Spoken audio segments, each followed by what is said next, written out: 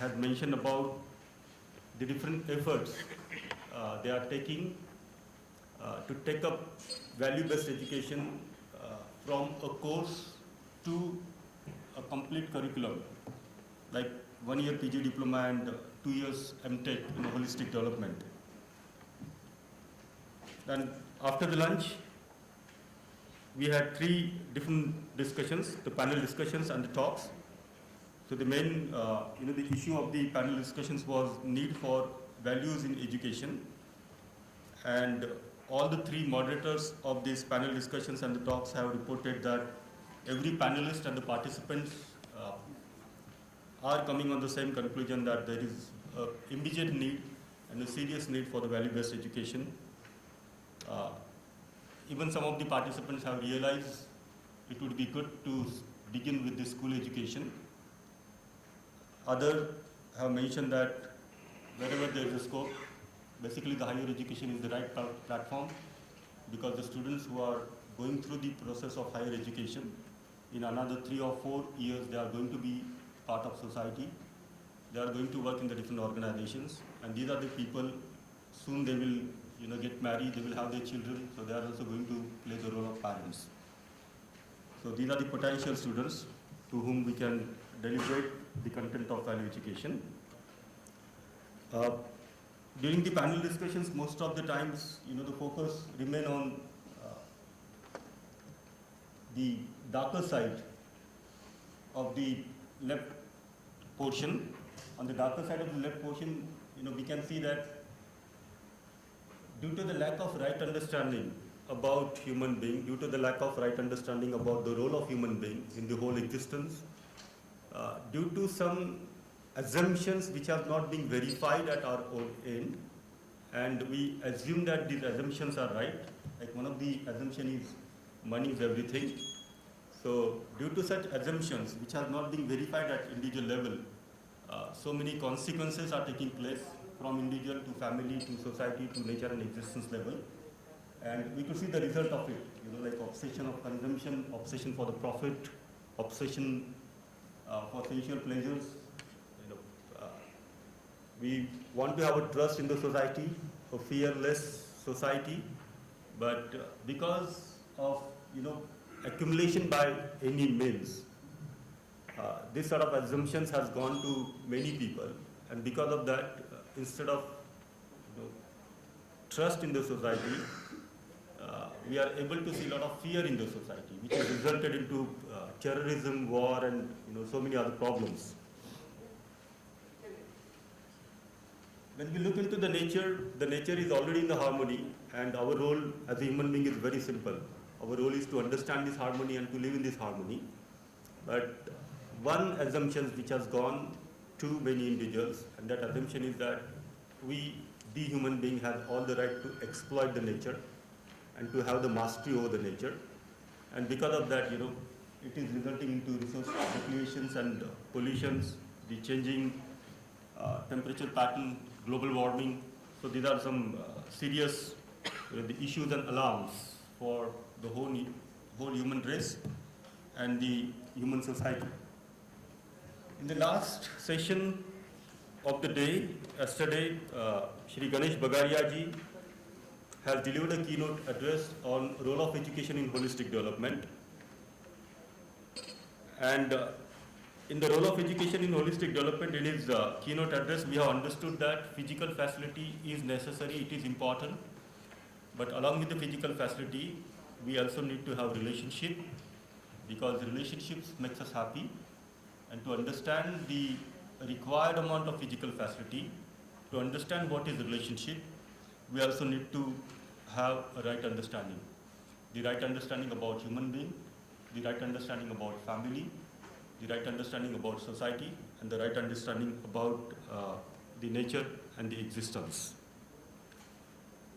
Yesterday, during the keynote address, most of the participants have understood. In fact, over the dinner also there were the same talks, discussions were taking place, that each one of us have invested, are investing more than 15 to 20 years to develop the skills.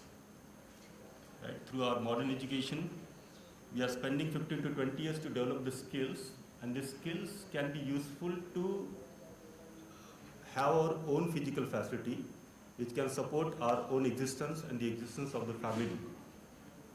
But then how much amount of time have we invested to understand relationship? Can I live in the relationship without understanding relationship? So this was like one of the the talks we are going between most of the participants during the dinner sessions, and even this morning, when they came here. So Ganeshji has presented this model in his keynote address, that right understanding, relationship, and the physical facility. So if I have a right understanding about relationship, what do I want to have? Like the first question he has started yesterday, do you want to live with the feeling of relationship or opposition? And then each one of us has referred to our natural acceptance and given the same answer, that we want to live with the feeling of relationship. So if I have this understanding within me that I want to live with the feeling of relationship, I ensure the feeling of relationship within me, and whenever I interact with the other person, I interact with the other person with the feeling of relationship, which leads to the mutual happiness. If I have understanding about how much amount of physical facility is required for me and for my family, then I take only that much amount of physical facility from this earth through sustainable production, and the result of it, I also get into the feeling of prosperity, and the nature also remains in the feeling of prosperity. So as a result of this, there was a model proposed for the human society, and that model was right understanding and right feeling in every individual, prosperity in every family, fearlessness in society, and the coexistence, mutual fulfillment in nature and existence. And this is how we have identified the role of education yesterday. The role of education is to enable, is to facilitate the transformation from the left block, which is presented on the slide, to the right block. So from inhuman consciousness to the human consciousness. So that has become the role of education. So we will, unfold some of these things in our today's discussions and the keynote address. I would like to invite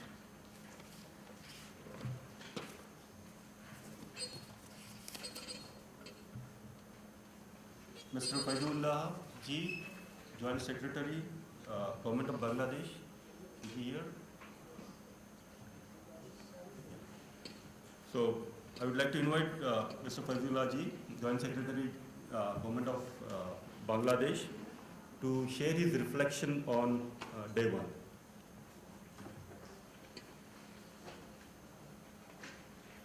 The Joint Secretary Bangladesh can share his reflection on day one in 5 minutes, and after that we will start with our keynote address, today's keynote address. Please, sir.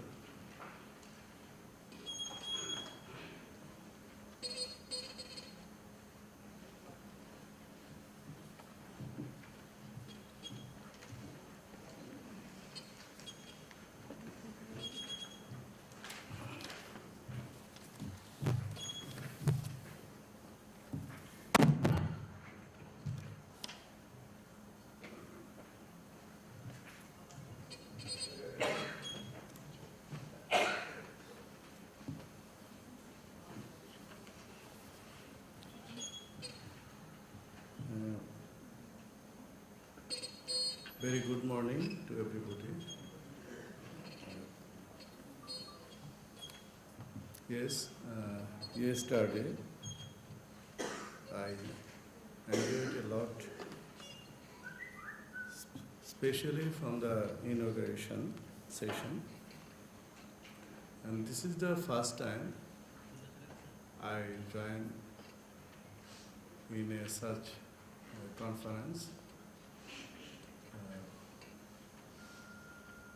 Like the International Conference on Human Values in Higher Education. And I am working for the Education Ministry.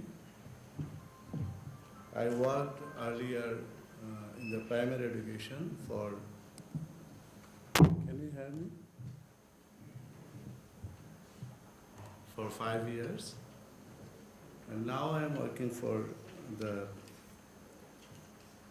Bureau of Educational Information and Statistics of Bangladesh. Basically, I am dealing with the educational information and statistics. I am also providing, with the leadership of my organization, the ICT training for the teachers at the secondary level.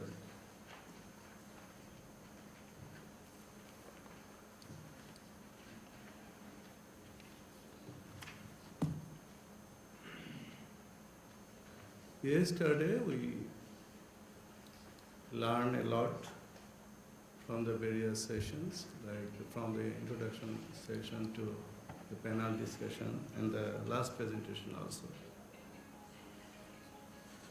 It is indeed, it is amazing for me also. So what is the human value? What is the source of values, and how we can practice in our society, in our life, in our country also.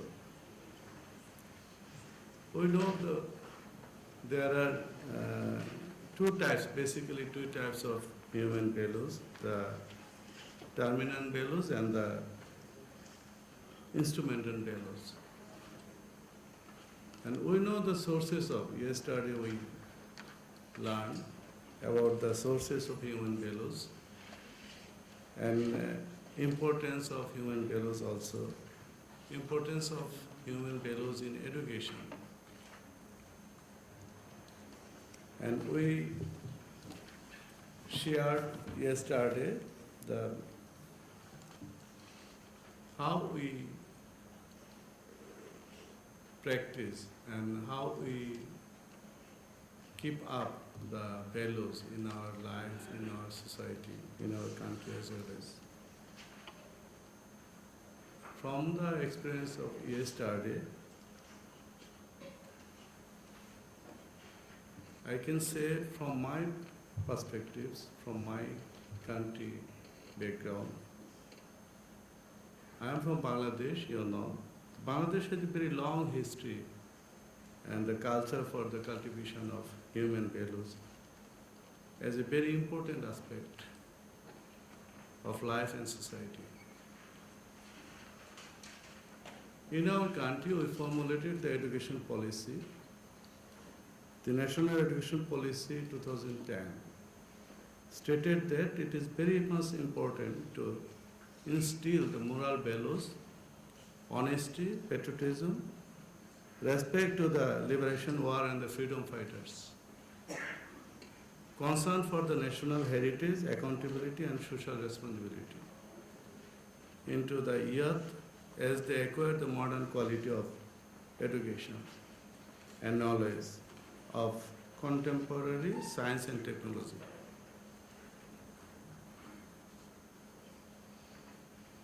We know about the SDG 2030. SDG 2030 states that the goals number 4, the quality and equitable education for all. So nowadays, to practice, to keep up the values, ethics within the education for achieving the SDG 4 goals, like the quality and equitable education for all. And for the first day, I was thinking, and I learned a lot about the values and how we can practice in our life and the society. Yesterday I enjoyed, and now look for the today. And I think it's a very, very, very good, very nice forum to share the knowledge, to keep up some practices, good practices shared. I think that today we'll enjoy again. Thank you very much for giving me the floor to share something on yesterday's session. Thank you very much.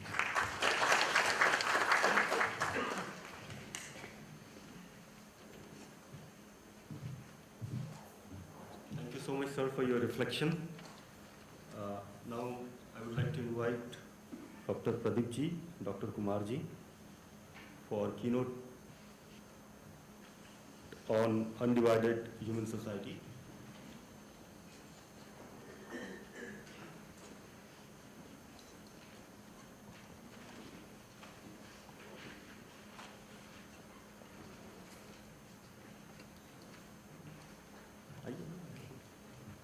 Please.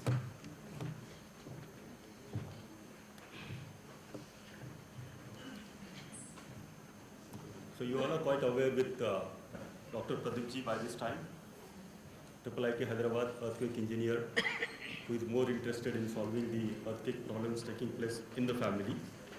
So he has presented yesterday one of his presentation in introduction and then experience in sharing. Dr. Kumar ji is another alumni of IIT Kanpur, currently working in Galgotia's University in the Department of Mechanical Engineering. So I request Pradeep ji and Kumar ji for the keynote address. Thank you.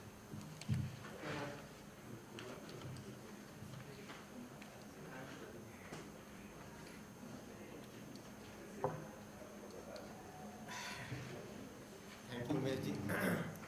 So I am Kumar and Pradeep ji is sitting here. So initially I will be giving some inputs on undivided society and that will be followed by talk by Pradeep ji. So before I begin, my regards to all my relatives sitting in this hall. Yesterday we had deliberation on what human consciousness means. Ganesh ji proposed certain things for us to explore. So I will go ahead with that content.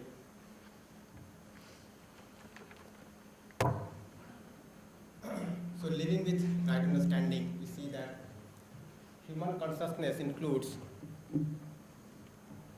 all the three: right understanding in the self, relationship with human beings, and participation in larger order with nature.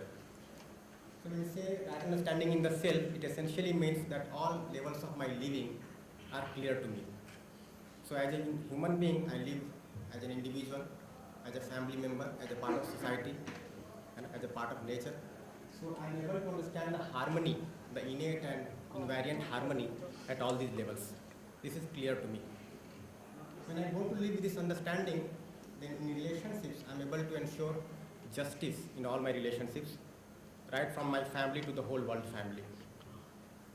And the mutual happiness that I am able to enable in my relationships slowly expands to the undivided society.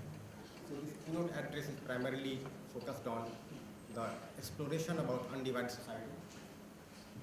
In the evening we have the third keynote address where we talk about universal human order. So when I have the right understanding in me, then I am able to ensure harmony with the rest of nature. I am able to make out the need for physical facilities for me. I am able to also make out the right way of production so that I am able to produce the required physical facilities in required quantity, and that ensures mutual prosperity. That is enrichment for the rest of nature and prosperity for my family.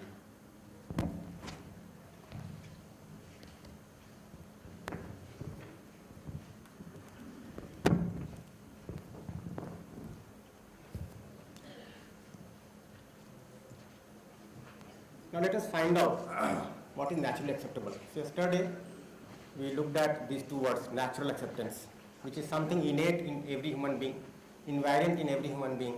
And the more I explore it, I am able to see that this is universal also. So the task that is to be done is just to refer to this very faculty in each one of us, the natural acceptance, and try to find out what is naturally acceptable to us in every situation, in every surrounding. So let us find out what is naturally acceptable. A divided society or an undivided society? What do you think? Undivided society.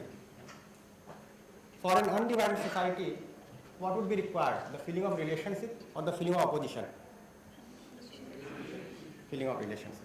Yeah. So all of us naturally accept the feeling of relationship.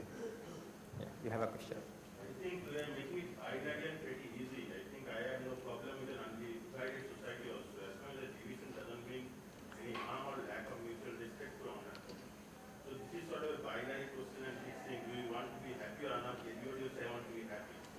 But I think that their world is much more complicated, because an undivided society will find in China or Latin or dictatorship country, any democracy essentially means there will be divided society, divided opinion. So I'm not sure whether you will go to the definition of divided society or not. Everything starts with a definition. So we need to understand divided society means divided country or divided home. Democracy essentially means divided society. Okay. So divided society essentially means that there is a feeling of opposition. So when we are saying divided society, it means we are divided among ourselves, when we have the feeling of opposition. When I have the feeling of relationship, then at the level of relationship, at the level of feeling, we feel united, we feel together, though we may have different expressions. So at the level of expression, there will be variation. But at the level of feeling, we want undividedness. Let us explore it. We'll go into details of it. So today the whole world has been connected physically by technology. We can see so much of technological equipments, devices. So what do the human-human interactions indicate? Ultimately, through all these technological innovations, what are we essentially trying to do? We are trying to promote the feeling of relationship or opposition.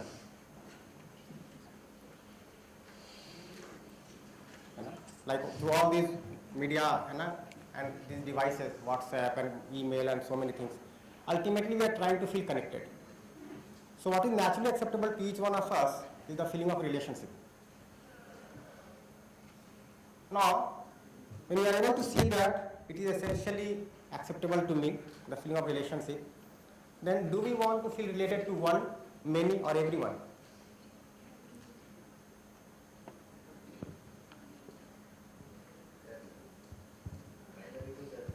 Pardon?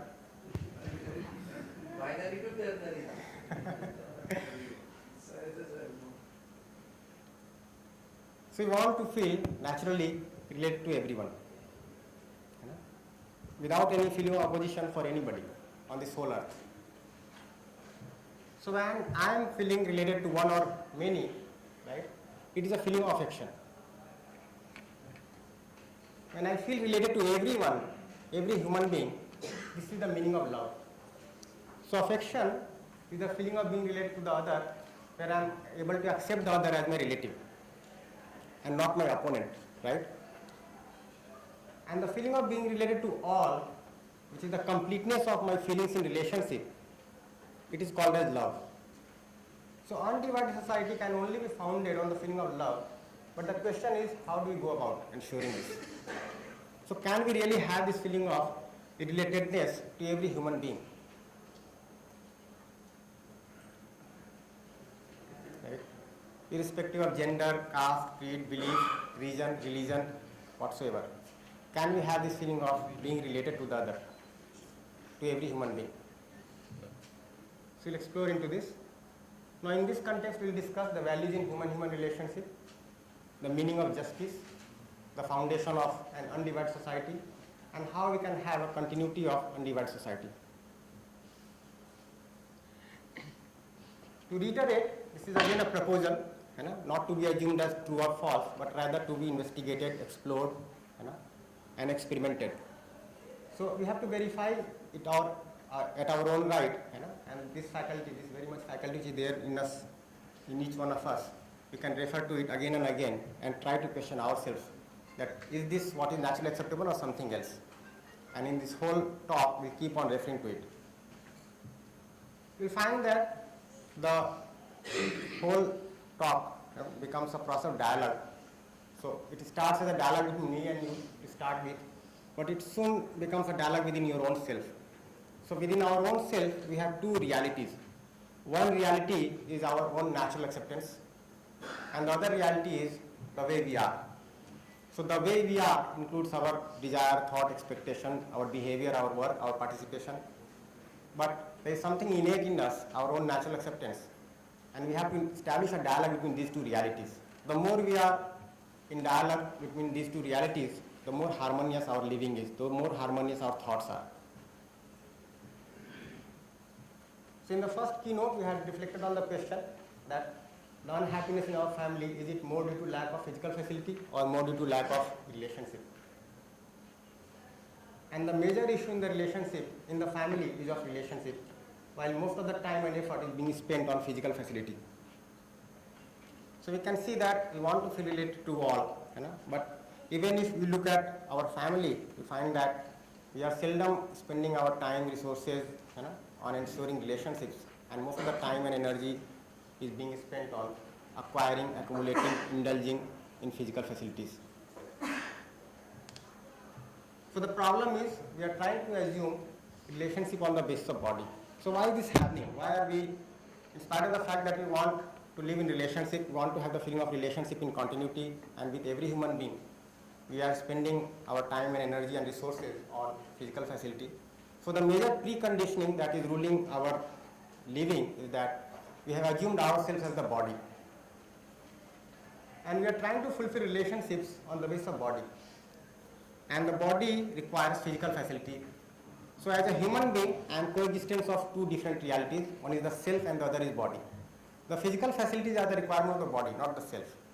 And the feeling of relationship, the feeling of love, affection, trust, all these feelings are my need, the needs of the self. So of course, assuming relationship on the basis of body does not work, in spite of all good intentions, and we end up sometimes not speaking to each other for days together, or ignoring some family members and so on. This is something for us to reflect on, right? Does it happen with you or not? Does it happen in your family or not? In spite of the fact that we naturally accept relationship, but we end up doing all these things.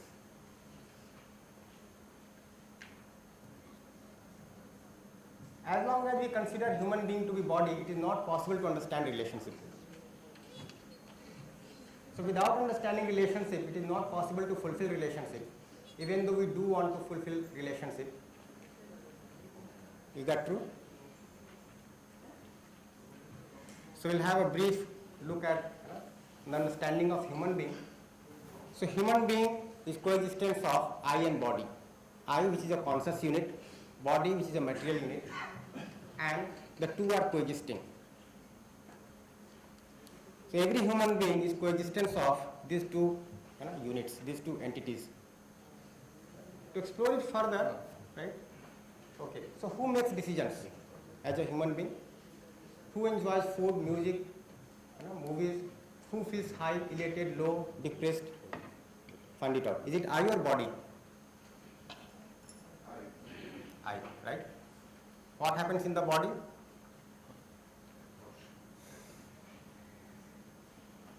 So being in contact with physical facilities, it just gives you an information, and then it is you who feels happy or sad. It is you who feels elated or depressed.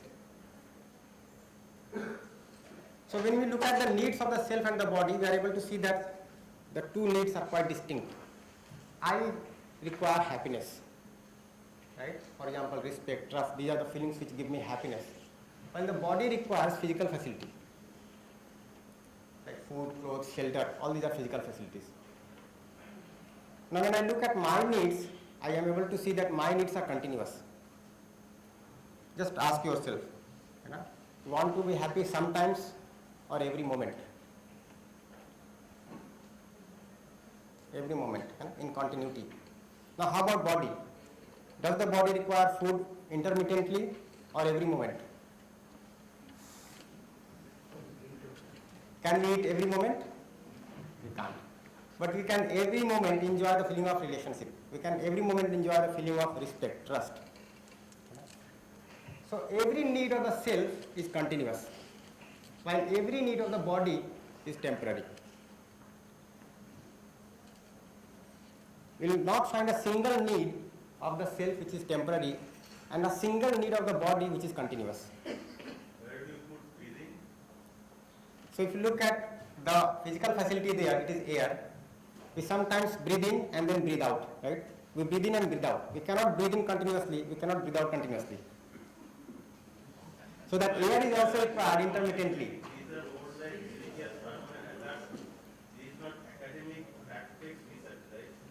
This is mostly sermons or even assertions, you know, the difference in assertions and facts and academic research. These are mostly true in common sense, other things, but this is not academic research. Currently we have limited the academic research only to physical facilities.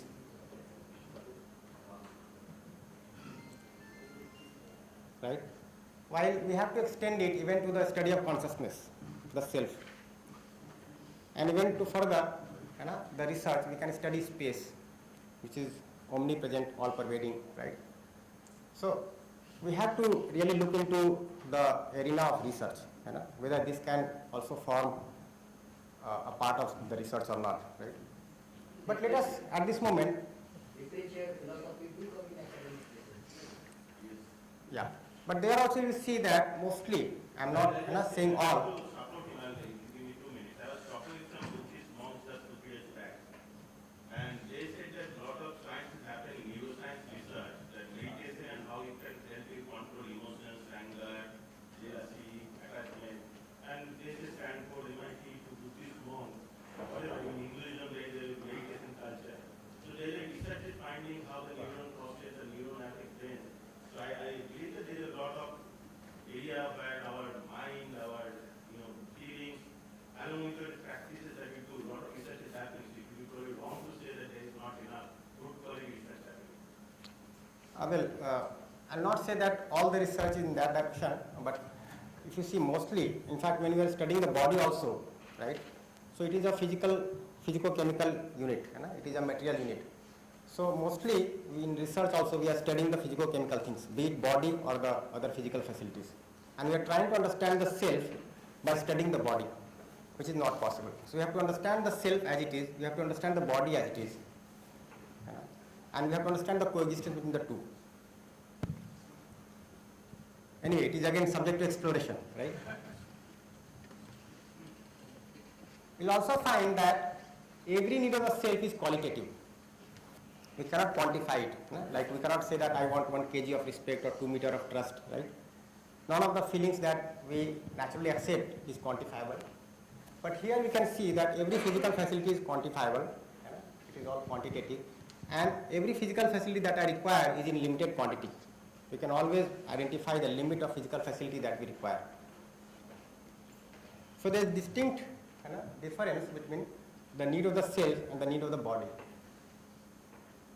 Now find out whether these needs are of different type or same type, and are both types of needs important? Do we want the fulfillment of both types of needs? And are we working to fulfill both types of needs? What do you think?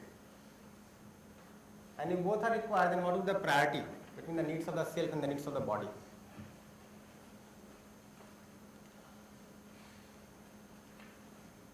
What do you think?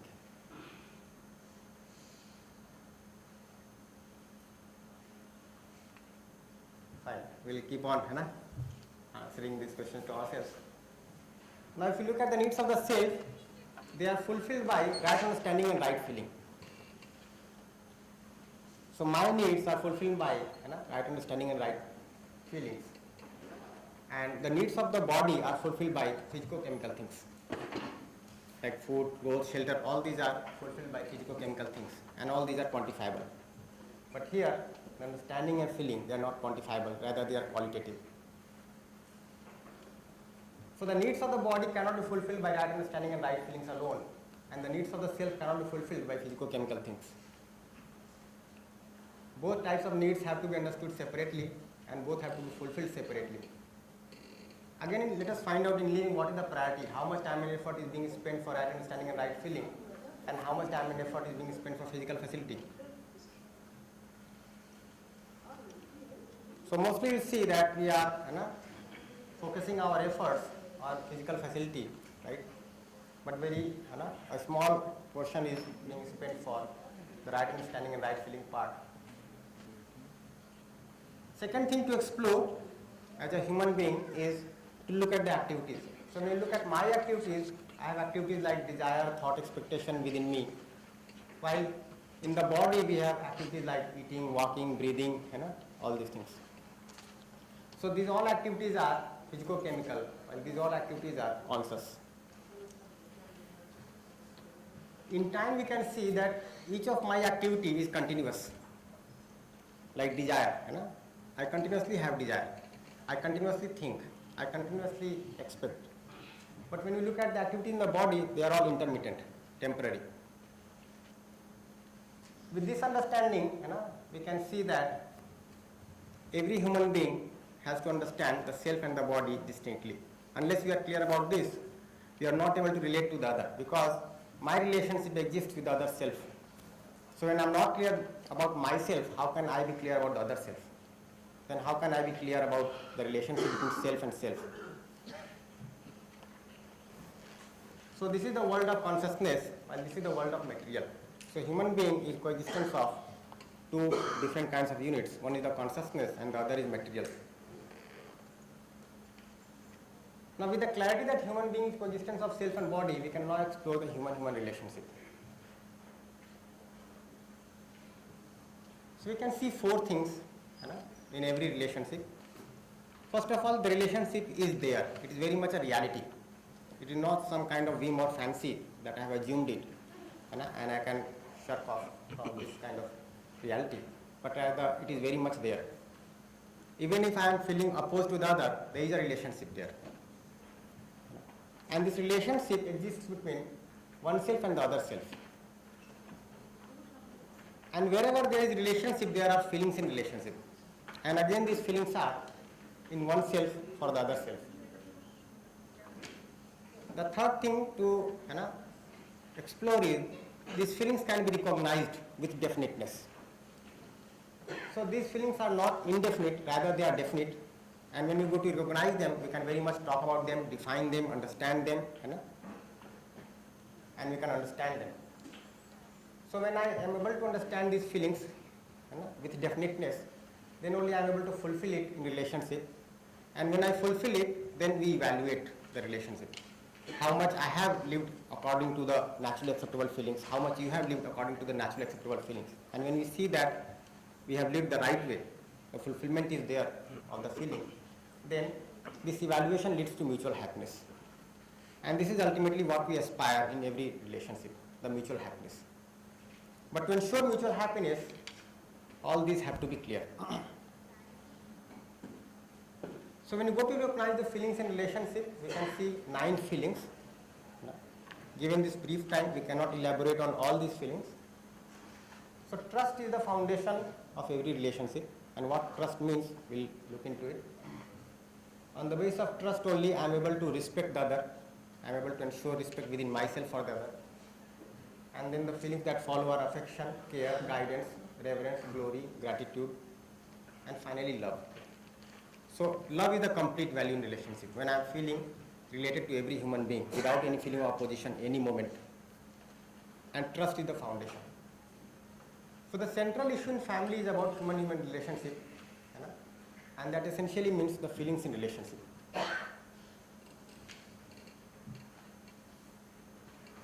Now each one of us can investigate if these feelings are naturally acceptable to us or not. Now just look into this and try to make out what is naturally acceptable. Feeling of trust or mistrust, respect or disrespect, affection or jealousy, care or exploitation, guidance or misguidance, confusion, reverence or irreverence, glory or inglorious feelings, gratitude or ingratitude, love or hatred. And this way we can make out what we essentially accept. So when you have these feelings in you, does it lead to your happiness or not? What do you think?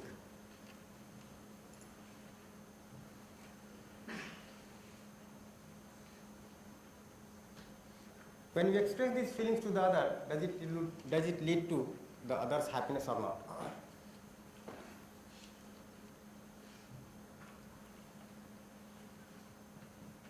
So we'll talk about trust now. Trust is to be assured. So when do we have trust? When you feel assured. Now assured of what? when I have this clarity that the other wants to make me happy and prosperous.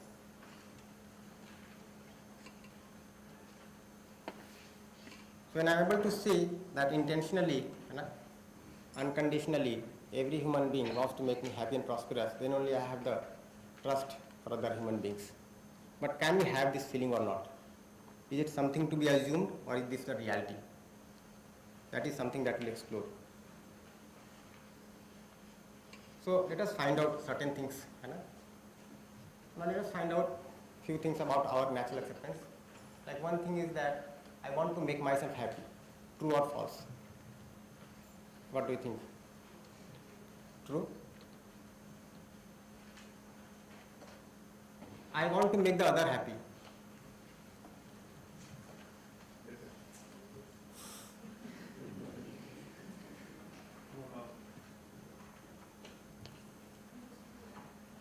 What is naturally acceptable? To make the other happy or unhappy? So if you look at the natural acceptance, it is to make the other happy. The other wants to be happy. Naturally? Happy, then only you make other happy. Yeah, what you make the other is something else. What you intend, what you naturally accept is something else. So you may make others unhappy, or you keep on making others unhappy, but do you naturally accept to make the other unhappy or not? Even if you are unhappy, do you naturally accept to make the other unhappy?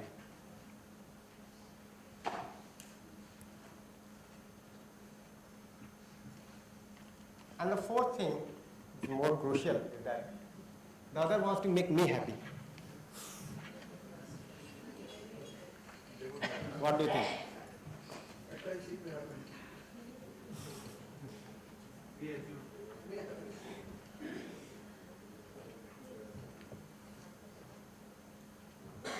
What do you think? Can you put a tick mark here? It can happen. If the other is too good to me, or he or she might find me happy. So it is a conditional. Give anything or everything. Yeah, so you'll see that it is conditional for you, right? Yeah. So there is a question mark here. But So these four questions, pardon? These four questions pertain to our intention or the other's intention, and which essentially means our natural acceptance. So we have to look into what is naturally acceptable to me and what is naturally acceptable to the other. Now to be more clear about the fourth question, we'll look into four more questions which pertain to our ability. So I want to make myself happy. Am I always able to make myself happy? What do you think?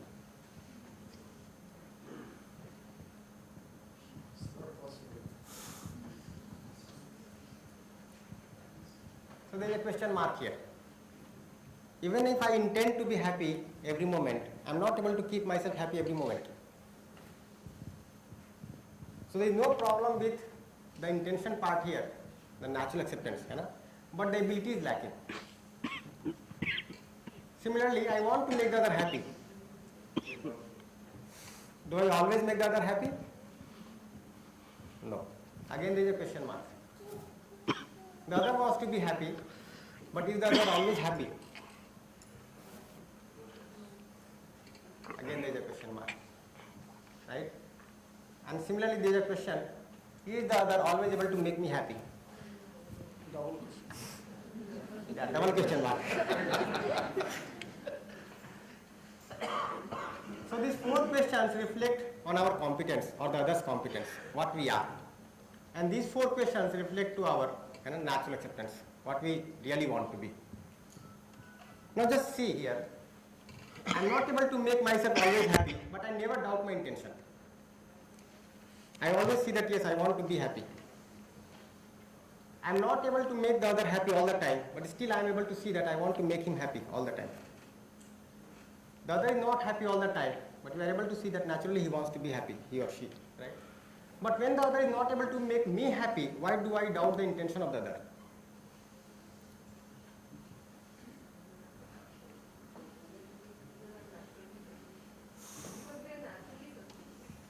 It's natural, or we are conditioned to think like that?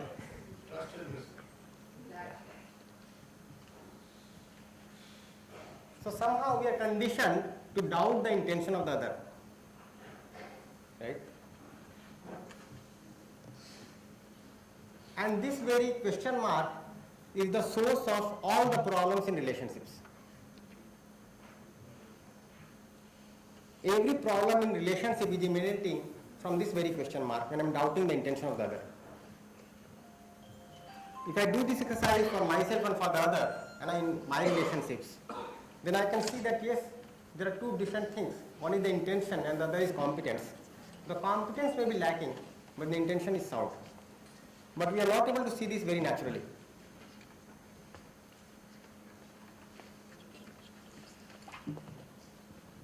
Now what happens? Right? How do we judge the other? When a glass breaks, and the other is there, we say that the other broke a glass. But the same thing when happens with us, we say that it broke by accident. Does this happen? Yes. So even if I make the same mistake 100 times, I never doubt my intention. I always try to explain that I make mistakes by accident. They are accidental. And this leads me to over-evaluate myself. And I keep on reinforcing that I am good. I do not make effort to improve my own competence because I am trying to prove myself as I am good. But what happens here? Even if the other makes a mistake once, I doubt the intention of the other. And I try to prove that the other makes mistakes intentionally. And then I have the feeling of opposition, get irritated, I get angry. And then I keep on reinforcing that the other is bad. And he can never improve. Now just try to reflect on the incidents in the family in the past 3 days. How many times has this happened in your family? Something got wrong. When it was on your side, you tried to explain that yes, I did not want to do this. It happened accidentally. But when the other did, right, we tried to prove that the other did it intentionally.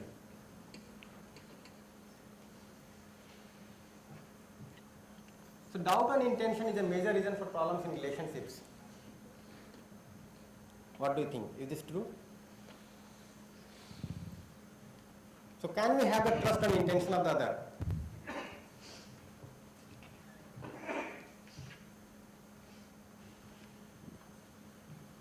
Can we do away with that question mark in question 4a?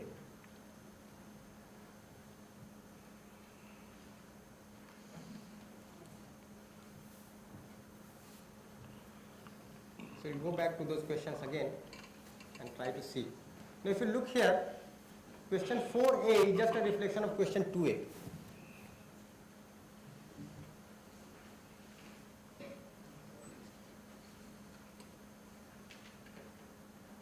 For me, the other person is the other. For the other person, I am the other. Right? I am able to say for myself that I want to make the other happy. But the other is not able to see this. The other also says that he wants to make me happy, but I am not able to see this.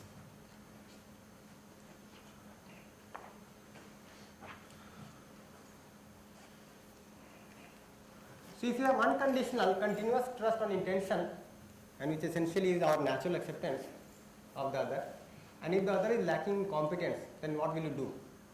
Try to improve his competence and also improve my competence, get irritated, get angry, or have a feeling of opposition. What will you do when we have unconditional trust? So when I have unconditional trust, then I will try to improve the competence of the other and also improve my competence, right? And this will lead to response. But when I do not have that trust in me, then I feel irritated, angry, have a feeling of opposition. And this is all because I have the doubt on intention of the other.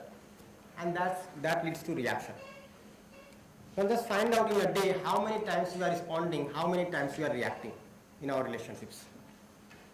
Be it family, be it our organization, be it institution, right? How many times you are reacting and how many times you are responding. How many persons do you have trust and intention unconditionally, continuously?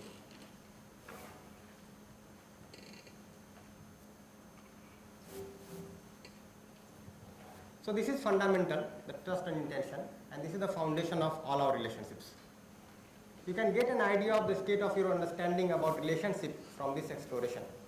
And the feeling born out of understanding can be definite, unconditional, continuous. So how much we have understood relationship can be made out by answering this particular question. So common mistake in relationship is, I evaluate myself on the basis of my intention, while I evaluate the other on the basis of other's competence. So when I look at the other, I look at these question marks.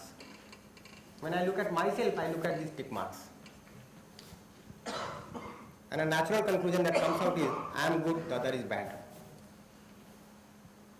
So I doubt their intention, I assume their lack of competence to be their lack of intention, I feel opposed to the other, and then I get irritated, angry. And you can see that the majority of problems that we are facing today in our families, in society, in organizations, and even in educational institutions are arising out of the doubt on intention in our relationships. I may not speak to the other for days, even break up the relationship, may have lost many good friends like this, and this keeps on happening.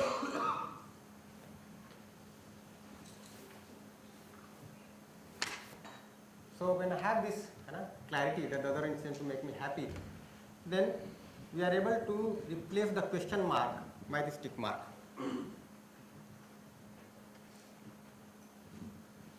And then I have this trust in me for the other. And when I have this trust in me for the other, then only I become a help to the other, to improve the other's competence. So long as I do not have this trust, I am an opponent to the other. Right? I am trying to find out faults in others, trying to bring the other down, right? In place of improving the other's competence.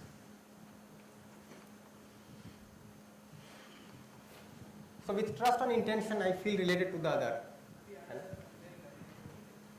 And when I make a program with the other, I evaluate his competence as well as my competence, and make the program in accordance with our current mutual competence. So I am also lacking in competence, the other is also lacking in competence, but intention on both the sides is good. So then we grow in relationships. Then we grow together in relationships, trying to improve the competence of each one. Otherwise, we become opponents and try to retard the growth in relationships. So I am consistently making effort to improve my competence. If the other is lacking in competence, I am committed to help the other to improve his competence without ever being irritated, angry, revengeful. Right? And trust and intention is the starting point for mutual development. So when you have this trust on intention, then I develop and also help the other develop, and we develop together. So as a society, right, if you want to have an undivided society, we need to have this feeling of trust. And this feeling of trust is not dependent on the other. This I can very much have within myself by my own exploration. Whatever be the other's state of competence, I can explore within myself, get assured of the intention of the other, and I have this happiness in me that the other intends to make me happy all the time. And with that only, I participate with the other in relationships. So what happens now? So the other also, we are able to see that broke the glass accidentally, as I break the glass accidentally. So even if the other makes mistakes 100 times, I am clear about the intention of the other. I know the mistake is due to lack of competence and not lack of intention. I make effort to improve the competence of the other with a feeling of affection. I know that he may have difficulty understanding and I may have difficulty in explaining.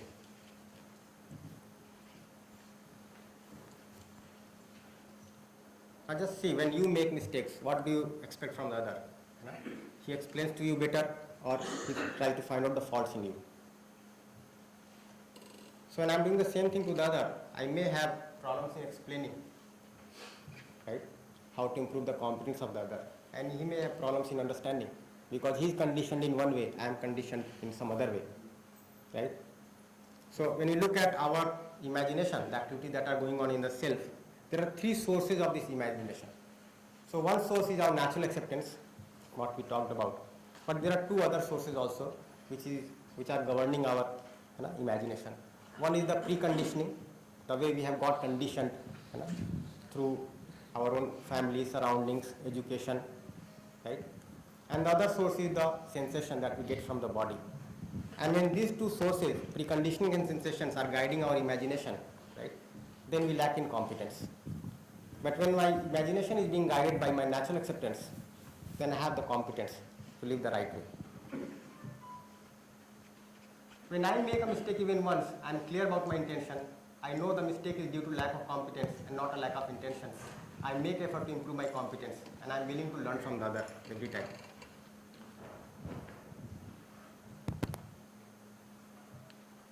So this trust is to have the clarity that the other intends to make me happy.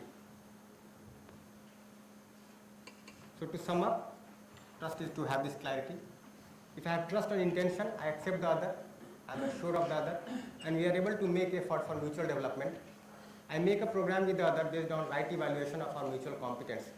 In case the other is lacking competence, I make effort to assure the other, and I make effort to improve the competence of the other once he is assured in relationship and not before that.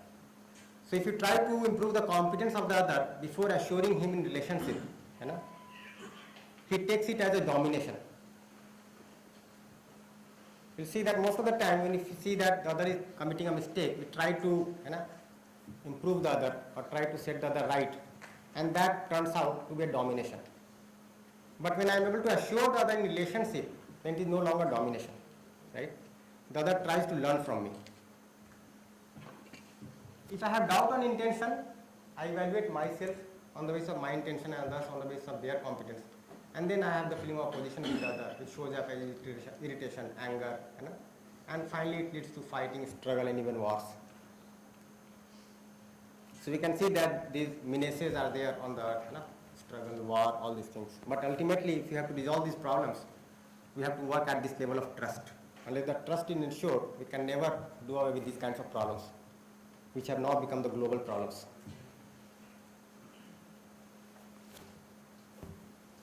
Now, having discussed this, we'll talk about the second feeling in relationship, and that is respect. So respect is right evaluation. So when we say that I want to have the feeling of respect, or I want respect from the other, what we essentially want is the right evaluation. So in Hindi, if you look at this word samman, it gives a correct meaning of this word. So it is made of two words, sam and man. Sam is samyak, thik, and man is mapna, aaklan karna, evaluation. So the right evaluation is respect. Is that true? What do you think? Can we say that respect is right evaluation or something else?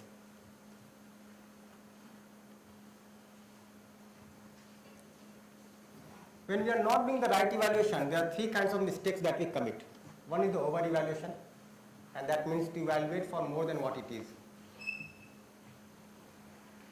The second is under-evaluation, to evaluate for less than what it is.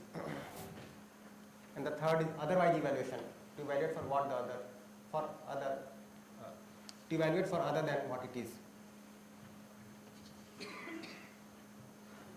Now, when do we feel comfortable in relationships? When the other evaluates me rightly, or when the other does any of these?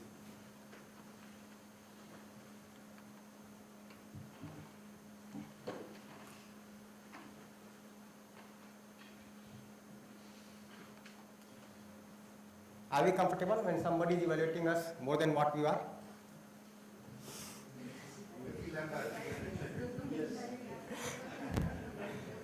Very soon you start doubting the intention of the other, what the other intends, right? Does he have something to get done from you, and for that purpose only the other person is appreciating you, placing you so high.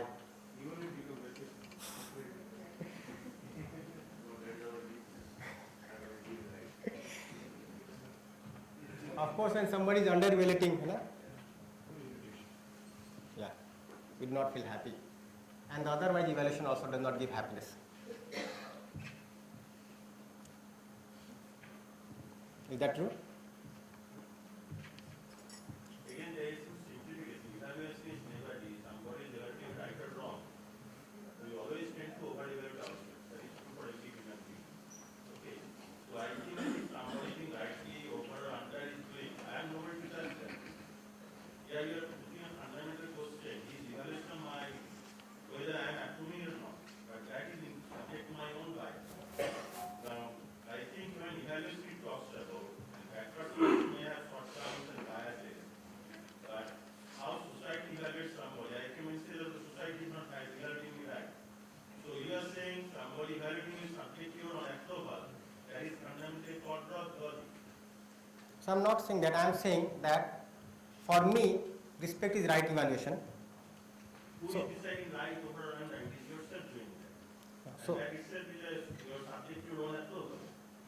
Yeah. So when I go to evaluate myself, I can certainly make out whether my evaluation for myself is right or not.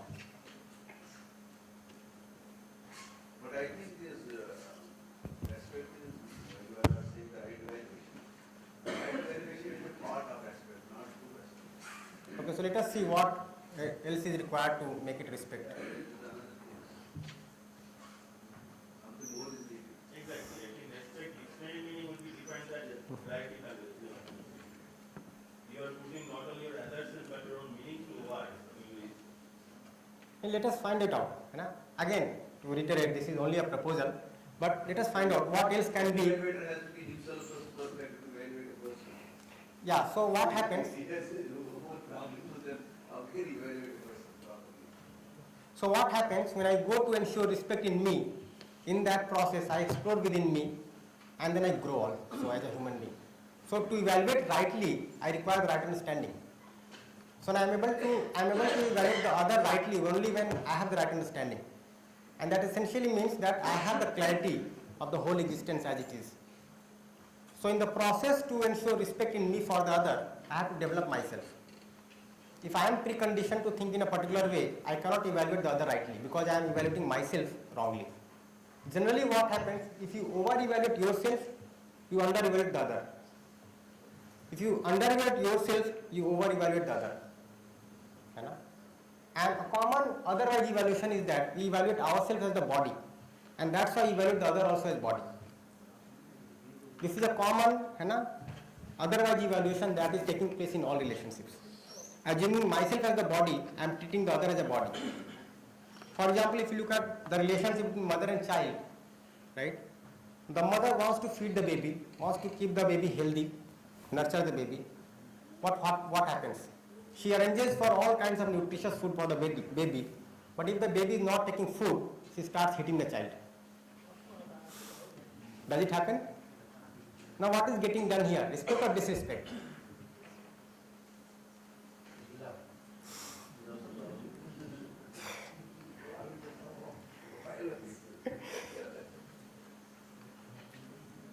So to nurture the child is fine, but to hit the child to nurture is not fine. It is not acceptable naturally to the child also. We seldom ask the child that do you want to have food after getting hit.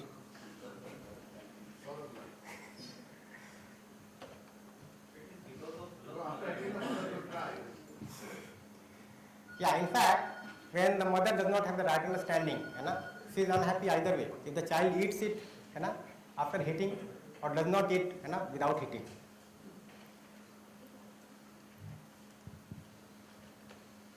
So this is something. So whenever we are not evaluating rightly, it is disrespect.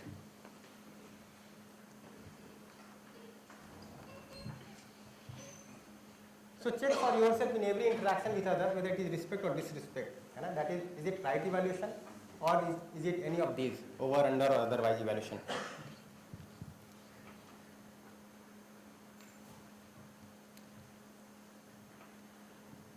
Now every day we have so many interactions with the other, in family, in society. Now whether we are doing the right evaluation or not. When we are talking of evaluating, we are only evaluating them, evaluating their intent to make us happy or unhappy. Both. When we are talking of evaluation, only in that context we are looking at it. No, both. In fact, when we are evaluating, We are evaluating the intention as well as the competence. Intention and competence. Both. To make us happy or unhappy. So intention wise, I am able to see with the feeling of trust, the other wants to make me happy intentionally, but the other may lack in competence. So what is the level of competence of the other is subject to evaluation. And this is an ongoing evaluation in every relationship. So the more we interact with the other, the more we are able to evaluate the competence of the other. Evaluation is right that you are saying that it includes the intention and then another part it includes the. So when we evaluate the intention as well as the competence. So both things are there in the evaluation, but do we really practice both of them? That you have to find out. Yeah, that's the thing. That's what I suggested. Yeah. But otherwise, both of them, they are part of the evaluation. Intention as well as competence. Even intention is the first thing. Yeah, so intention wise, both are fine, both are sound, but competence may be lacking on either side. Oh, sometimes you intercede, if you do some action, it is expression may be very wrong, but your intention may be very clear. Sometimes it is the reverse also. To clarify it rather, basically no, intention what we are saying here is the natural acceptance. So our intention is sound, but due to our preconditionings, our desires may be wrong. And when the desires are wrong, the behavior and work is also wrong. So when we look at the other, the expression part, we generally look at the behavior and work and try to find out the desire on the basis of behavior and work. But we seldom try to look at the intention behind the desire. So there we have to understand the other, and that I am able to understand the other only when I am clear about myself that my desires are not always based on my intention. They may be based on my own preconditionings or sensations, and the same thing may rule for the other. So I am able to distinctly see the difference between desire and intentions also. So behavior and work are the outcome of the desire in the self, and the desire may not always be guided by the intention. While the intention may be sound, the desires may be wrong. And this is what is happening.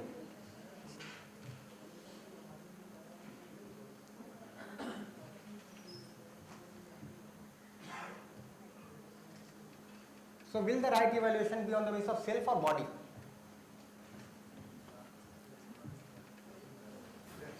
Self. Now when you go to rightly evaluate the other, or what yourself, you can see that our purpose is the same. I want to live with continuous happiness and prosperity. The other also wants to live with continuous happiness and prosperity. There is no difference at all in the purpose part, in the intention part. I want to make the other happy, the other wants to make me happy. Again, no difference in the intention part. So our natural acceptance, our purpose, our intention is essentially the same. The second thing that we can see is that we did not get enough time to explore into this, but when we have the 8 days workshop, we elaborately explore and discuss on this, that our program is also the same. So to ensure happiness for me, I have to understand and live in harmony at all levels of my living. And when I find out that I live at 4 levels: individual, family, society, and nature or existence, right?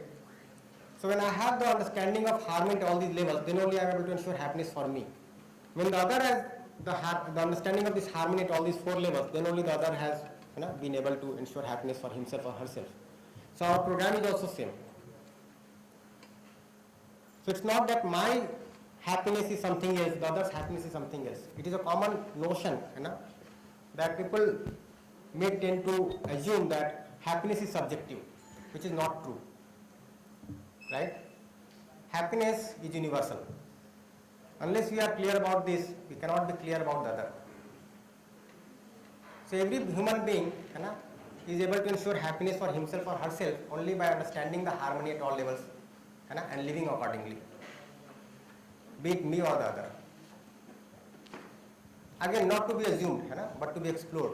In this brief session, we cannot detail out on this, but I will invite you for the 8 days workshop when we have the detailed discussion on all these issues. And that is a completely process of dialogue, no discourses, no sermons, when we are able to look into every facet of this proposal and we try to reflect on our living, our thoughts, our desires. The third thing that we can see that our potential is the same. Yeah, again, two things, what you said, and this makes a lot of sense. There is an ancient Greek saying, know thyself. And Tagore had a song, many people may not understand, that song says, Apnake jana amar phurabe na. There is no end of knowing oneself. Now you are trying to talk about when you know yourself well, you also understand the other well, and then all the problems of the world ends. That is, I'm saying, that is a philosophic utopian world. On the other side, I'm saying, when you ask that question, right evaluation is on the basis of self or body, and all the answers are self. I'm trying to understand why all these fairness cream sells in the market. All this fairness cream or make you white. So I'm not saying, are you deeply hypocrite society that everybody wants a fair bride or smart groom, but we are saying right evaluation is based on the self and not on the external beauty. I think our value system is somehow misplaced grossly. You see the total beverage value, tea, coffee, food drinks put together, fairness cream sells more than that. So are we actually living in denial of reality? I'm not sure. That's the question I have for the audience who says everybody, the right evaluation is based on self and not on body. I'm trying to get where I stand. Thank you. As I mentioned earlier, that many of our desires are being guided or misguided to preconditions and preconditionings and sensations. And these are such examples, right? While when we explore, we can see that there is a third source for our imagination, and that is our natural acceptance. And the more I am able to reflect on it, the more I am able to investigate it, dig it out for myself, I am more clear about myself and the other. And this way, I can be clear about the whole existence. And that is essentially the essence of education, to have this right understanding. Generally, we are not talking about these issues, and we are talking about certain things which do not really pertain to our happiness. We are talking generally about physical facilities, and that essentially leads to accumulation, indulgence, and that finally leads to society of wars and struggle and terrorism and these many things. I add on to resolve this dilemma that Sir was pointing out. But we are actually accepting in ideal terms and actually they are not able to practice it.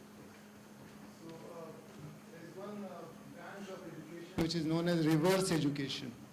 Instead of preaching all these things, which is also required because we need to sensitize people, but there is another stage where we actually throw situations. Like at our university, the Albag Education Institute, we throw challenges to our students. We make students action team. And we ask our students to go to the society. We don't give them any kind of prescription how to go about that. They go in the society and we ask them to identify the issues and the problems, whether it is related to traffic problem or a sanitation problem or education problem, health care, environment, pollution, waste, whatever. And these people go, these students go, they identify the problems, they interact with the community, they come back, and then again we throw another challenge that now you have to solve the problem and set a kind of recommendation. So they interact, they make a team, they discuss the plan, they try to execute, they do everything on their own. So that is experiential. The impression and the solution that they come out with after doing all this through themselves, that experience is having a permanent impression, which is creating an attitude, which is a permanent attitude to resolve all these problems and the crises in the society, and that is also making others happy. And when they make others happy, they themselves become much happier because they have done something for the society. So, all these contents are really very good to sensitize people, but then we need to, throw challenges to them, situational things that we have to, actually create. We have to create situations so that people can go out and learn these things on their own, and that makes the permanent attitude which can resolve a crisis for maybe a much, permanent basis. So that is just I wanted to input. So there are two parts of the self-exploration. One is verification within oneself at the level of our own natural acceptance, and the other is experiential validation. So when we try to live accordingly in relationships with human or the rest of nature, we experientially validate what has been proposed and try to verify in our living. And when that leads to mutual happiness and mutual prosperity, then only I get assured that yes, what has been taught to me is the right thing. So that is an essence, that is required to be done.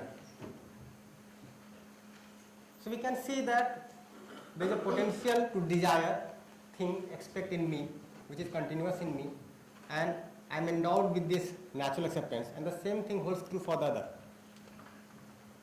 So each one of us, our content of desire, thought, expectation may be different, but we do have the activity of desire, thought and expectation. So potentially all of us are the same. Like here everybody is thinking, but the content of thinking may be different. Everybody has a desire, but the desire may be different. But the activity of desire, thought, expectation is very much there in each one of us.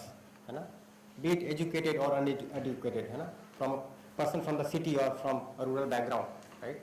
So every human being has the same potential. So when you are able to see this very clearly, without any assumption, very naturally, then I am able to see that naturally the other is similar to me.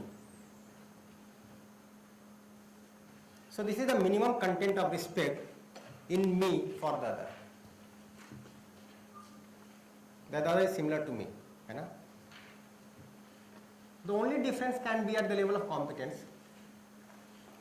So our purpose is same, program is same, potential is same, but the competence may be varying. So on the basis of right evaluation of our mutual competence, I recognize our complementarity. When I want to see this, then I recognize the complementarity, no opposition, and fulfill it. So if the other has more understanding, is more responsible than me, then I feel committed to understand from the other. If I have more understanding, I am more responsible than the other, then I live with responsibility with the other, unconditionally, unperturbed by the behavior of the other. And I am committed to facilitate the understanding in the other. But once the other is assured in relationship and not before that.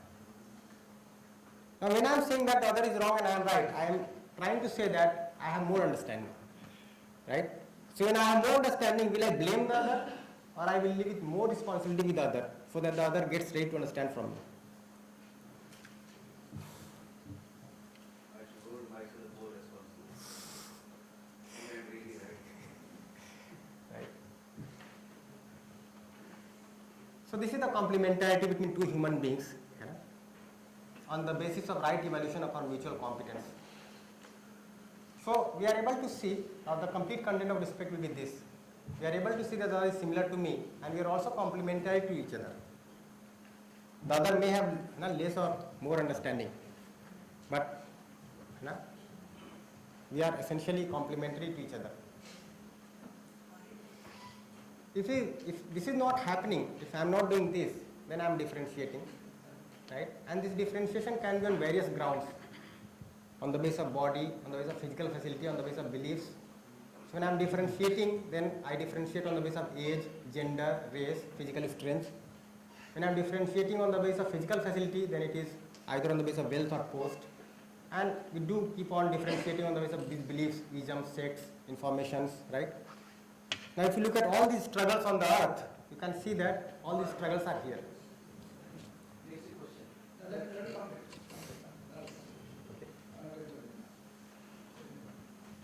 So this differentiation is taking place because I am not able to see that the other is similar to me and we are complementary. So the grandfather and the grandson are not to be differentiated, but they are complementary. Right? Male and female are not to be differentiated, they are complementary, and so on. So this complementariness has to be seen in every relationship. So when I am differentiating, I evaluate on the basis of body, physical facilities or belief, which is essentially the preconditioning, and then we compare, compete, differentiate, and try to prove that I am special, I am different from others. When I am able to ensure the respect in me, then we are able to see that our purpose, program, and potential is the same. The other is similar to me, right? And I am not special, or the other is not special, right? We are essentially complementary. So here we become competitors when we are differentiating. When we are respecting, we become complementary. We just try to find out in our relationship, are we competing or we are trying to complement the other. Now in current education system, we have made competition a very foundational feeling in every child, that if you have to grow, you have to compete with the other. While the essential feeling that is to be grown in the child is complementariness.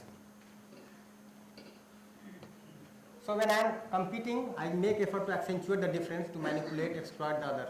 But when I have the feeling of respect, then if the other has more understanding than me, then I am committed to understand from the other. And if I have more understanding, then I live with responsibility with the other, and I am committed to facilitate the understanding with the other. Once the other is assured in relationship, and not before that. So to sum up, respect is right evaluation.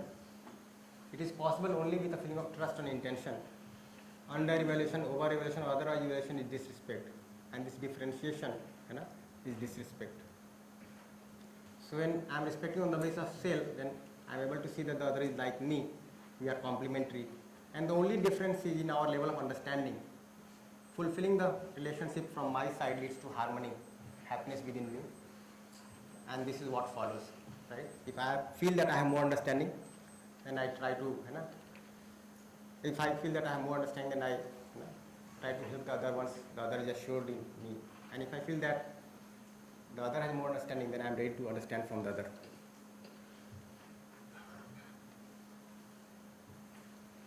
And the completeness in feeling in relationships is love. So if I am not feeling related to anybody, then I am in opposition to all. If I feel related to one or many, then this is affection. So when I have the trust and respect, then only affection follows in me. And it slowly expands to the feeling of love. Right? So the feeling of being related to all, and this is the complete value. So love is the feeling of being related to all. अगर हिंदी में कहें तो हर एक को संबंधी के रूप में स्वीकारने का भाव, है ना. हर एक मेरा संबंधी है, ये हमको सहज रूप से दिख जाए, कोई विरोधी नहीं है हमारा. चाहना सबकी एक समान है, सभी सुखी होना चाहते हैं, सुखी करना चाहते हैं. समझ के अभाव में दुखी हैं, दुखी कर रहे हैं. अगर ये भाव हमको सहज रूप से दिखने लगे तो हमारे अंदर प्रेम का भाव है ना सुनिश्चित हो पाता है. इसको कहा पूर्णता में रति, है ना, द कंप्लीटनेस. पूर्णता में रत होना, हर एक के साथ संबंध में निहित रस भावों को अनुभूत करना. So it all starts with identifying that one is related to the other human being, है ना, that is affection, and it slowly expands to the feeling of being related to the other, all human beings, and then to all, each and every unit in nature, human being as well as other units. So we can see that I am related to every unit in this existence. And the feeling of love is the foundation of undivided society. So it starts with trust, and then I develop more as a human being by ensuring this right feeling in me. Then I am able to live with the feeling of love, and this love becomes the foundation of an undivided society. So through education, the time that the child is spending with us, we can ensure the feeling of love in the child. And this education can be a process to ensure the undivided society. I just correct this. I just wanted to add, because is it the feeling of unconditional love? So I was thinking in my mind. Yeah, fine, that can be said. So basically love is unconditional only. In fact, trust is unconditional. If you say natural, right? So if it is conditional, then it is not love. If it is conditional, Well, if I'm expecting something, then it is conditional. If I'm not expecting anything, that is unconditional. So I just wanted to add that. I mean, it's not a debate point of view or anything. It just occurred to me. That's the word that I probably thought. to put it the right way, I will say that Real love is always unconditional. So it doesn't need to add that word. Love itself really means a lot. You have to be real. Never living conditional. okay, let me sum it up, then we will come to it. I have my children. That's why it doesn't mean that at different stages of life, these are all like, I don't expect anything from him or her. Not to speak of boy. I want, say, my student, my son is 5 years old. I have some expectations from him. So, likewise, at every stage of life, not to speak of wife or the spouse or any husband, but at every stage of life, it may not be called condition, but there are some expectations at any stage of life. So let me clarify. We do have expectations. Yeah, we have. It is innate, right? Only that the expectation has to be definite. A definite expectation. Say he is 6 years old, so I want that he should be learning some sort of minimum manners. Then he should be able to learn. Say he should be able to read some books. These that small little books of whatever is just at home for him or her. If he doesn't do so, once, twice, third day, I will be like, I will tell him, motivate him. Don't see so much of movies or TVs, etc. Or he will say, yes, my mom is always doing that. Why me, you are bullying me. I have to say, okay, forget about your mom, please get into your studies. Because your mom is already become a mom already. So you have to study, so you have to be big, or I mean, you have to go up the ladder. So this way, I mean, some conditions, indirectly or directly, it is always there. Yeah, so basically, all of us expect all these feelings in all relationships. If not all or all the time, but some of those. However, That depends on our competence, right? in fact, They don't fall in the category of how. no, that may be. But however, all these things, in fact, Mr. Kumar has, I am sure, for the last 1 hour or so, how you have heard, many things. I mean, I should say very high sounding things, starting from, I mean, so many traits, qualities, these, that, etc., is required for the relationship. But now that it is a mixed gathering, I mean, of the ladies and gents, I can give one simple solution, a very light solution. I do not know how you will like it. That is, you must be knowing about the agriculture. You know, the people who are engaged in agriculture, they are called farmers. AGRICULTURE. I am sure all of you must be acquainted with this term, agriculture. So the people who are engaged in farming, I mean, they are called farmers, and the very profession is called agriculture. So in this case, in the case of establishing a good society, especially a good home, I think that agriculture may be turned into little otherwise. AGREE, agree, CULTURE. I hope you understand. AGREE, CULTURE. That is, if you agree to whatever, if the husband agrees to whatever wife has done, the wife agrees whatever husband is doing, if the son agrees to whatever father is doing, or especially husband and wife, I think this will give a good solution. No. So, this will give a good solution. So, cultivate the agriculture in your home. In fact, same way, Kumar, if you say that, I think we should also rephrase that. And this again, it's not for our debate. Feeling of love is a foundation of society. You don't have to then use the word undivided. The feeling of love is the foundation of society. Yeah, we are trying to say that feeling of unconditional love is for undivided society. You're right. These are all nothing. There is no such thing as right or wrong here. It's a question of probably we arriving at the phrase which is probably more understood and natural. That is the thing. So this is just my. No, I could not get. What is your final proposal? Oh no, sir. Okay. If you ask my proposal, Okay. then yeah, because that is again subject to your taking it. The feeling of love is the foundation of society. And how about undivided society? No negative. There is no such Okay, thing. If you okay. say the feeling of unconditional love is the foundation of undivided society, is something. But if you say the feeling of love is the foundation of society, I fully agree. Fine. We can say that if there is no love. Yes, defined as a love is always unconditional. Otherwise, there is no love. No. I agree. What sir is saying? Okay. No debate, sir. No debate. Absolutely. This is just. What sir is saying that if it is divided, we should not term it as a society. We can call it a crowd or battlefield. Yeah, that is fine. We are saying that. If we are saying the society can be divided or undivided, I am also saying again the same thing that love can be. I don't want to say something in expectation. Fine. We can say that, yeah. Society only when it is undivided. Yeah. What is required is empathy and compassion. Unless you feel something, yes, If he is happy, you are happy. If he is unhappy, you are unhappy. So if you all value system is empathy and compassion. So how it is to develop into our students who are graduating, I think that rightly one of our speaker has told he should go to the society to understand what society members want and what is their condition.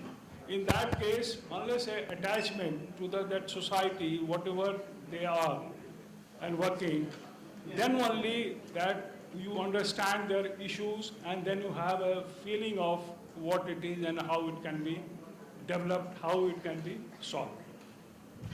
In fact, all the issues are quite relevant and the suggestions are also quite relevant. But to explore all this further, we need at least 8 days of time. In this brief session, we cannot elaborate on all these aspects. So what I'll do, I'll sum it up here, and then Pradeep sir will come and give certain more elaboration about this and try to reflect on the feelings. So to sum up, justice is recognition, fulfillment, evaluation of human-human relationship leading to mutual happiness. So we want justice in relationship. Essentially what we want is mutual happiness, and that will happen only when we are able to recognize the feelings correctly, we are able to fulfill them in our living, and then evaluate it correctly so that it leads to mutual happiness. And we want justice in every relationship, every moment. So do we have natural acceptance for justice in the family? Is there a boundary beyond which justice does not matter? All these questions we have to ask to ourselves. So justice in the family expands to, goes to an undivided family, and this expands from family to the world family, which becomes an undivided society or a natural society, right? So the sanskar that the human being gets through education, the understanding of relationship, the feeling in relationships, and the thought of relationship in every individual, right, through education, becomes the culture in the society. So the collective sanskar of the individuals in the society forms the culture. So at the level of my thought, I have these feelings, right, in me, and that becomes a culture in the society when it becomes a part and parcel of our education system. And this culture leads to civilization, which is the expression of the culture, that is behavior with human being, and is the expression of understanding of relationship, the feelings in relationship and the thought of relationship. And this civilization ensures the continuity of fulfillment of sanskar through education in tradition. So we being in the education system have the primary role to play here, that we are able to give the right education so the children have the right sanskar, so that we can have this culture of undivided society at the level of thought, and it goes to form the civilization at the level of behavior in interaction with human beings. So again, living with right understanding, with human consciousness, this is the whole expanse. So I have to ensure right understanding in the self, so that I can ensure justice in relationship, so that I can participate in the larger order with the rest of nature. And when I am able to do this, right, then I am able to ensure mutual happiness. And when this becomes the content of education, then that becomes the foundation of undivided society. So I will sum up here. Now Pradeep ji will come and elaborate.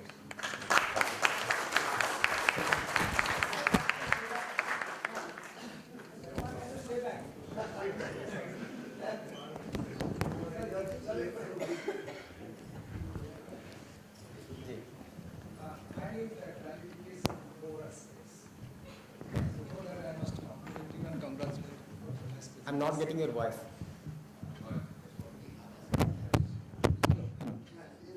This is working.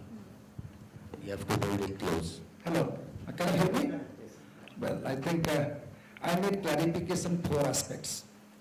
If I look at the presentation, the entire presentation is loaded to deductive analysis.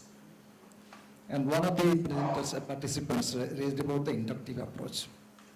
You have to tell us whether you should adhere to a deductive approach or inductive approach. To start with, you have talked of happiness. you have linked your happiness concept to physical facilities. And you have said that happiness is quantifiable. I think Ganesh Bagadia, to me actually happiness is a subjective introspection. I did not say happiness is quantifiable. I said it is qualitative. Oh, look, see basically what I'm saying, there is a physical, that body and mind. So you have to make the difference between body and mind. Happiness is subjective introspection related to mind. It's not with the physical facilities. But most of the presentation linking with physical facilities. So to me actually, there's a both, that physical facilities are important for happiness. So both quantitative and qualitative aspects have to govern your happiness concept. Coming to evaluation, I'm a little worried about that. Actually, you said that aspect can be evaluated. The moment you say evaluation, you have to decide, because if you evaluate, you have certain yardstick in your mind. When I evaluate, I have certain yardstick in my mind. And we have to agree here actually, what are the yardsticks, common yardsticks that we should adopt? Common yardsticks. The methods of measurement, which is quantity methods. That if you say these are my yardsticks, we all agree to the yardsticks. By using the yardsticks, we can measure. Otherwise, what will happen? Your concept and my concept will always vary. So it's a very basically difficult proposition to evaluate respect in terms of certain quantitative method. That's a difficult thing. Again, you have talked of the potential. You have said that all our potential same. I beg to differ here. Your potential much more higher than my potential. I must admit that. I always say younger people's potential much more higher. You are in increasing return scale, I am in a diminishing return stage. So we should not say that potential, same potential always vary. And there are people whose potential, and always we say that some potential already God given, God given. It's a gift of God. Potential is not same for everybody. Another aspect you say that the other is similar to me. How can it be?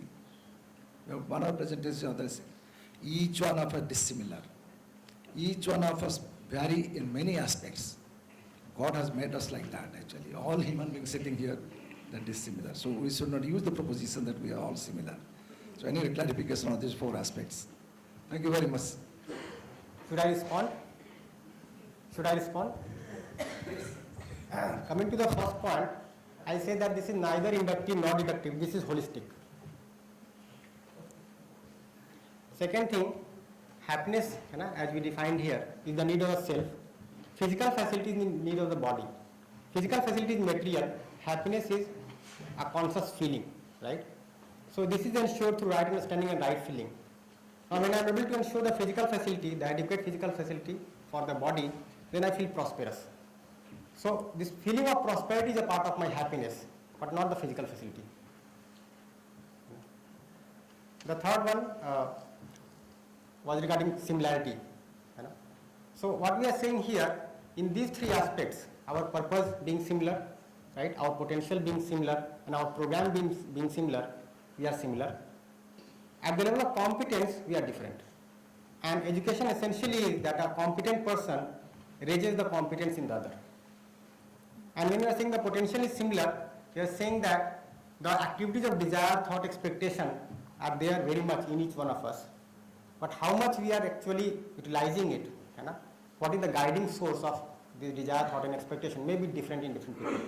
So our competence level can be different, its expression can be different, but potentially the activities that are there in me and you are the same.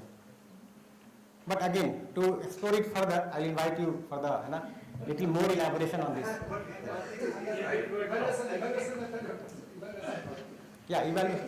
Evaluation we are saying, no? So when I go to evaluate, I evaluate the intention as well as the competence. Now the basis for evaluation is the understanding. So the yardstick would be the understanding. And understanding means understanding of harmony at all the levels of my living. So I evaluate myself whether I am able to ensure the harmony within me, harmony in my relationships, harmony in my participation in society and nature. And the same way I evaluate your competence. Whether you are able to ensure harmony within yourself, in your relationships, in society and nature. And this way we grow together in relationships. So the yardstick would be understanding of harmony. How much we have understood, me and you.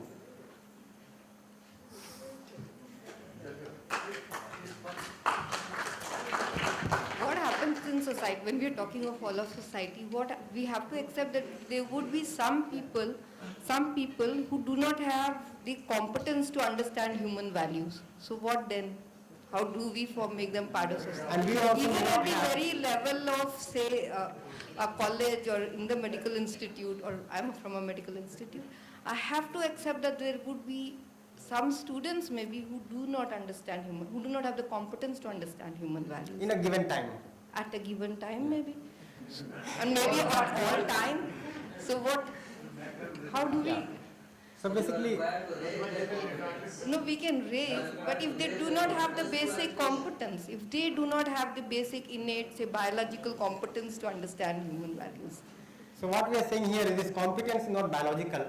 Basically, it's only a matter of conditioning.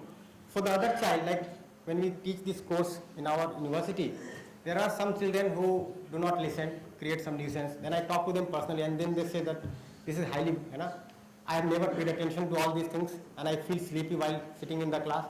And then we try to have a dialogue with them, try to sit with them for 15 or 20 minutes, and then try to explain to them that what is their real concern, what they really want. Do they want happiness or unhappiness, and how can it be achieved? And then slowly these students also start paying attention. But can we actually accept that every single human being in society can be reconditioned?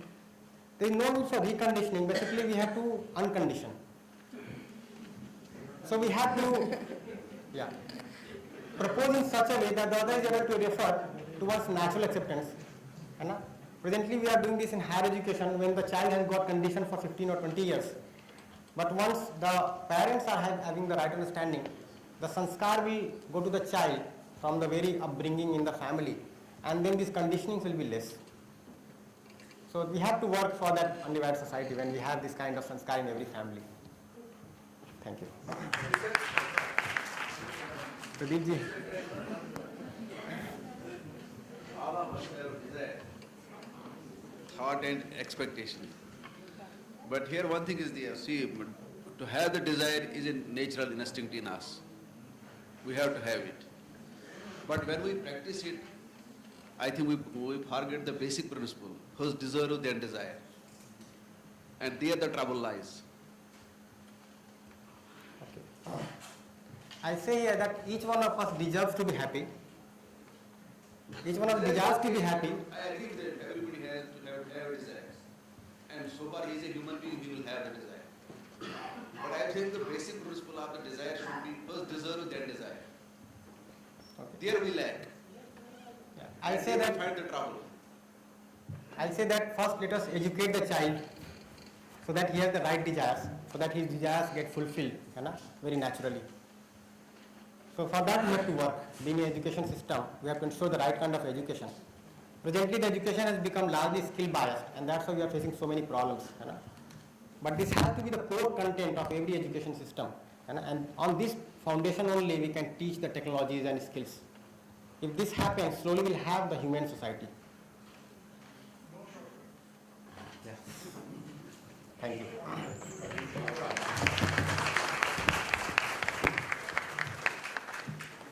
Thank you so much, Kumarji, for taking us through one of the most important matter of relationship.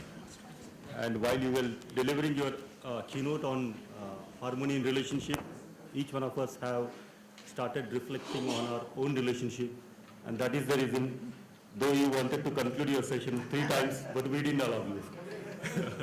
So that happens, when we start talking about our own self and we start reflecting about our own relationship.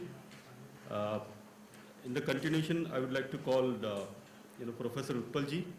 He is from ICHVHE Punjab Technical University, one of the faculty members. And after going through one of these 8 days workshop, he understood the importance of relationship, and then he reflected about on this, and he wants to share his personal experiences, maybe in 3 to 4 minutes. Thank you, Utpalji.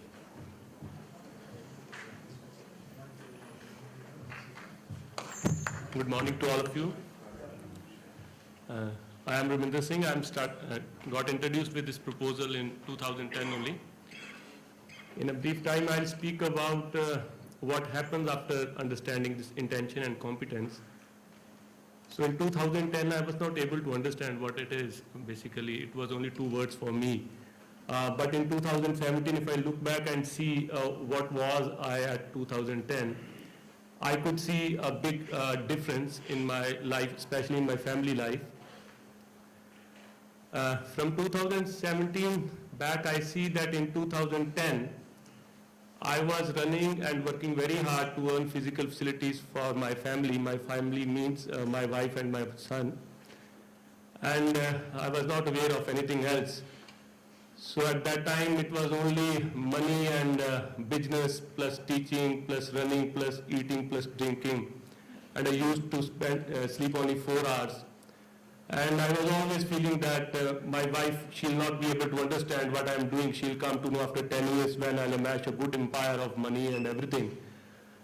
So by 2010, I was able to collect a lot of money and all.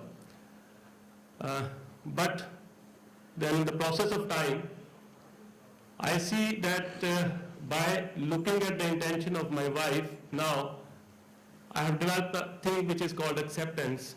I accept that my wife is complementary to me. She is very good in some parameters of life, and I am doing some good in some parameters. I need more improvement. And with that effort, now the sharing in my house with me, my wife and my son is perfectly okay. On an average, we are sitting together for 2.5 hours, and we are living a very good life. My wife, she also did like 4 or 5 workshops. My son, he also did 3 or 4 workshops. He's only 10th class. And if I see that this thing also improved my relation drastically in my college, because at that time I was also thinking that I'm a super teacher or a super person who is doing a lot of things other than teaching.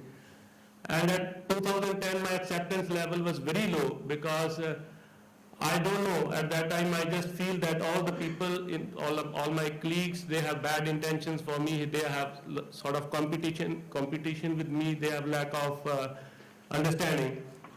But now today, as a teacher, as a father, as a husband, as a colleague, I see that the intention of fellow human beings, they are very pure, 100% pure. The only difference is that there is a difference in the competence at family level, at college level, at society level, as a teacher and a student. And looking at that, I am improving myself, and I respect all other people. And with this feeling, with this concept of intention and competence, what I am getting is that my state of being is quite better than 2010. That is the only indicator. If somebody asks it is a qualitative or it is a quantitative, I don't know what it is. But my state of being, in 2010 I was always struggling with my life.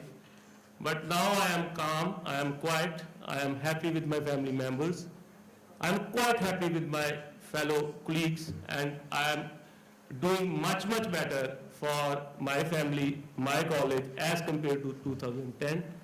And this thing of intention, competence, trust proved good for me in the last 7 years. And the husband-wife relation, I feel, is the best lab to improve yourself. And the questions which are coming in this particular relations are very real.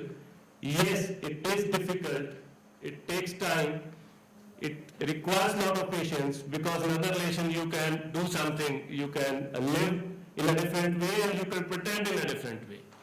But husband-wife relation is very important for improvement. This is my experience. Yeah, it was very tough sometimes also. Nowadays also, sometimes we feel it tough. And the second relation from which I learned a lot is my father-son relation, a young kid with a very pure intention. When I develop a very good sharing with my son, I learn a lot of things. Then comes my student as a teacher. Again, when I look at the intention of my students, and yeah, there is a difference in competence. My students, one of my students is with me today also, and yeah, there is a difference in competence. And this is all I want to share on the topic of trust and intention. For the last 6 years, I am into this. Thank you very much. Thank you, Utpalji, for your personal sharing. Otherwise, often it happens, the parents and children, they start talking with each other. And after a few basic questions, the parents get puzzled what to talk. And those basic questions they generally ask to the children: how are you? What do you want? How is your study going on? When is the exams? And then there is no talk. But then it's really good to listen from you that you are spending minimum 2 hours every day with your children and talking. I would like to invite Shri Pradeep ji for his personal sharing.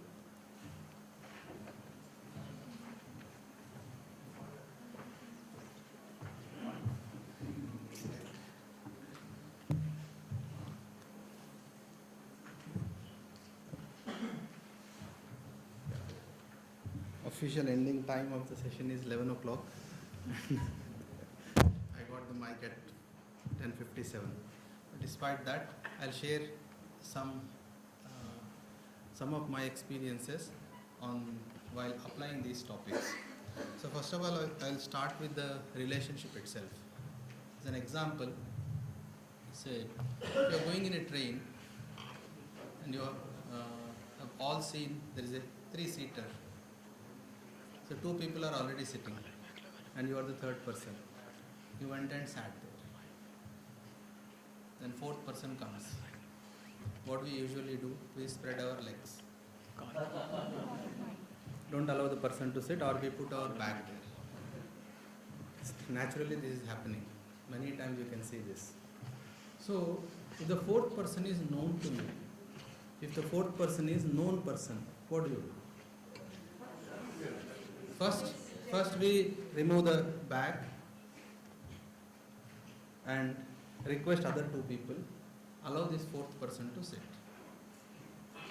If that 4th person is important, what do? We get up, we stand and ask that 4th person to sit. That will be 3rd person. So here what I am trying to tell is, if we recognize relationship, we fulfill it. If we recognize relationship, we fulfill it. If we don't recognize relationship, we have many reasons not to fulfill it. That's all. Okay. See, I am giving an example. Example will have a lot of flaws, but I request you to focus on the concept what I am pointing towards. Otherwise, examples will have a lot of shortcomings. Okay. Now, trust. That feeling of trust. Okay. So, being assured that the other person intends for my happiness and prosperity unconditionally. That was being discussed. That is a concept of trust.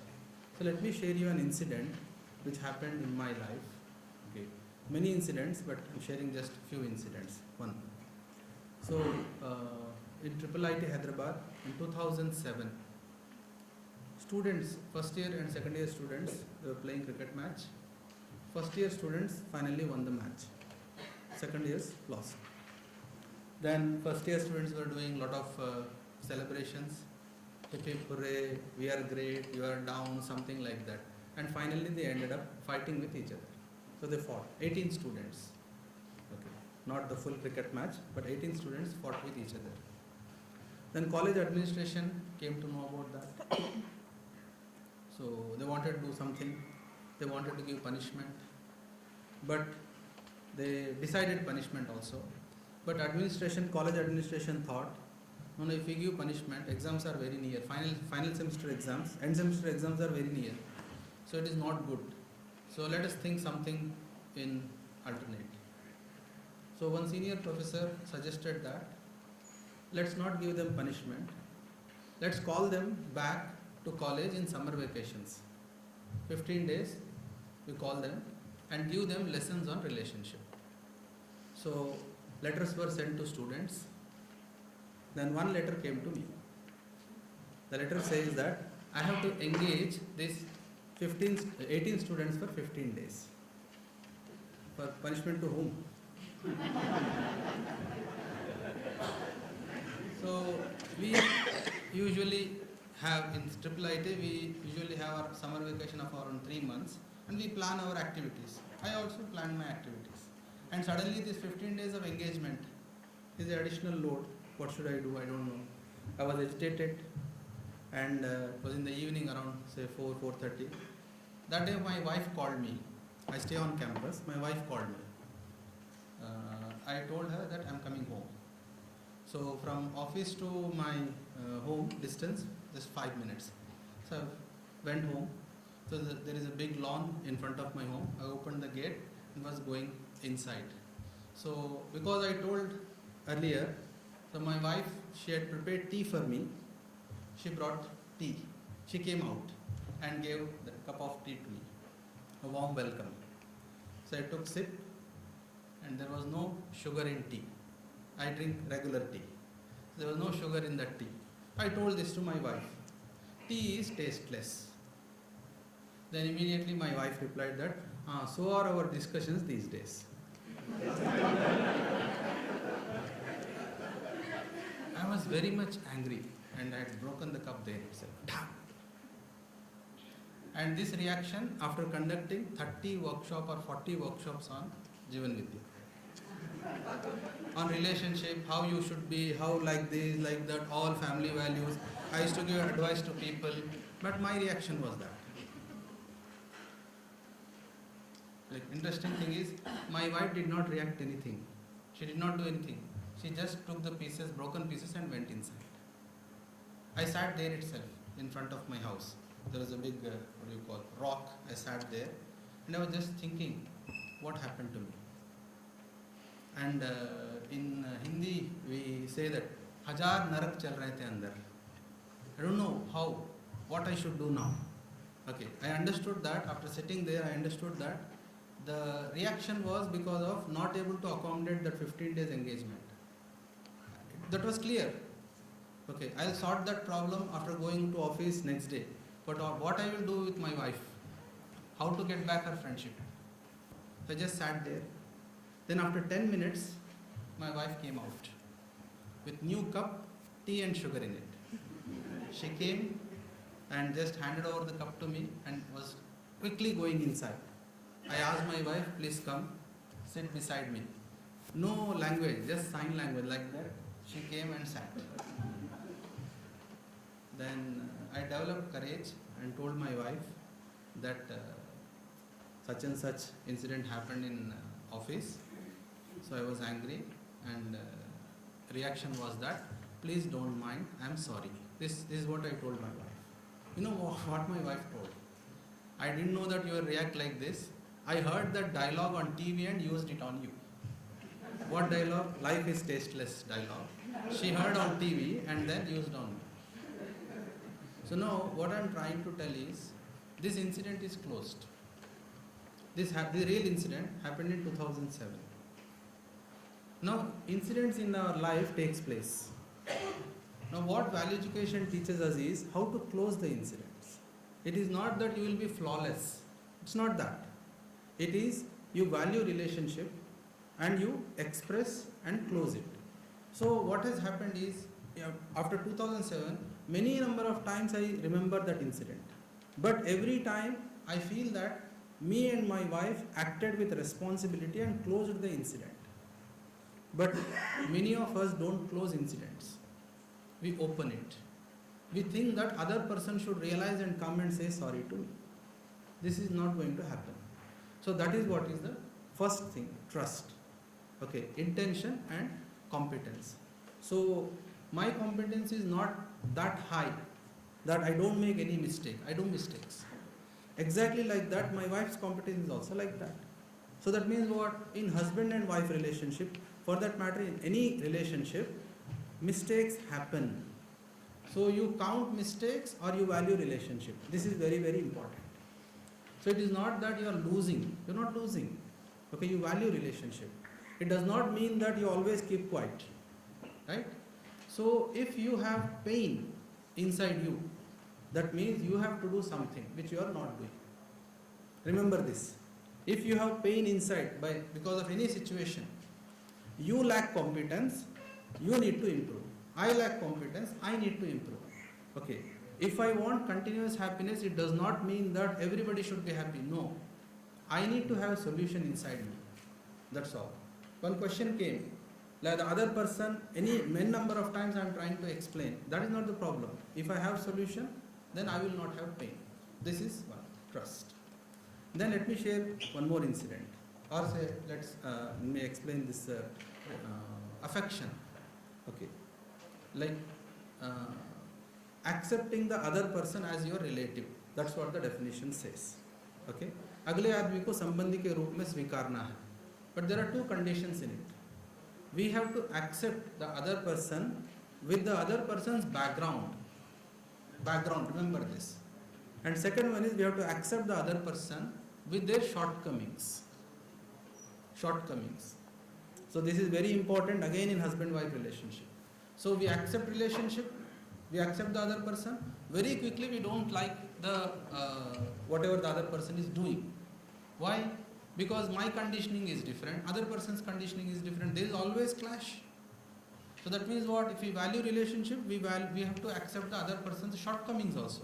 This is very, very important. Otherwise, relationship won't be there. These days, relationships are, do one mistake, it's over. It's not that. Should not be like that.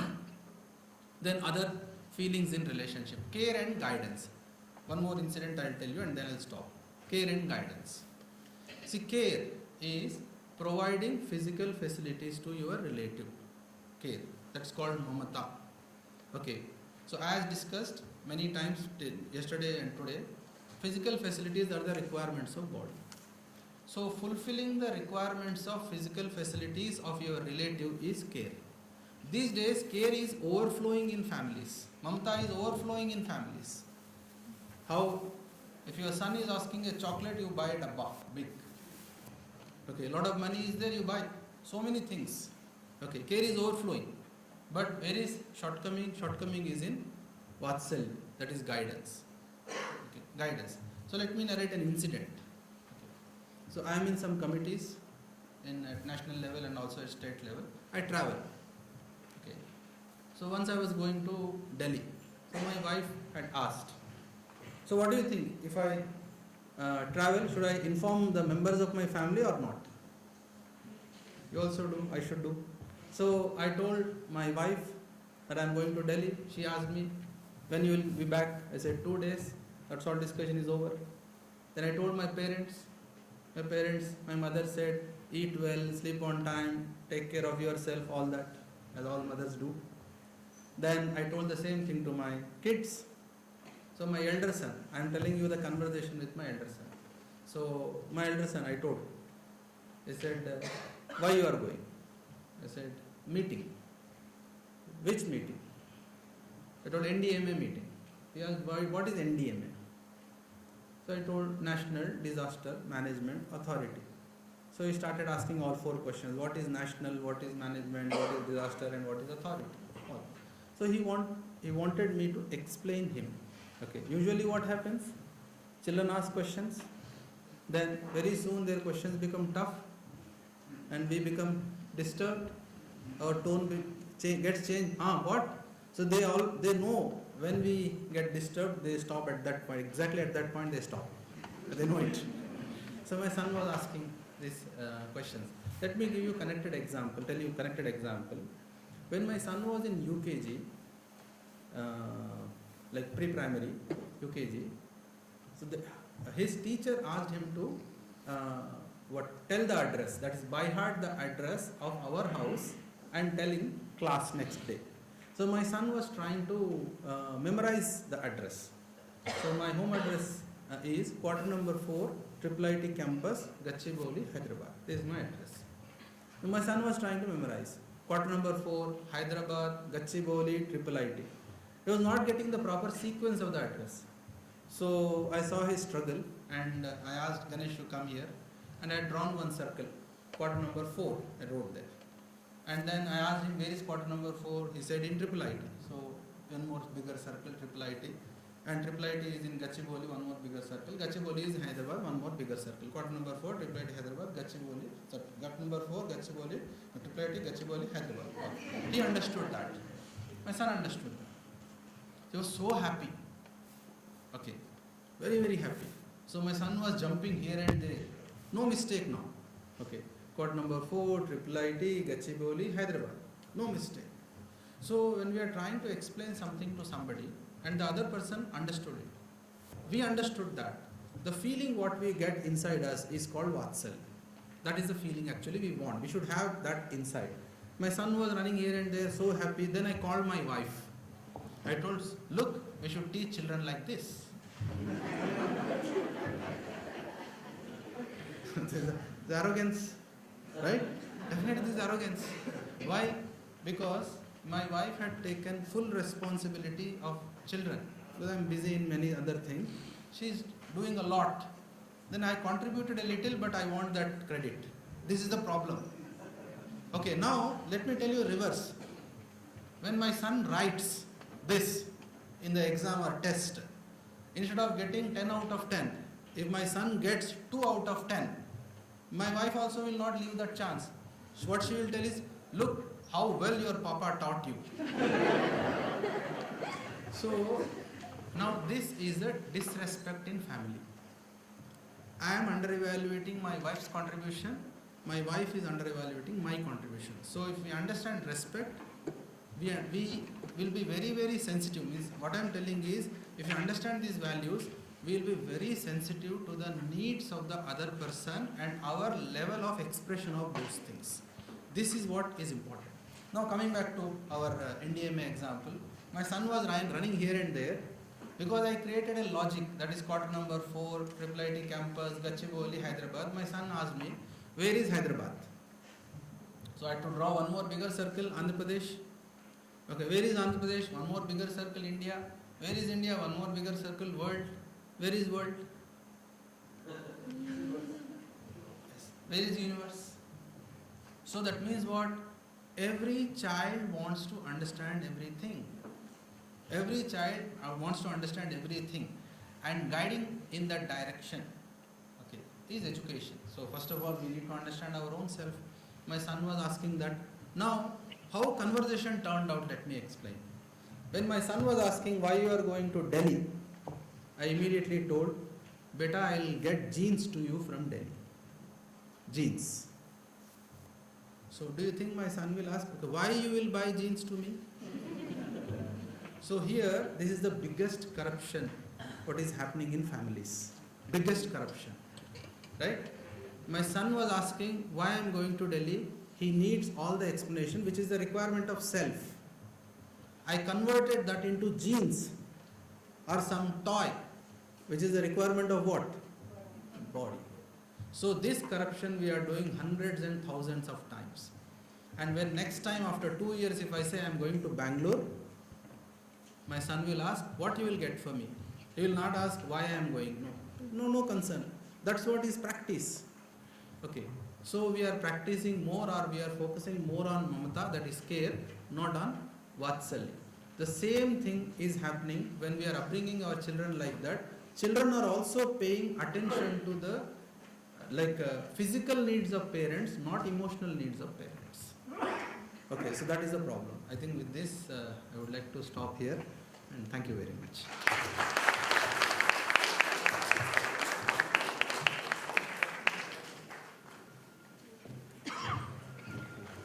Thank you so much, Pradeep ji, for your personal sharing. This morning we have Professor Nirup Dorji ji with us. He is Vice Chancellor, Royal University of Bhutan. Professor Rajnish Arora ji, ex-Vice Chancellor, Punjab Technical University, and Professor Surendra Pal ji, Vice Chancellor, Agricultural University. So we welcome you all for this conference. So here we break for the tea. 11:16. We'll try to come back at 11:35. So 20 minutes break for the tea. Thank you.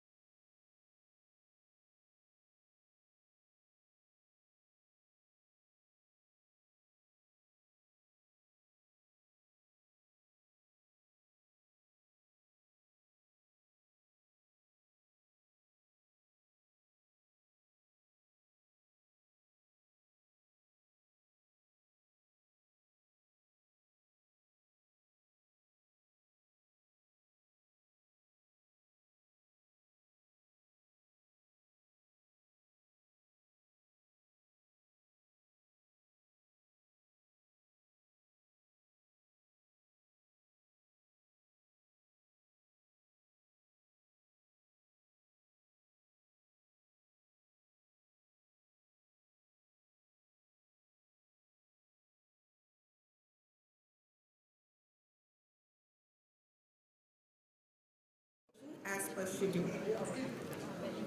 This session is designed with an idea of appreciating those who already started their journey few years back in the direction of humaneness on the basis of self-exploration, encouraging those who are planning to step in and searching for a proper guideline, and motivating those who are in state of compromises because of ignorance about their potential to explore within. It's my privilege to introduce you all to Professor Rajneesh Aroraji, who is having a definite vision and active participation towards humanity. Professor Rajneesh Aroraji, ex-Vice Chancellor, Punjab Technical University, is alumnus of IIT Delhi. In 2010, while attending the board meeting of IIT Delhi, he came to know about the work being done by ICHVHE at IIT Delhi. From then, his exploration about universal human values led to the implementation of universal human values at PTU. I invite you, sir, to share your thoughts as well as to chair this session. Sir.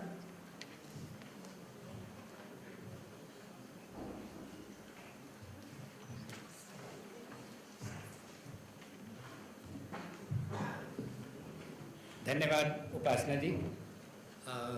कहा जाता है कि अगर तैयारी के साथ बोलना हो तो 10 मिनट में बोलना आसान होता है, लेकिन अगर बिना तैयारी के बोलना हो तो 10 मिनट में बोलना ज़रा मुश्किल होता है। और इस कारण से मैं जो मुझे बात कही गई है वो वास्तव में अभी बताया गया कि इस विषय को आपने रखना है, इसलिए मैं 10 मिनट में अपनी बात पूरी करने की कोशिश करूंगा। जब 10 मिनट हो जाए तो ज़रा मुझे बता दीजिएगा। 2008 दिसंबर में जब पंजाब टेक्निकल यूनिवर्सिटी के वाइस चांसलर का दायित्व मिला तो सबसे बड़ी चुनौती टेक्निकल इंस्टीट्यूशंस में ये रहती है, आप सब भी अधिकांश तकनीकी संस्थानों से हैं, कि विद्यार्थियों को जिस हेतु से तैयार करने के लिए सोसाइटी में टेक्निकल इंस्टीट्यूशंस हैं वो हेतु पूरा होता हुआ नहीं नजर आता है। इंटेलिजेंट विद्यार्थी टेक्निकल इंस्टीट्यूशंस में चुन करके लिए जाते हैं, लेकिन 4 साल के बाद जिस प्रकार का कॉन्फिडेंस लेवल उनका होता है उसके कारण से एम्प्लॉयर्स कहते हैं कि आपके 25% से ज़्यादा लोग एम्प्लॉयबल नहीं हैं। परिवार वाले कहते हैं कि 4 साल की डिग्री कर लिए, ये परिवार के लायक भी नहीं है। तो ये चुनौतियाँ शिक्षा जगत में लगे हुए लोगों के लिए बहुत ही ज़्यादा चुभने वाली बात रहती है। तो इसी सब को देखते समझते हुए जैसा बताया दीदी ने कि दिसंबर में मेरे जिम्मे आईआईटी दिल्ली के बोर्ड के मेंबर के नाते से भी मुझे दायित्व मिला, तो उसी एक बोर्ड मीटिंग में ऐसा नियम था कि हर बार बोर्ड के एजेंडा के बाद किसी न किसी डिपार्टमेंट की प्रेजेंटेशन होती थी। तो मार्च 2010 में national resource centre for value education in engineering, ऐसा NRCVE करके आईआईटी दिल्ली में एक फुल फ्लेज डिपार्टमेंट चलता है, तो उनकी प्रेजेंटेशन थी।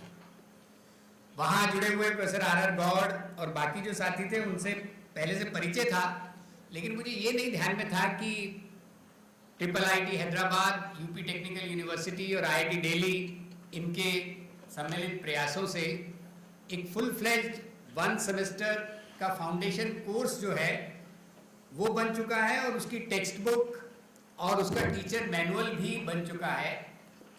तो मुझे उस प्रेजेंटेशन के बाद ऐसा लगा कि जैसे वाइस चांसलर को कोई एकदम पकी पकाई खीर मिल गई और कि अरे ये तो हो जाएगा तो बच्चों में बहुत जल्दी हम परिवर्तन कर सकते हैं।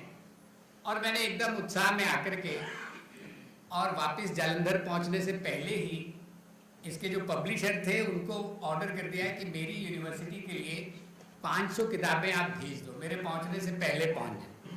हमारी एकेडमिक काउंसिल की मीटिंग थी और मैंने 10 मिनट में खत्म करना है इसलिए बोला।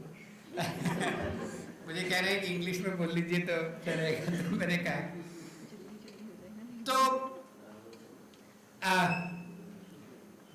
I'll be available at the time of lunch. Those who cannot understand Hindi, I'll talk to them personally also. तो उस समय पर जब एकेडमिक काउंसिल की मीटिंग हुई, सब प्रिंसिपल्स को ये किताब बांटी गई और कहा कि अब आप इसको देखिए और यूनिवर्सिटी इसको लागू करेगी। और मुझे लगा कि बाकी सब लोगों ने, जैसा सब जगह होता है कि अगर हेड ऑफ द इंस्टीट्यूट बोल रहा है तो चुपचाप रख लेते हैं, ठीक है, नया नया आया है, कुछ खुराफात करना चाहता है। लेकिन अगस्त में मुझे किसी कॉन्फ्रेंस के लिए हैदराबाद जाना हुआ, तो मुझे पहले मेरी भेंट नहीं थी, तो मुझे मालूम था कि राजीव संगल जी यहाँ पर हैं। मैंने इनको फ़ोन किया तो मिलने के लिए इनसे समय तय हुआ। मैं IIIT हैदराबाद गया तो उनको मैंने अपना बताया कि मैंने कहा मैंने आपकी किताब देखी है, बहुत बढ़िया है और इसको हम लागू करने जा रहे हैं, अगले साल से हो जाएगा। तब उन्होंने अपना अनुभव बताया। उन्होंने कहा कि IIIT हैदराबाद में हम इसको 2 सेमेस्टर्स में करते हैं, एक सेमेस्टर में कोर्स करते हैं, अगले सेमेस्टर में प्रैक्टिस सेशंस होते हैं, बच्चे प्रोजेक्ट लेकर के इसको आगे करते हैं, और वहाँ के अनुभव ध्यान में दिलाए। और उन्होंने कहा कि IIIT हैदराबाद में ये सफलतापूर्वक इस कारण से हो पाया क्योंकि हमने इसको लागू करने से पहले स्वयं 8 दिन की वर्कशॉप वहाँ पर की। उन्होंने अपना पहला वर्कशॉप का जो अनुभव बताया, उन्होंने कहा कि IIIT हैदराबाद में जो पहली वर्कशॉप हुई उसमें 8 पार्टिसिपेंट थे।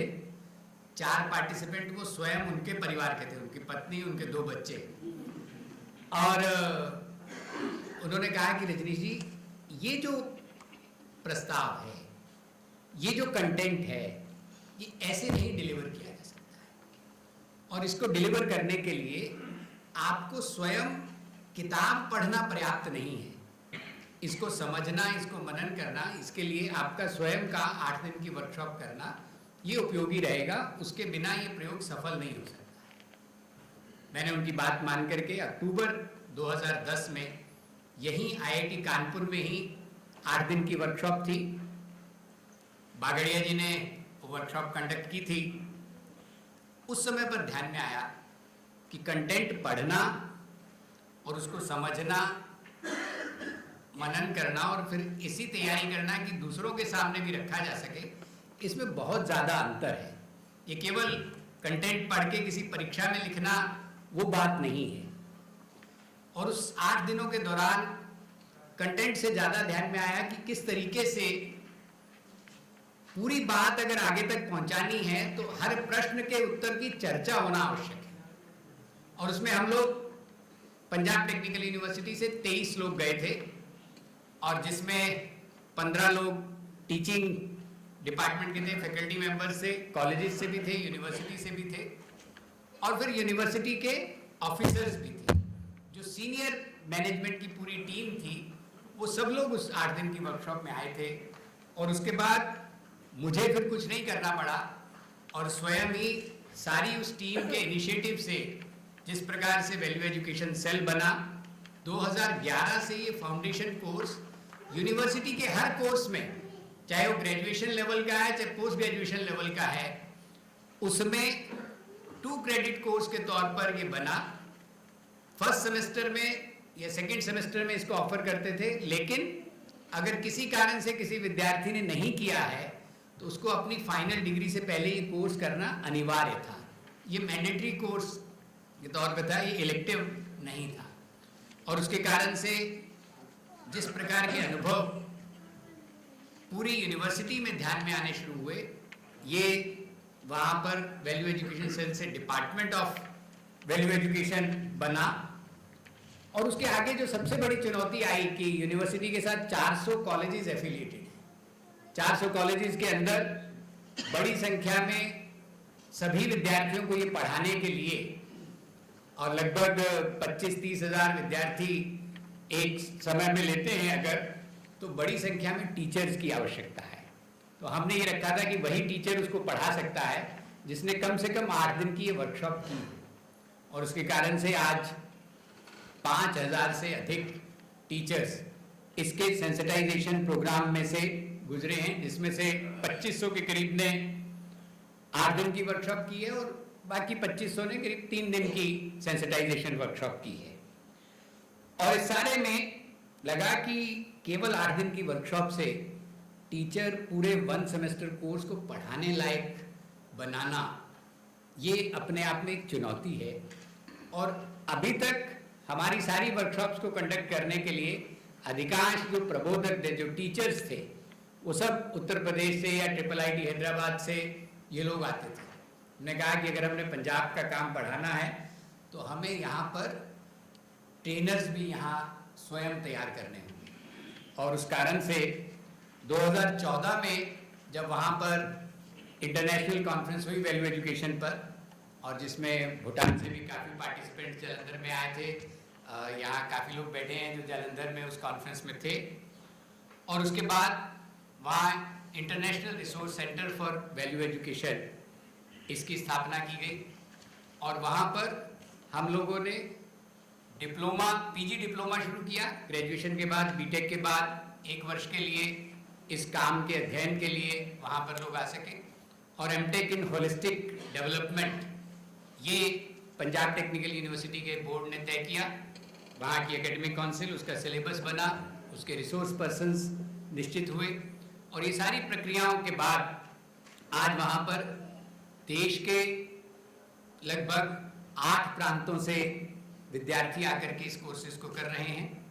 और हमें सौभाग्य रहा कि इसमें भूटान से, बाहर से भी पार्टिसिपेंट्स का आना बना बीच बीच में। और अब इस स्टेज पर पहुंच गए हैं कि इस सारे को इवेल्युएट किया जाए कि 2011 से लेकर 2016 तक जो 5 साल हुए हैं उसके किस प्रकार के इम्पैक्ट है। एक हमने रिव्यू 3 साल बाद किया था, उसका भी डॉक्यूमेंटेशन है कि किस तरीके से विद्यार्थियों के अंदर जो कॉन्फिडेंस आना चाहिए, जिन विद्यार्थियों ने उसको थोड़ा सा ज़्यादा आगे लग करके पढ़ना शुरू किया और उसके अंदर जुटे, और उन्होंने फिर अपने फाइनल सेमेस्टर के प्रोजेक्ट्स कैसे लेने हैं, कैसे वो सोसाइटी ओरिएंटेड प्रोजेक्ट्स हों, किस तरीके से मैं अपनी पढ़ाई लिखाई का सदुपयोग अपने समाज के लिए कर सकता हूँ, ये जो रुझान विद्यार्थियों में और टीचर्स में बनना शुरू हुआ, इसका पूरे शैक्षणिक वातावरण को उसका लाभ मिला। इतने समय में मैं अपनी इतनी बात आपके सामने रख पाऊँगा। बाकी आज पूरा दिन हम लोग यहीं पर हैं और सत्रों के बीच में जब जब समय मिलेगा तो एक दूसरे के साथ शेयरिंग कर सकेंगे। इतनी बात के साथ मैं अपना कथन पूरा करता हूं और फिर से आप सबको आग्रह करता हूं कि हम में से जो जो लोग भी चाहते हैं, विचार करते हैं कि अपनी अपनी इंस्टीट्यूशन में हम इसको सफलतापूर्वक आगे बढ़ा सके, तो जो सूत्र मुझे संगल जी ने दिया था कि हेड ऑफ द इंस्टीट्यूशन को इस सारे के अध्ययन को प्रारंभ करना होगा, और पहला जो उसका स्टेप है कि उस 8 दिन की वर्कशॉप को स्वयं अच्छे तरीके से अगर हम करते हैं तो फिर इस दिशा में तेजी के साथ आगे बढ़ सकते हैं।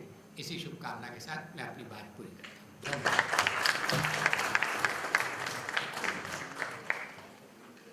धन्यवाद Rajneesh sir for your sharing. With the permission of chair, now I will start this session. Gross national happiness, a concept emerged from Bhutan, is a measurement of collective happiness in a nation. GNH demonstrates the notion that the money doesn't equal happiness and material progress is not the most important contribution to well-being. I would like to invite Dr. Cheki Dorji, Director, Center for Science and Technology, and a happy citizen of Bhutan, to share his experiences now. Dorji, sir.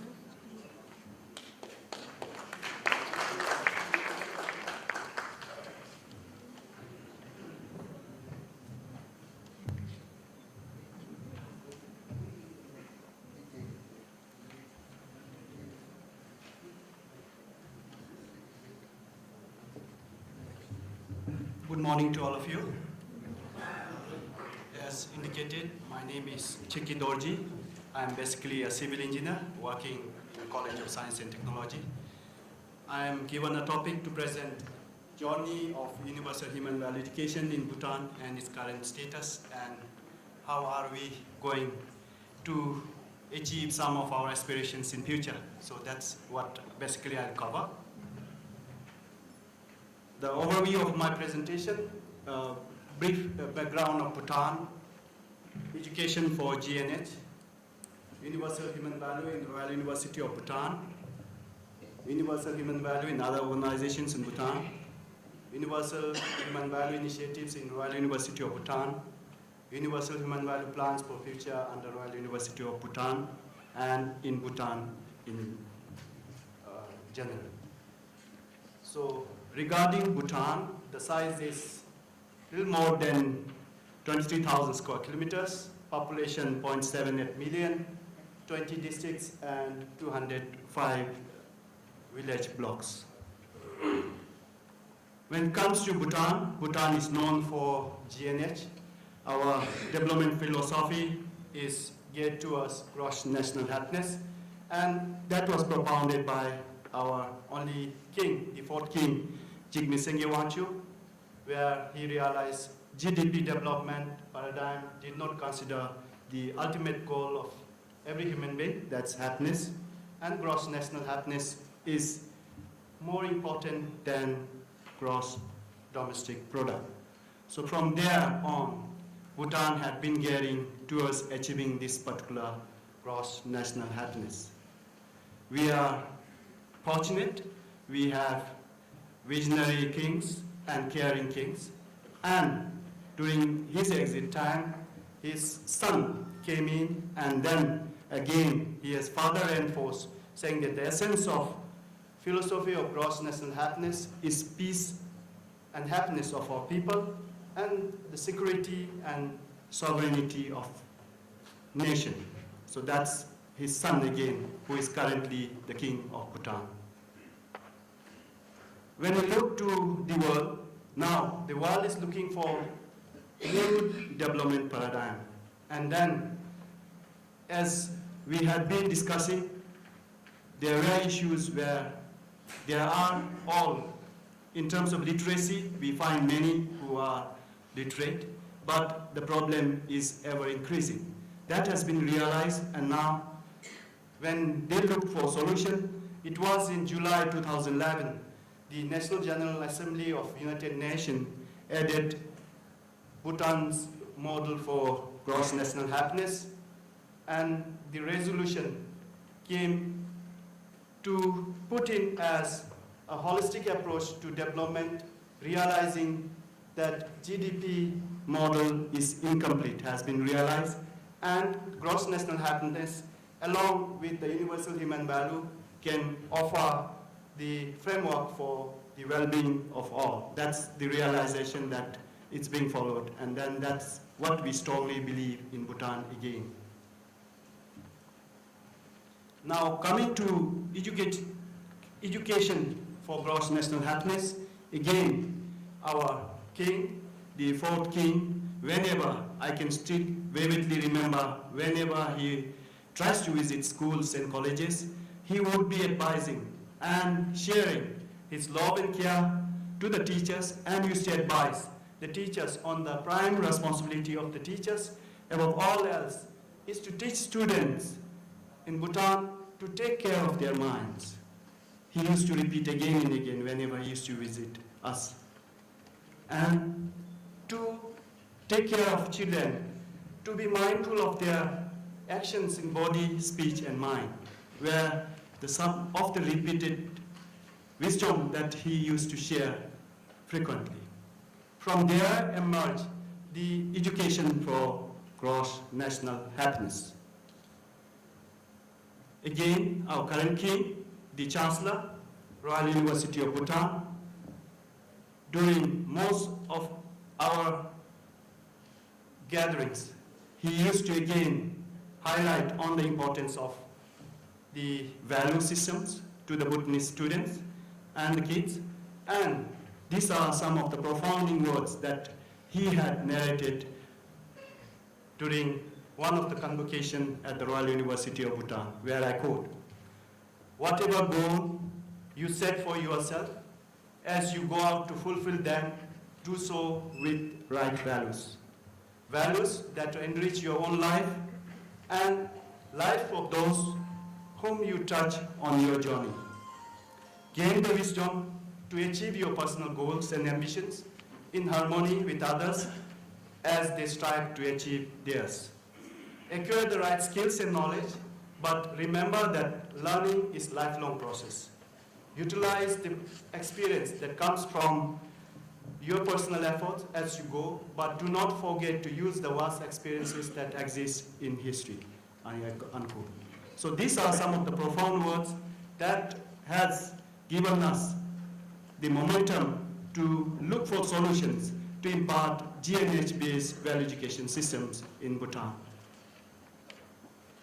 Even in terms of leaderships, all the leaderships, be it directors of the organization, be it the secretaries of the organizations, it's mandatory that they will have to undergo the leadership training programs in the prestigious institute called Royal Institute for Governance and Strategic Study.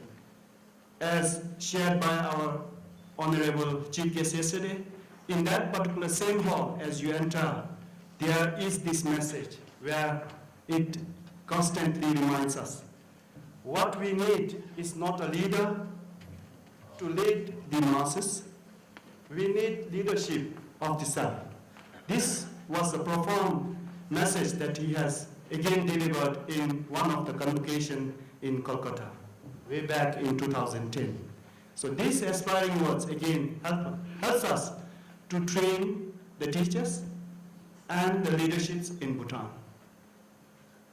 Now coming to the universal human value, way back in 2012, our previous Vice Chancellor, Dr. Pema Tille, was the one who now pushed all of us again to this particular universal human value. And after that, all of us are convinced that universal human value education is the solution for educating for GNH-based education. So during his, what we again has realized through this particular interaction with the old Vice Chancellor was Bhutan is adopting universal human value education, and this was adopted immediately after he attended the conference in IIIT Hyderabad. So a resolution was passed where in September 2012, academic board meeting was convinced that this is the required tools to educate all our students in Bhutan in the tertiary sector.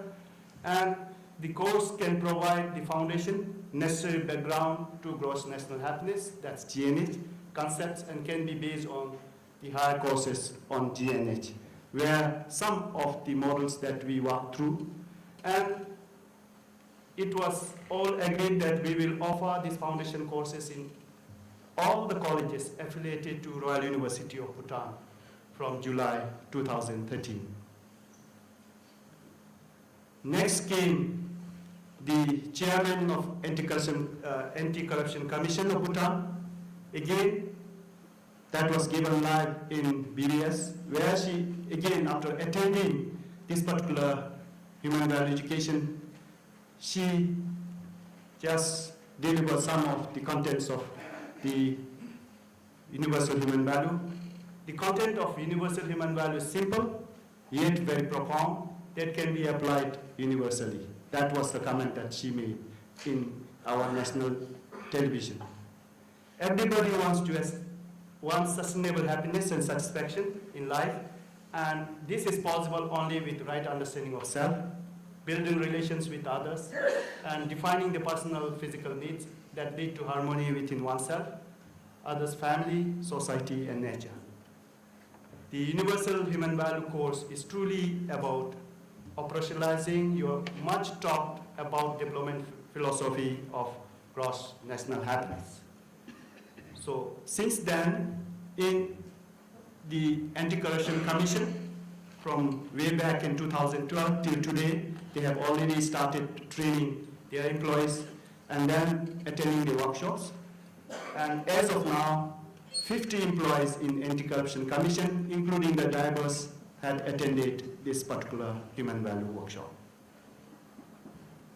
Now coming back to the initiatives that the Royal University of Bhutan has taken, there was a study conducted by the College of Science and Technology and the EDU Business College in collaboration with the Royal University of Bhutan, funded by UNDP, where it was essential for us to now evaluate the impacts of this particular education system that we had introduced in Royal University of Bhutan.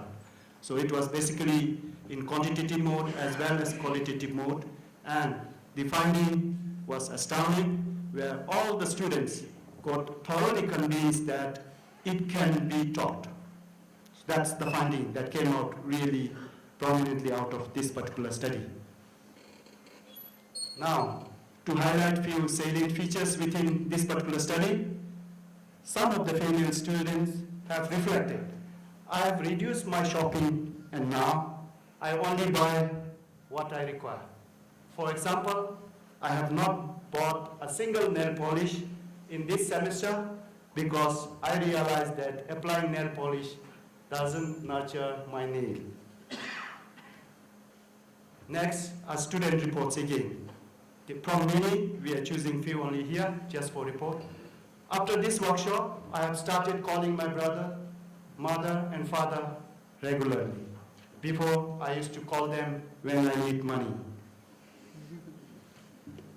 Then another person reports, after well education course, I stopped playing, mostly I think he was passing his time by playing video games, and gave more importance to studies.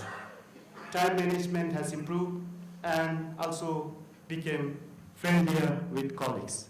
So these were some of the impact that has generated through, we found that this has created the impact within the student society, and we are convinced that these are some of the changes that has taken place within the students at Royal University of Bhutan. Also, through this particular study, the paper was published titled Universal Human Value and Ethics, a recent initiative and the impact to students and faculties of College of Science and Technology and EDU College of Business Studies, was published in Bhutan Journal of Research and Development. Now again, we do have our new Vice Chancellor who is here with us today, who have been again supporting this particular Universal Human Value Education initiatives. During his address to the 4th International Conference on Human Value in Higher Education, he has propounded this. I believe there is definitely a need for value education. Unless we, the teachers, are able to walk and talk ourselves, preaching will make little sense. So all these attributes that all the leadership in Bhutan are concerned to take this particular value education forward, and that's how some of the initiatives that we have been taking are able to achieve their goals as we think that it is possible. Now, just some activities as shared earlier. The 4th International Conference on Universal Human Value in Higher Education, that was graced and blessed by none other than the Queen Mother, Aji Dorjiwa Muachu, has again blessed us with a blessing saying that we must do everything we can to propagate universal human values in higher education. So such profound words from the leaders from the highest level gives us energy and the drive to push this particular value education forward. There are other initiatives coming again. This is again a new medical university, Kesar Gyalpo University of Medical Science of Bhutan. They have also embarked on and joined the Royal University fraternity to push this particular universal human value forward. Again, if you see, there is a Minister of Education along receiving this particular universal human value. Ministry of Economic Affairs, led by, again, the Minister of Economic Affairs, also attended this 3 days workshop on universal human value. And as I shared earlier, the Premier Institute, Royal Institute of Governance and Strategic Studies, had made it compulsory for all the leaders to attend this particular universal human value. The first group was again resourced by none other than Ganeshji and the team from India. So till date, there are 5 consecutive batches of the best that has received this particular human value education. Now, when such initiatives were made, again, the reflections shared by the chairman of Royal Civil Service Commission, Tashu Karmatseten, has this to share again. Universal human values fills the gap between our aspiration of cross-national happiness and what we are doing. At the beginning, the workshop participants said, we are civil servants. We have to make hard decisions. Values have no place in our work. But by the end of 3 days workshop, the general opinion had changed. With values, we can be better planners and administrators. So these are some of the feedbacks being shared by the recipients of the Royal Strategic Studies and Governance and Studies participants. Then having said this, again, there was a drive, again, under the umbrella of that particular Premier Institute to bring forward all the upper house and lower house parliamentarians. So in that, again, there was a workshop, and then very interesting thing has come out of this particular workshop, where the opposition had rather said, we should not be called opposition party henceforth because we have all attended value education. Rather, we should be called complementary party or government in waiting.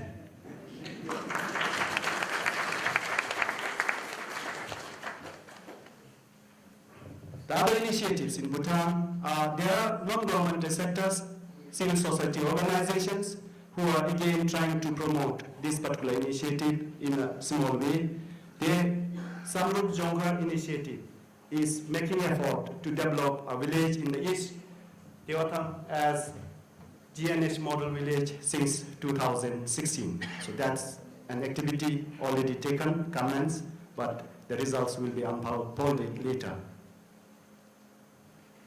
And often we do conduct national level conference on universal human value. The first was conducted at College of Science and Technology. Again, this is the second national conference that was conducted at the college, again, that gives agriculture and forestry education in the tertiary level institute. So that's the second level workshop that we conducted. So now, if you look into the connections that we had from the source till as of date, we will see our former Vice Chancellor just attended the Universal Human Value Conference in ICHVHE Hyderabad, followed by few directors joining this and member colleges, representative from the member colleges joining the workshops, followed by the Anti-Corruption Commission, the Honorable Speaker of the National Assembly, followed by the Ministry of Cultural Affairs, then the Royal Civil Service Commission, then the Medical University, then the Economic Affairs Ministry, then the National Assembly and both the upper and the lower. And as of that, in Royal University of Bhutan, as of now, we do have 15,000 plus who had already received this particular universal human value education, 1,018 faculties and staff who had attended this universal human value education, and then 69 universal human value teachers being trained.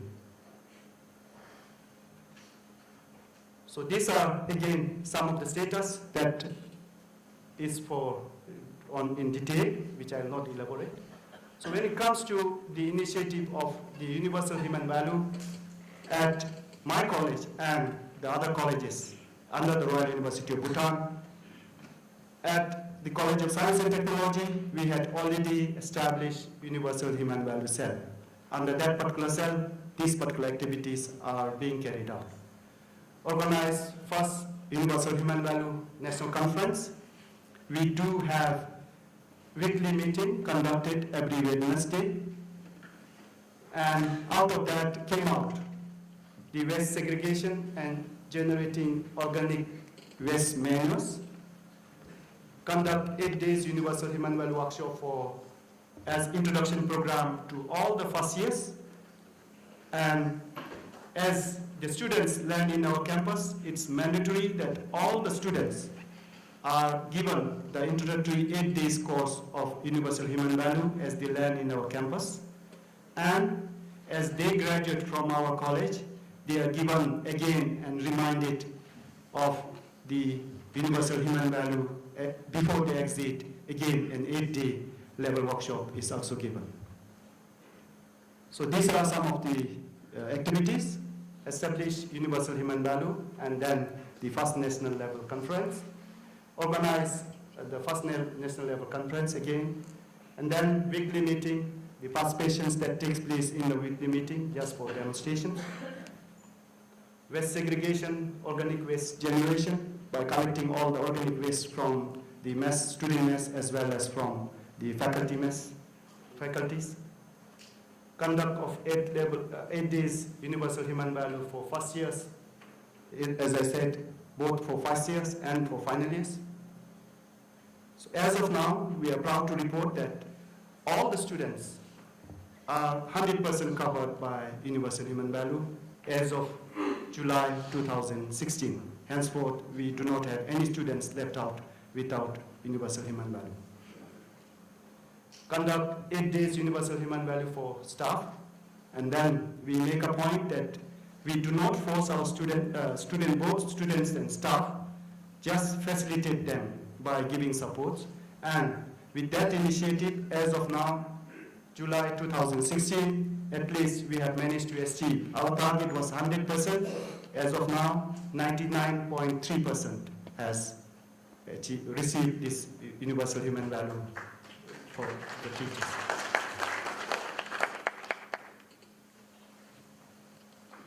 Other initiatives, capacity development of faculties for universal human value, which we feel we are lagging, and we are aggressively promoting this.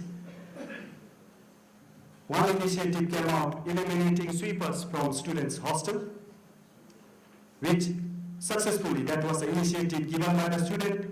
It's being implemented and it's working fine. Establish students and staff kitchen and gardening group. Establish students and staff diary group. Establish students cooperative store group. So all these are managed by both staff and students within the College of Science and Technology. And it's not only the College of Science and Technology, one way or the other colleges are also following the same. So these are some of the activities by the gardeners group, where this particular plot was vacant since long. This is not a small plot, huge plot here, used for construction activities, later on converted into garden, and then that's what the student and staff practice. Now coming to dairy establishment, there was a vacant block which we could convert it into the dairy shed, and now we are hosting at least 2 cows, which gives us at least 28 liters of milk every day to both staff and students. And we have started planting the fodder for this particular cattle. When it comes to the, again, use of biogas. We do have dung biogas popularly established in Bhutan, but there was a lagging of biogas being generated out of organic waste. In collaboration with Tehri University, Delhi, we managed to establish this particular center, and before we came to this particular conference, it's operationalized, yet the waste production has not started, but it is operating in effective mode.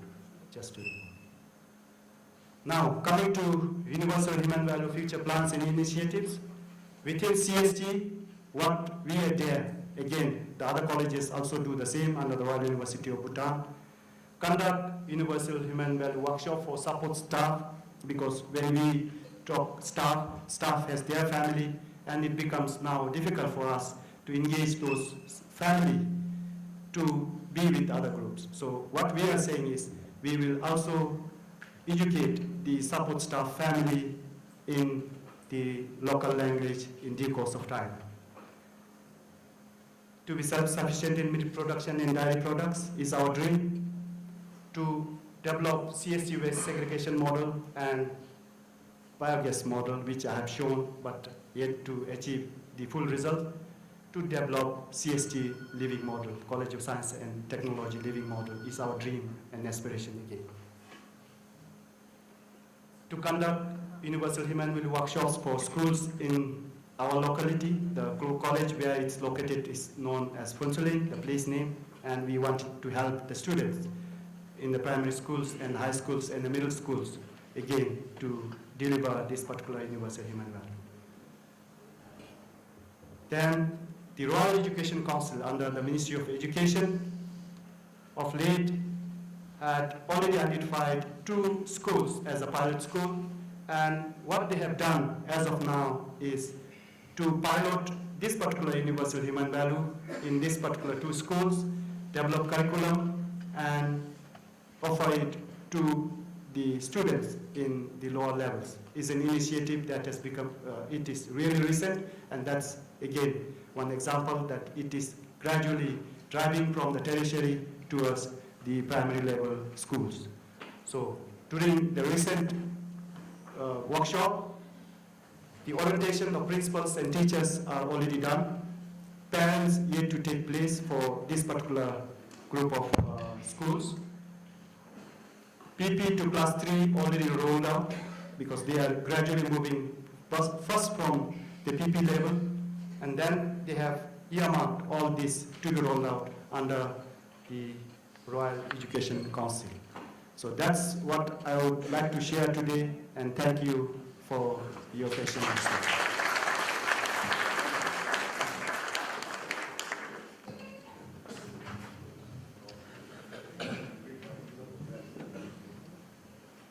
Thank you, Dorji sir, for making us aware about evolution of GNH in Bhutan, as well as adoption of universal human value education as program there.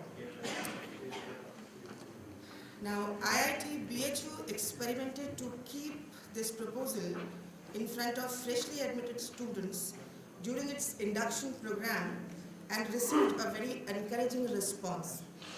Let's invite Professor R.K. Mishraji, Head of the Department of Humanistic Studies as well as Professor in Department of Electrical Engineering, IIT BHU, Varanasi, to know more about their experiment.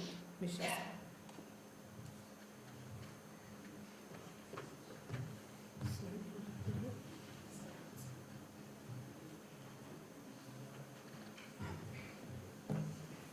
Good afternoon to all of you.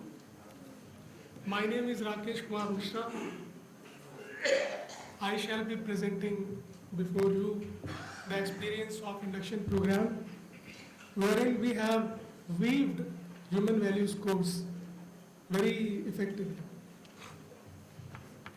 So to start with, we will first of all see the background before coming to the induction program which we started this semester.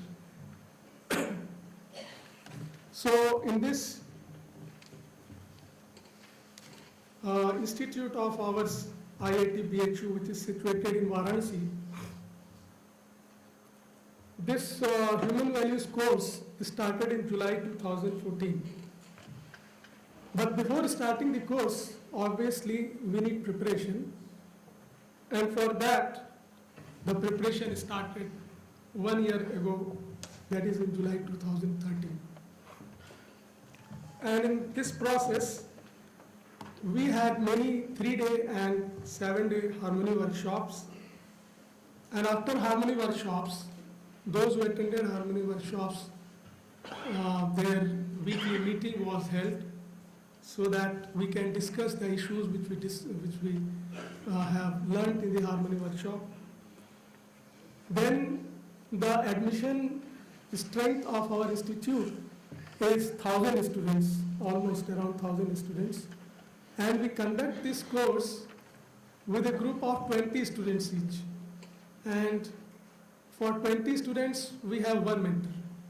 So for 1,000 students, we need 50 mentors. So our task was to prepare 50 mentors. Then this course started for PhD students also after 6 months. That is in January 2015. And these PhD students were precious for us because those students are mature students and they can be helpful as a mentor for our human values course. So for last 2 years, this human values course has been running in extensive mode. By extensive mode, we mean that it was running for 6 months duration, where the students met with the mentors 2 times in a week for around 1.5 hours. But in this July 2016, it was run in an intensive mode over 3 weeks, and it was run through induction program. What is induction program? We will come to that very soon. So in this mode, when it was intensively run, every day mentors and students were sitting together to discuss the topics of human values course. So in this situation, when we are going to run induction program, what is the background of students when they are coming to the institute? We all know it, but let us recapitulate. They come from a competitive environment of coaching, mostly. They succeed in getting IITs, but the major problem after getting admission to most of the students is that they don't get branch of their interest, not interest I should say, rather branch which they have been told as good branch. Then they have a lot of peer pressure in different dimensions, and this leads to such an environment where all of the students have some peer pressure, which is demotivating to them and is corrosive for their growth. But those students which are coming from with this background, they are to be prepared for a profession where cooperation and collaboration will be must, rather that will vary. So they must have knowledge, meta skills and values related to their profession, where they will be working as an engineer and as scientist and as a human being finally. So what is to be done with those students? They are to be given in an environment where they can learn to work closely with newly joined students. They get comfortable with their colleagues, with their friends, classmates, and with their teacher, friends, community, and the staff of the institute. And something needs to be done so that they can explore their academic interest and activities of their interest, and the environment of competition through which they have come. From that environment we must lead to them to the environment of excellence.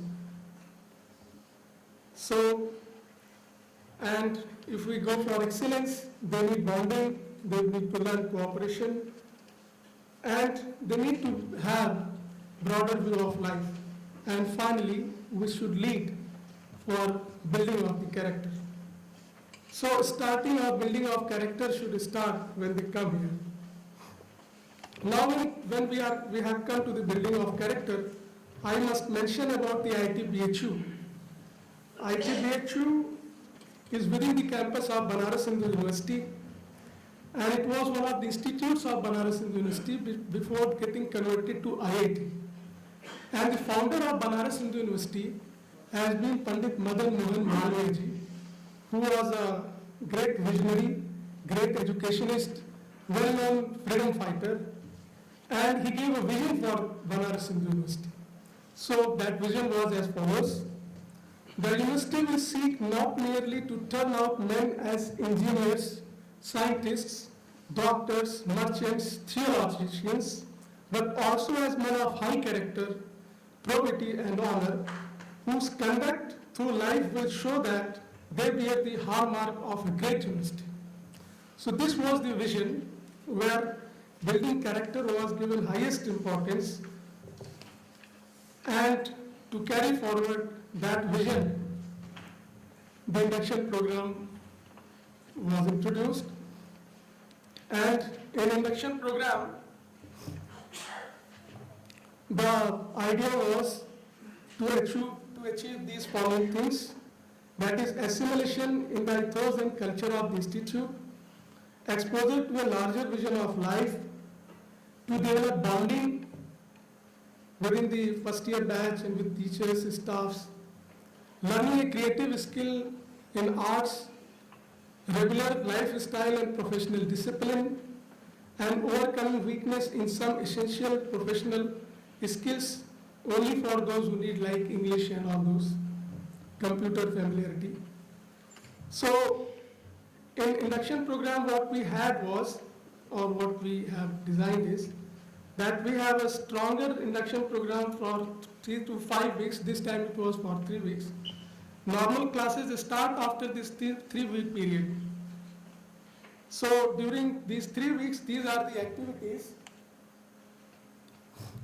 physical activity, creative arts, literary activity, human values course, proficiency modules, lecture by eminent people, visit to city and surrounding areas, exposure to departments, branch, and exposure to different innovative ideas, and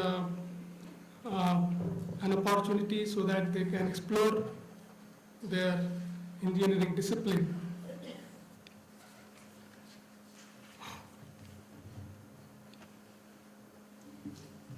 Now this is the time when it's an environment where they need to be introduced to the topics of the human values course, because they have come from the background where competition was important for them, what they were trained.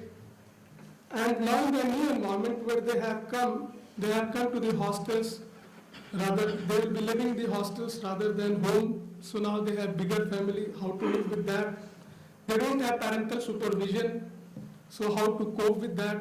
Then there is further a chance of getting their daily routine disturbed, and they have to be prepared for the profession of their future. So in that environment, with this background to the new environment, how to make them ready. So these activities were proposed in the induction program, and this is the right time when they can be introduced to the human values course. And some salient characteristics of human values course are that classes conducted through group discussion, where 18 to 20 students are in a group and a faculty mentor is assigned to them.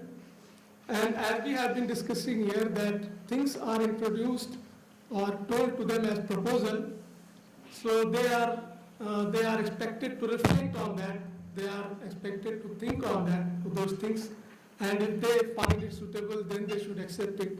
It's not a force, it's not like do's and don'ts. Then well-defined topics are there, and content is there, and all these relate to the issues in their life. But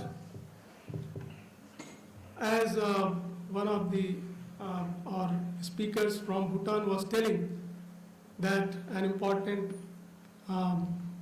person there told that our faculty must practice it, and then only we can tell to the students. So students learn from what they see in their seniors, in their teachers, in their senior students, their staff. So it's important that teachers themselves live to that. So this creates relationship between teachers and students in that group. Now some sample topics which are covered in human values. Students' aspiration, family expectation, gratitude towards people helping me, competition, cooperation and excellence. So they are given different topics where competition is there, and when they live in competition, then what feelings they have within them, like jealousy, feeling of opposition, and then they are given different situations where cooperation and collective working is required, and then the feelings which they experience when they work in cooperation, what positive feelings they get. So those things are discussed, and then different forms of interactions and ragging. But now, after 2 years, ragging is irrelevant to the institute, and nobody is talking about that because they know that what kind of interaction is this. It's not a good way of interaction. It's not a good way of welcoming a new person in their institute. In our home, if somebody comes as guest, we don't rag, we welcome them. So they know that how to treat a new student or new person in our institute. Then human needs, mental and physical, as has been discussed here for last 2 days. And peer pressure, self-confidence, English as a source of self-respect, because what has been observed that those who know English and they can speak in English, they think that if I speak in English, I will be treated highly. And those who know English and speak, they think that they are feeling more confident. And those who don't know English, they are feeling less confident. So when I find someone who speaks very good English, I go under depression. But when I find that I am speaking better English, then my confidence goes up. So this kind of, what use of this kind of confidence is, which goes up and down. So, and in this process, the thing which is being discussed, which is being taught, goes out of the scene, and this highs and lows remain. Who is speaking good, who is speaking bad. So these things are discussed there. Then relationship and various dimensions of relationships, trust, respect, affection, love, care. Then nature, environment, 4 orders in nature, which we have discussed here. Then in this induction program, one movie was shown to them named as Gandhi, which is based on the freedom struggle of Gandhiji.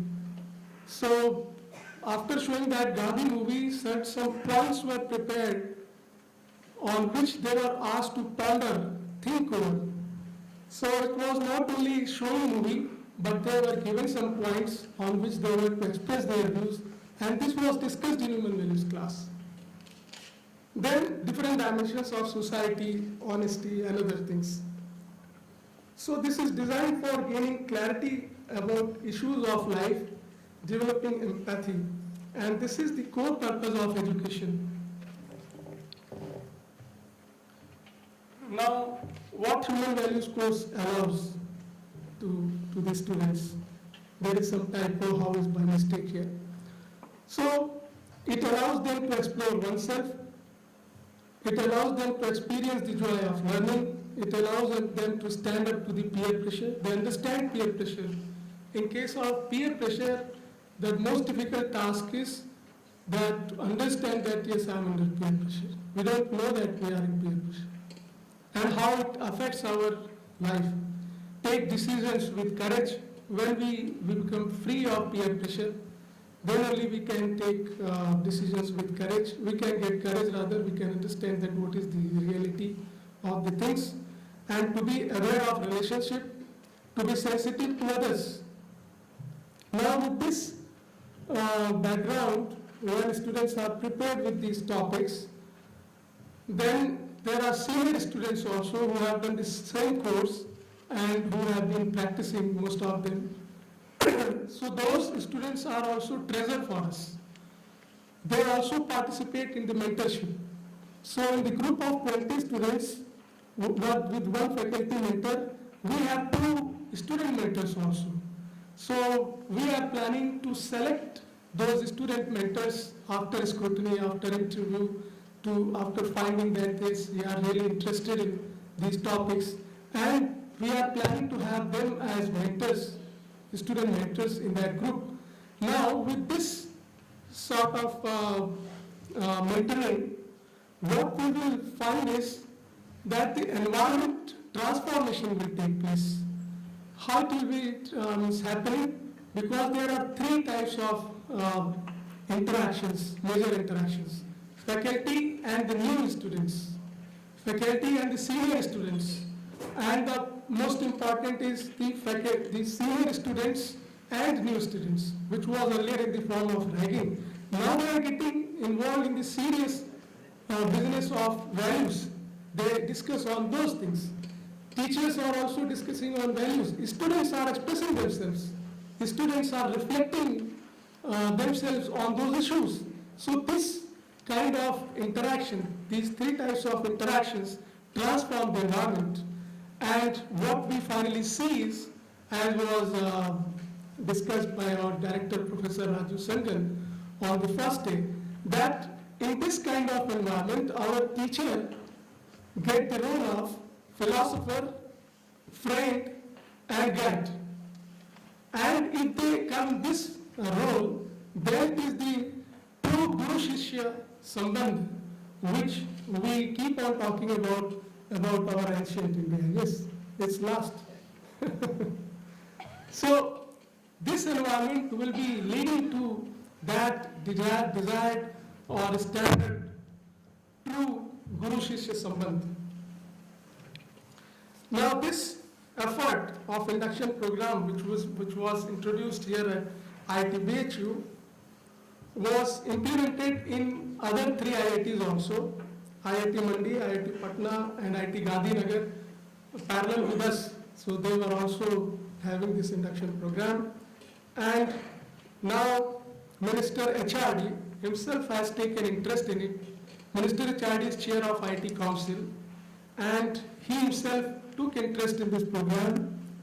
And then discussing after about this program, he has recommended it for all the IITs of the India.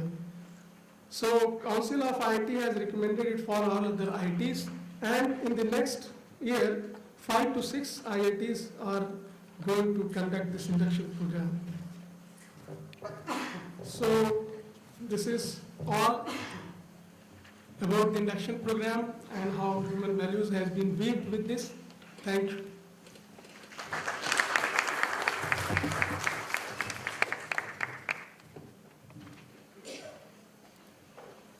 Relevant sharing of Professor R.K. Mishra from BHU about how to implement value education among students in our institution.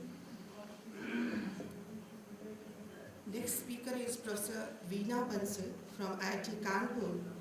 She has a vast experience and involvement in value-based course development. So let's be benefited in this direction of curriculum design as well as improvement, listening her views. Ma'am.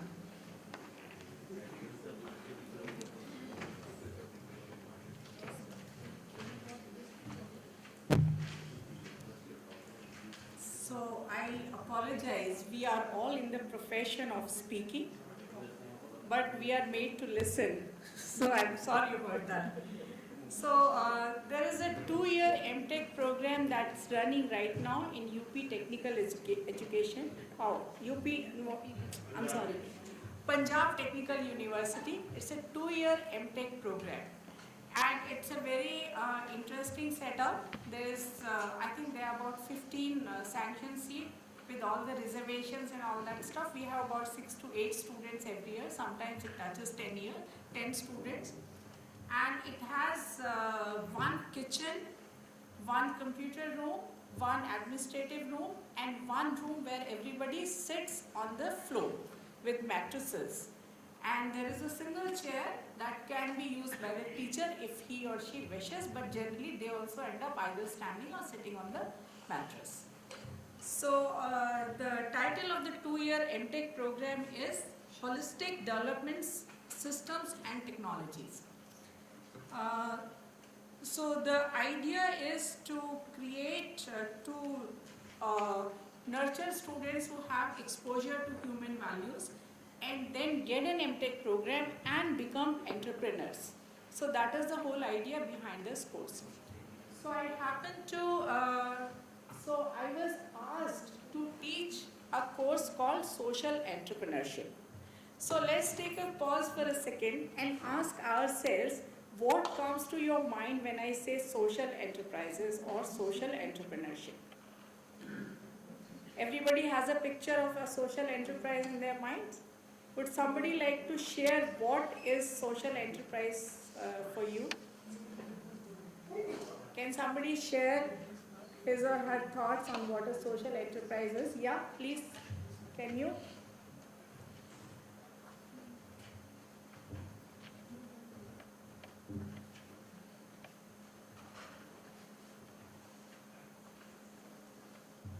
So very briefly, sir, we are always short of time.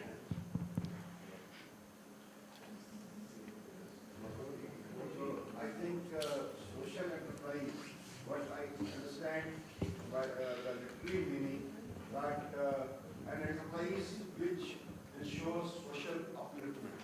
Right. So we just one small Sure. thing. In India, Constitution doesn't permit education to be given as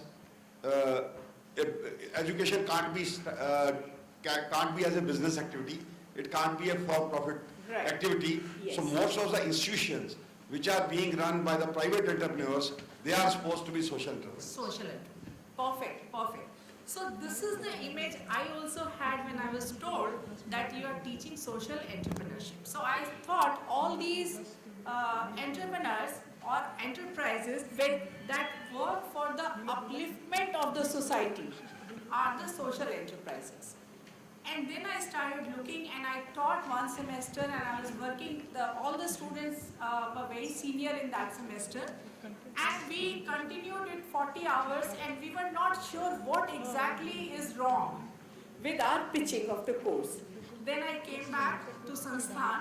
I sat with Rajulji, Ganeshji, Shyam and people from PTU, and we started doing a brainstorming session, and it turned out that every organization has to be a social enterprise. So the value system of every organization has to be such that it is not for profit, but it is what I list here. It is for the fulfillment of human goal as society. It has to work with the right understanding, prosperity, for the family, fearlessness in the society and coexistence in the nature. Once we understood that, then we understood that we can start a company which manufactures mobile phones, but it can still work as a social enterprise. So the present definition of enterprise is setting up a business, taking on financial risk in the hope of profit. Then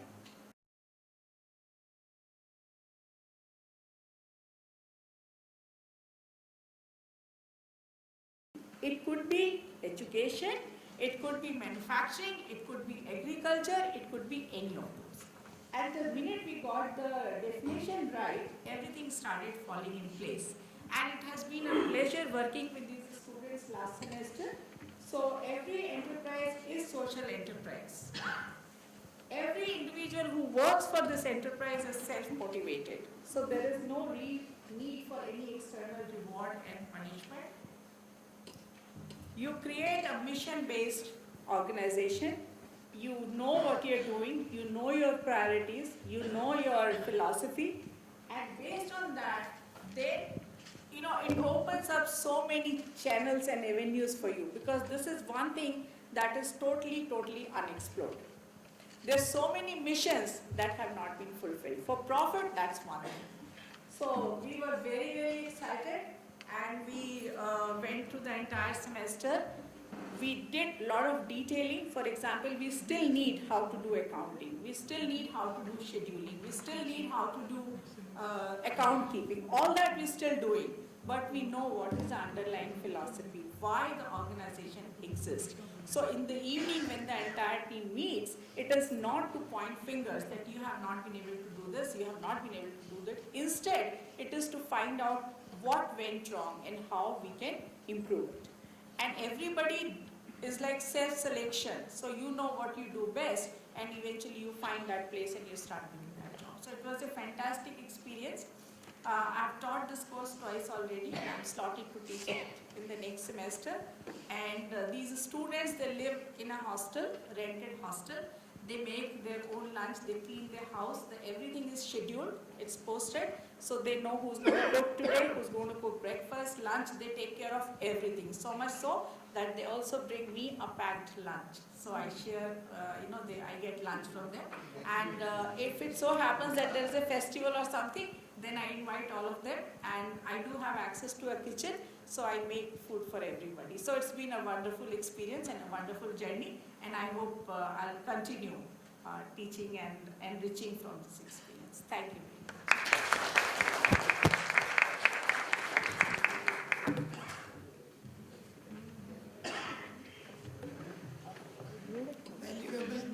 Valuable and interesting sharing of Veena ma'am. Thank you ma'am. In IIT Mandi, Himachal Pradesh, Professor Dr. Atul Dhar is researching in the areas like alternative fuels, biodiesel, biogas, hydrogen, CNG, etc. He has been awarded his PhD degree from IIT Kanpur and presently contributing IIT Mandi as assistant professor. Sir, you are kindly requested to share your opinion and researches with us.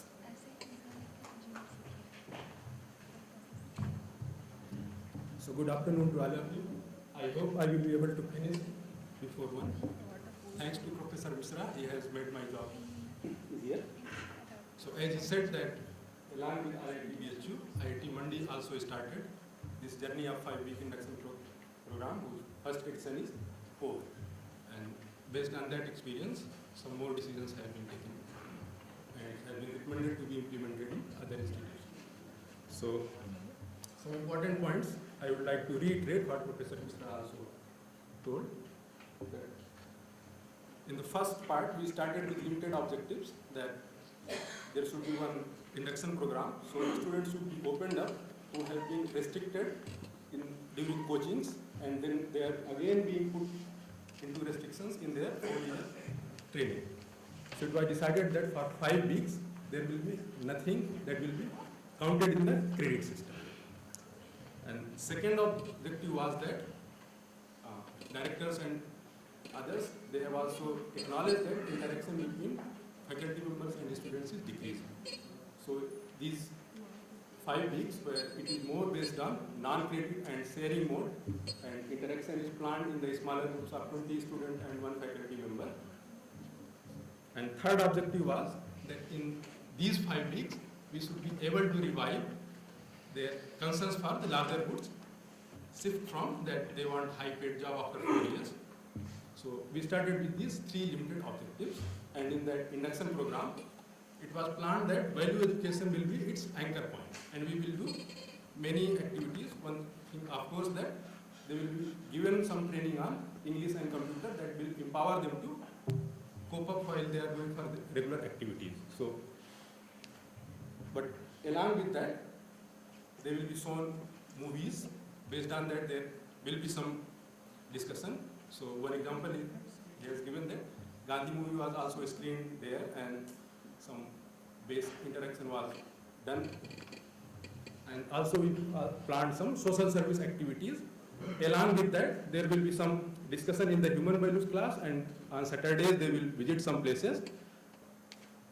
Then same time, it was also planned that in soft skills we will talk about ethics, but why those ethics are needed. So that logic will be talked in human values. So one good thing happened that even in IIT Mandi, there were around 60 faculty members were involved, and in BHU number was same, but compared, so in IIT Mandi it was covering entire institute.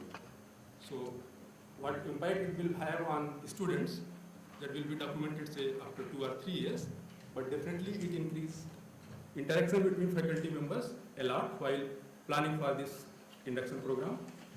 And while we started implementing this, so we have about 1 year of planning. There also we invited some resource person. Professor Sankar also came to conduct 3-day workshop for this human values. So all those activities were almost same what Professor Mishra has mentioned, and students were subjected to very busy schedule starting from 5:30 in the morning to 10 p.m. in the night. So this time, based on their feedback, we are thinking to make it little lean. So they are getting some chance to self-explore as well. So let us see that what will be our experience from next version, and everything will be documented. So whosoever is interested, I am available for discussion. Thanks for listening.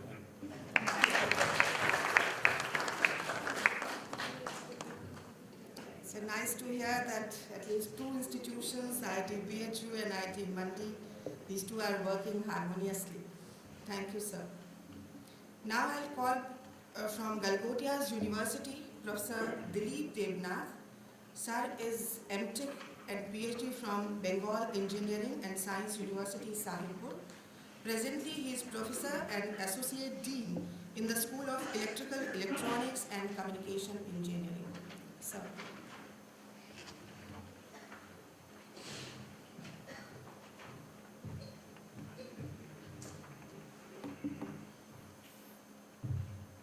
Good afternoon, respected academicians.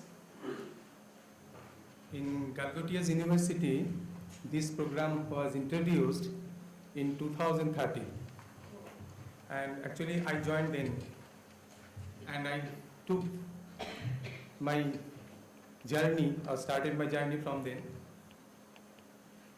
Afterwards, there was several workshops in the university. As you see, this is actually under a school, that is School of Lifelong Learning, and we introduced this course as Universal Human Values and Ethics in first semester and second semester. And we have seen the benefit of using or going through this course in first semester and second semester. Students are very much under control. Discipline of the university is much better, and when they are regularly interacting with the faculty members, facilitators, and with different issues, they meet with the professors, and those who have attended this workshop, they keep on mentoring them, everything smoothly in right direction. So total number of students studying this course this year is about 2,500 in 40 batches. So the course is actually in the LTPC as per the norms, that is 3003, means 3 credit course. So implementation, Honorable Vice Chancellor attended this meeting, particular meeting in IIIT Hyderabad 2013. One day workshop was conducted then. The faculty from different schools were encouraged to undergo the orientation program in the summer. Actually in summer, in different part of the country, different institutions, as a refresher course or some workshops are going on. So our management is very much enthusiastic to send our faculty members to attend. Nowadays, we are sending our MTech students also to attend these workshops in different parts of the country.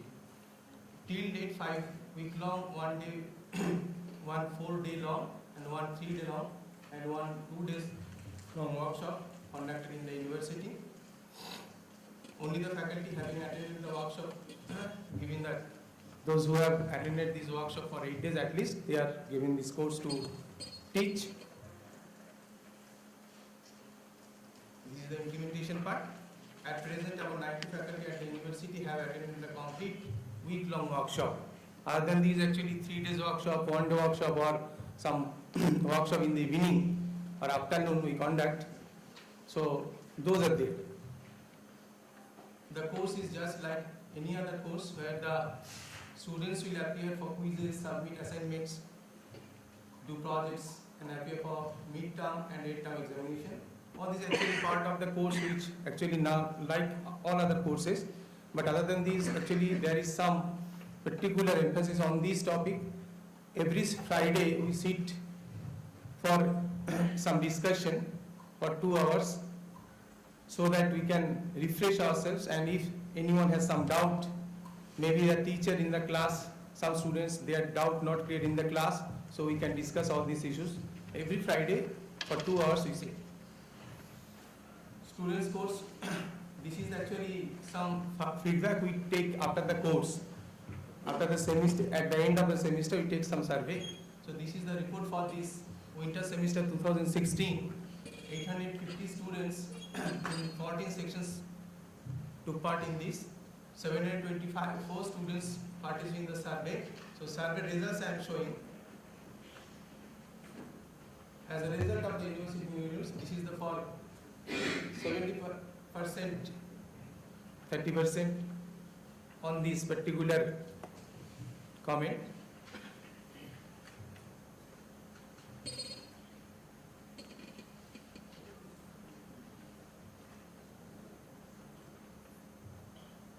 As a result of this course, you better understand the meaning of happiness.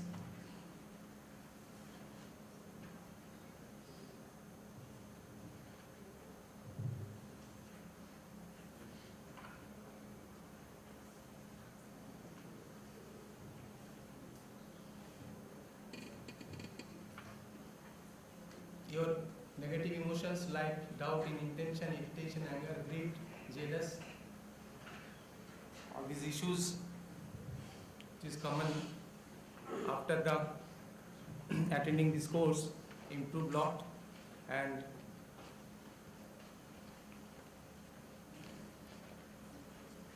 universal human values course that you to understanding relationships, and as a result you will try to develop better relationships and more meaningful interactions with your parents, teachers and friends. So with parents, with teachers and friends, this is significant.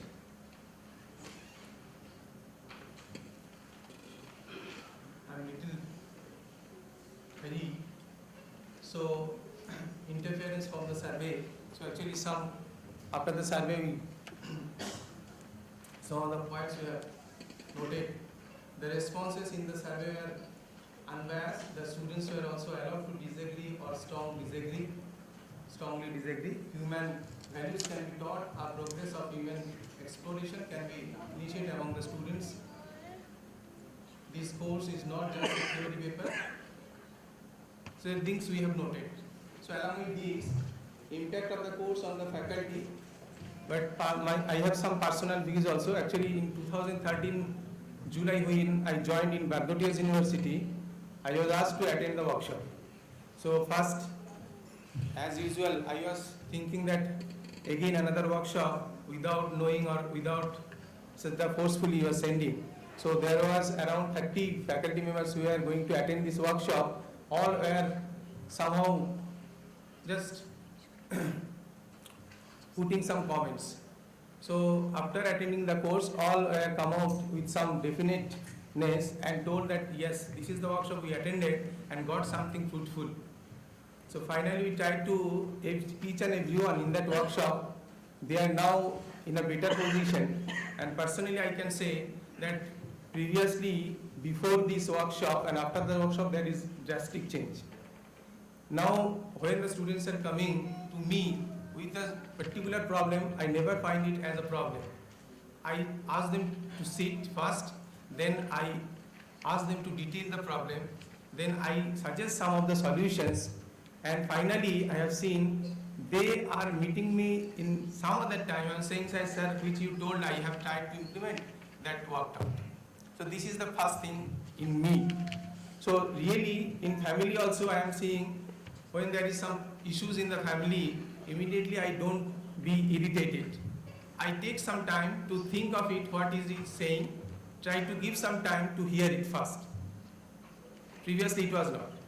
After hearing or after getting the matter what is saying by the member, then I try to get it solved.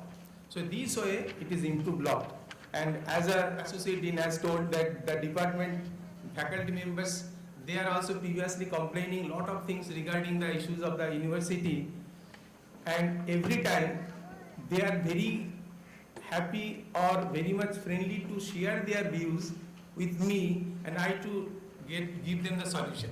I never say that this is not there, you have to do this, you have to do that, but all these things are in my control, and I think obviously in bigger sense the university is under control.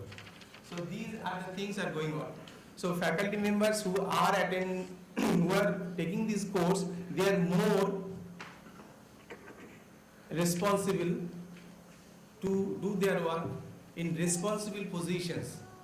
Some of the faculty members, those who are in examination cell, they are doing their work very perfectly, trying to maintain everything. So management is also seeing that those who have attended this course, they have some impact onto the university betterment, and that's why they are giving the responsibilities to these faculty members. So that is another plus point and betterment. Okay, I'm not lingering. So if you have any question, thank you very much for hearing me, and I think if we can explore the self, then it will be better for all. So I do it.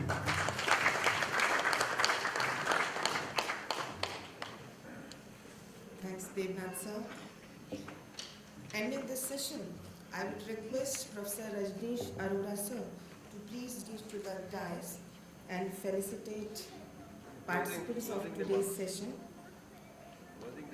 Very first, Dr. Cheki Dorji from Bhutan.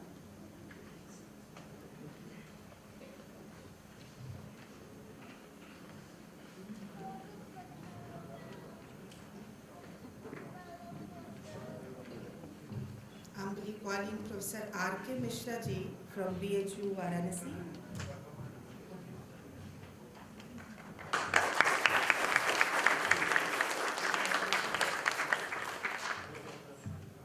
Mishra sir from BHU. Veena madam from INTL Kanpur. Veena Balsundar. Okay, she left now. Atul Dhar sir from IIT Mandi.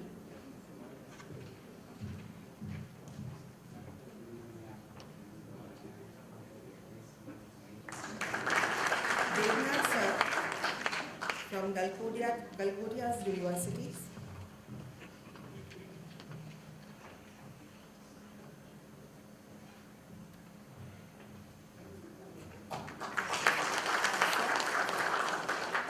Now I would call Mr. Bhan Pratap Singh, Coordinator VSER AKTU, to felicitate the chair.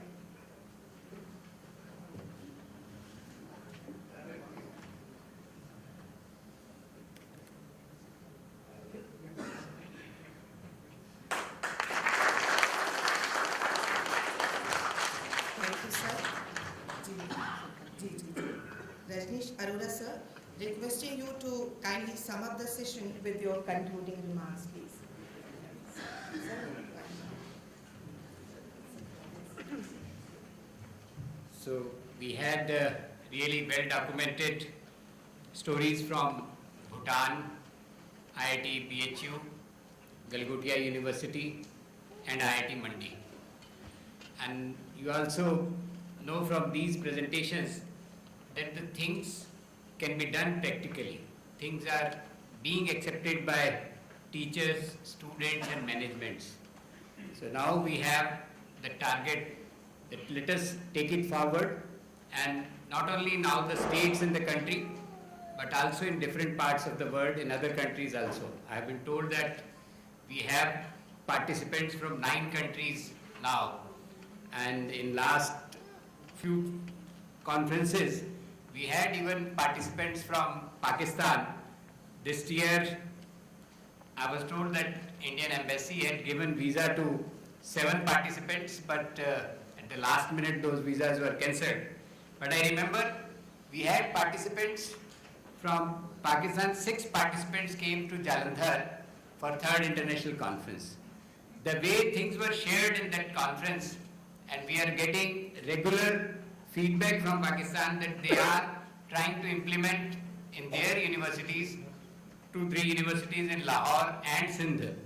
So when we talk about universal things, rational, which appeal to human reasoning, then there are no boundaries which are created by human beings, and so many problems we feel. So because of these, with these presentations in this session, I think we feel more confident about taking it forward to in our institutions. Thank you. Thank you.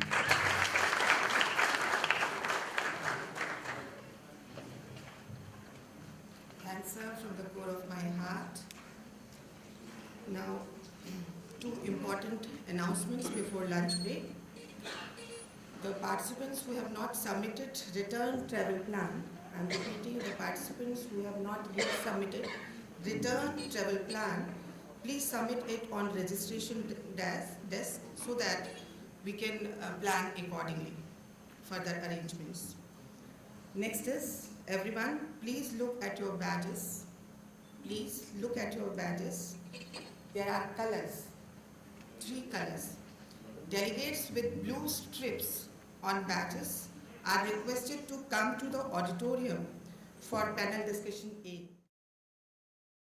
Delegates with the blue strip on badges, you are requested to come to the auditorium for panel discussion A. Delegates with yellow badges, they are requested to reach in circular hall for panel discussion. With yellow badges, they are requested to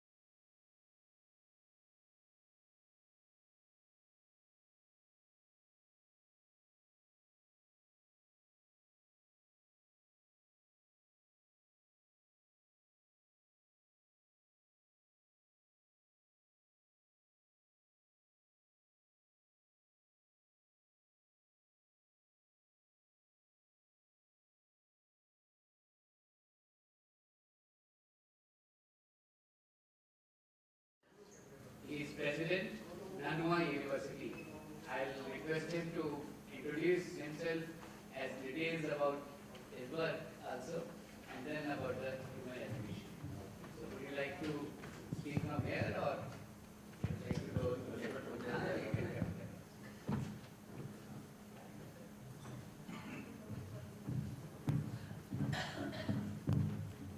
Okay, thank you, Mr. Chairperson. Distinguished participants, I'm very honored to come here to share the experiences what we had there in Taiwan, especially at the Nanhua University. I'm the president of Nanhua University, and the reason for me to be invited, probably that is because Nanhua University was evaluated by Ministry of Education as one of the most distinct model of on-life education. Here you call that human values, but in Taiwan,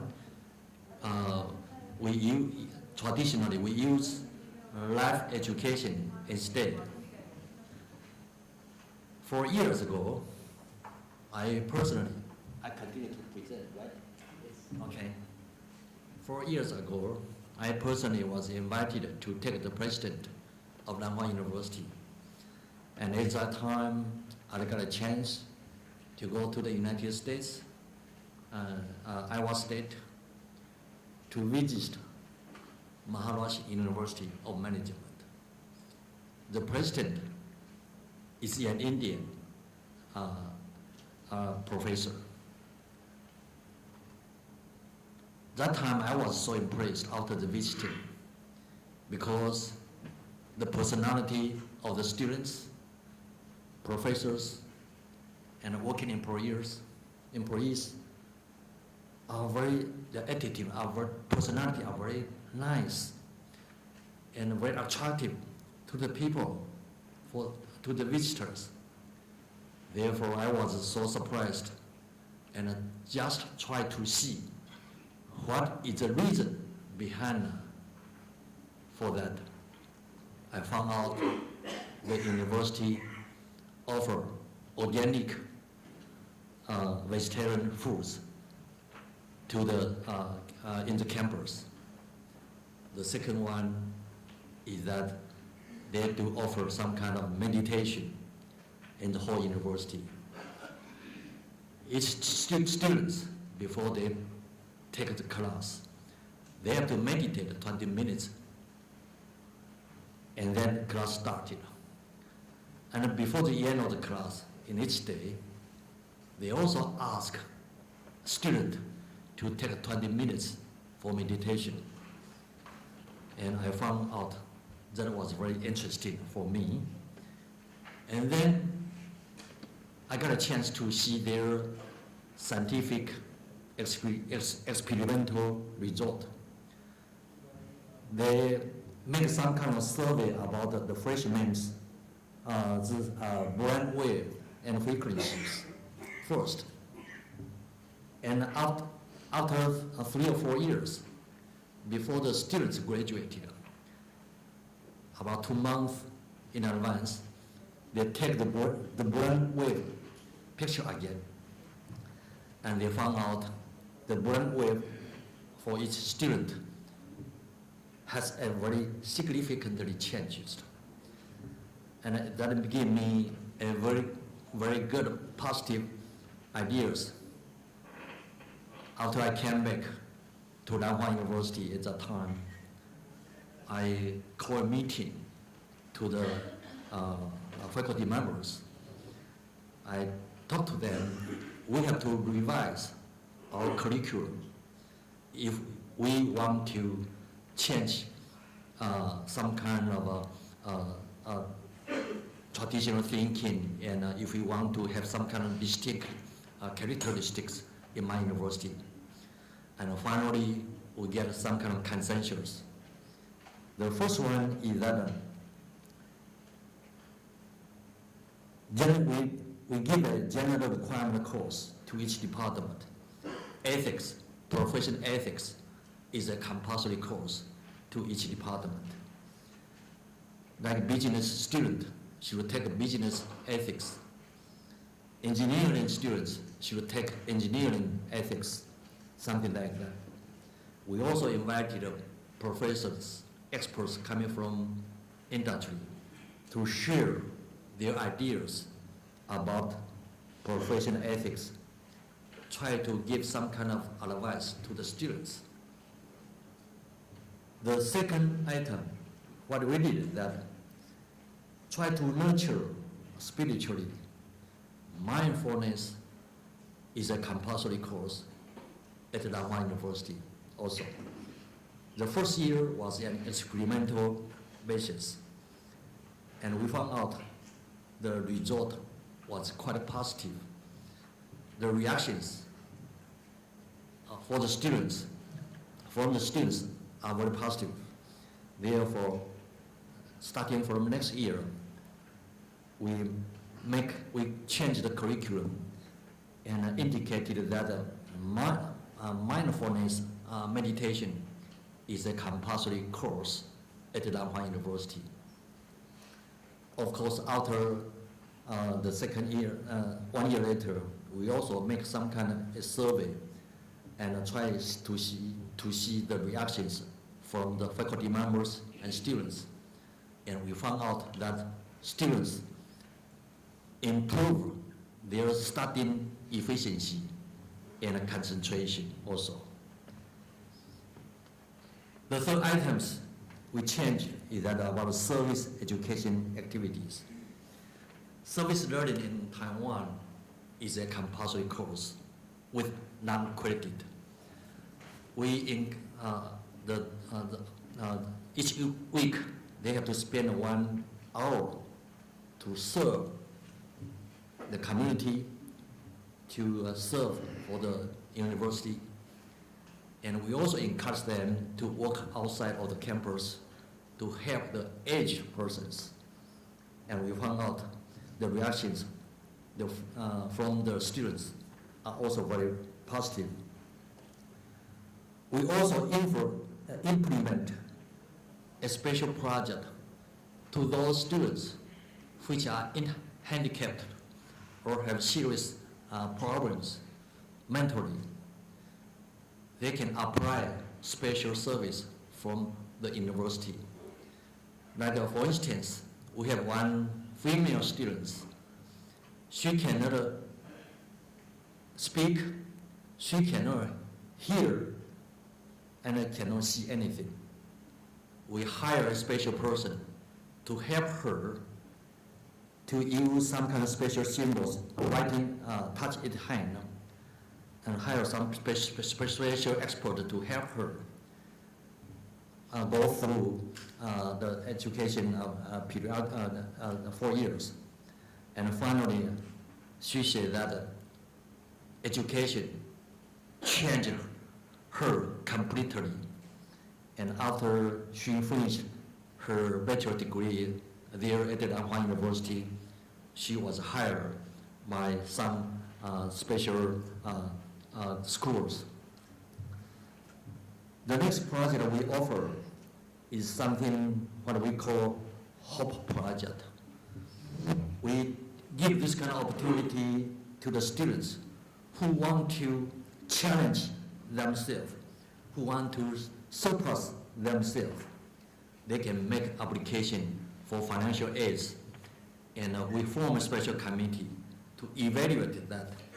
If they fit this kind of model, the requirement, they will get some kind of financial aid for them to participate, to do some kind of special project. Also, in Taiwan, we also promote what we call coming of age celebrations. I don't know whether you have this kind of system here in India or not. In Taiwan, generally speaking, this kind of ceremony will be held in the high school. However, at Langhua University, we do believe that that is very important for the students. In the ceremony, we invited parents to come to school. And we try to inspire the students to pay the appreciations to the parents. And as far as we understand that students, they usually in the past they probably don't say, "Papa, Mama, I love you," but in that situation, frankly they speak. They talk to their Papa, Mama, say that, "Papa, Mama, I appreciate it for your support, for your bring up for us." At that time, a lot of parents cry immediately.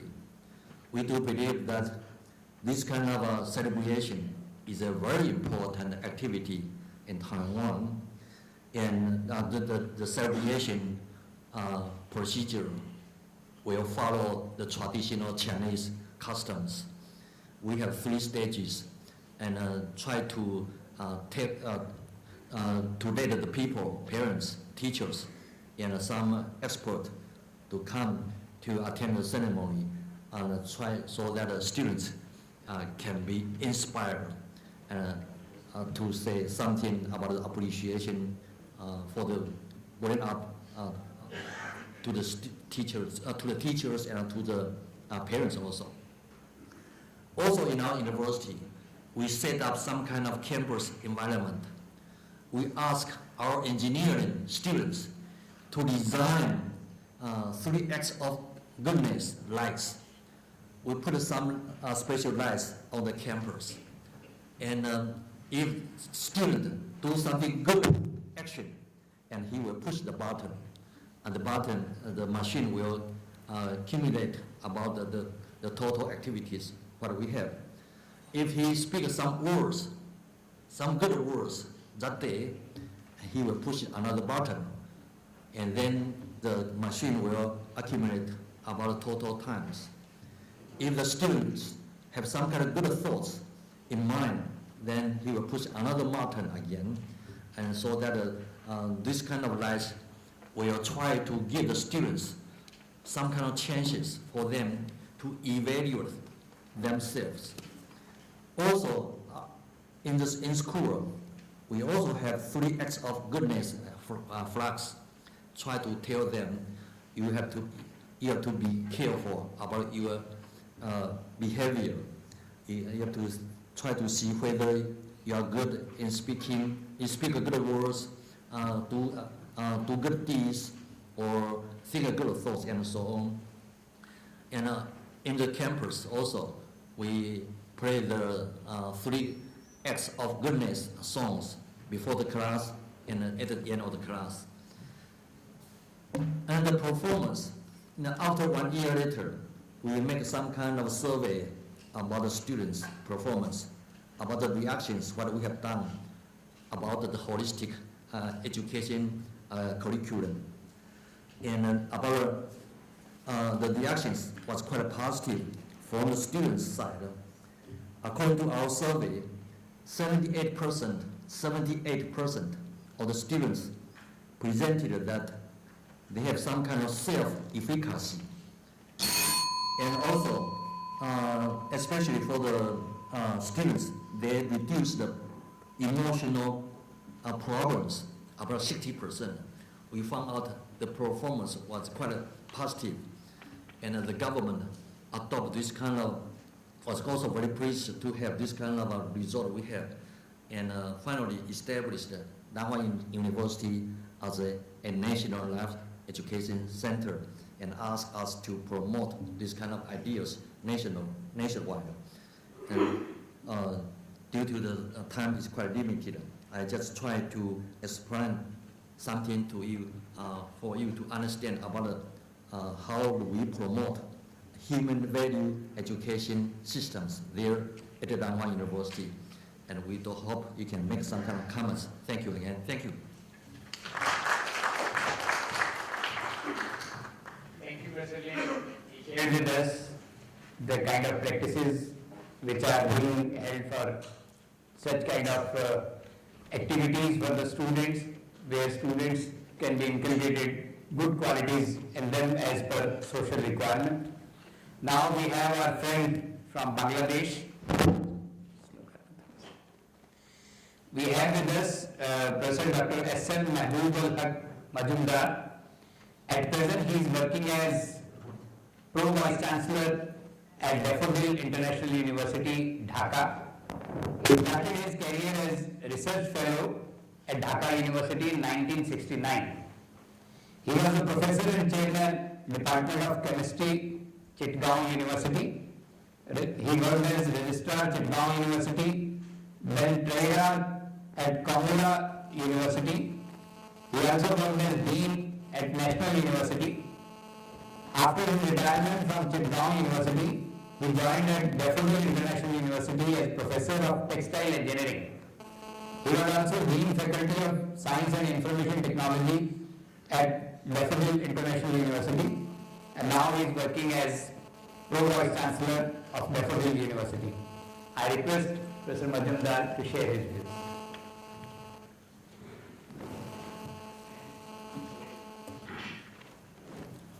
Honorable Moderator, Professor Arora, respected panelists, and distinguished audiences, good afternoon. It is clear that the value education is essential for the survival of the mankind in the world. Without this value education, the world, according to me, will not exist, because you have seen whole globe at the moment is unrest. To overcome this problem, we have to go for value education. This is decided. Now what we have to do, how we can implement it. According to me, first of all, I think it should be in the 3 tiers, primary, secondary, and tertiary. The initiation should be from primary education, because in the infant time, the young mind can catch what the teachers teaches. They will be able to catch very quickly, and it's sustained for even up to old age. If we think ourselves, what we learn in the primary stage, still we remember all those things. So I think the first initiation should be from primary level. Then comes propagation, that is, which should be implemented from the secondary tier. And then, after that, there will be a ripening stage, that is, it will take a proper shape in the tertiary education. So, the curriculum should be designed in such a way, it should be started from primary, then secondary, then tertiary. Now, another thing is that there should be effective curriculum. What I have observed in Bhutan, I attended the 4th International Conference on Human Values at Bhutan. I really amazed. They implemented it like anything. And in that case, I have seen the delegates where they took their meal, the plate were washed by the students, by the volunteers. So this is amazing. This is what is called your human values. And I have seen many things which is really appreciable. I really appreciate the Bhutan government as well as the implementing authorities. So my suggestion, we will have to design the curriculum in that fashion, or we have to think about the matter how to implement more efficiently.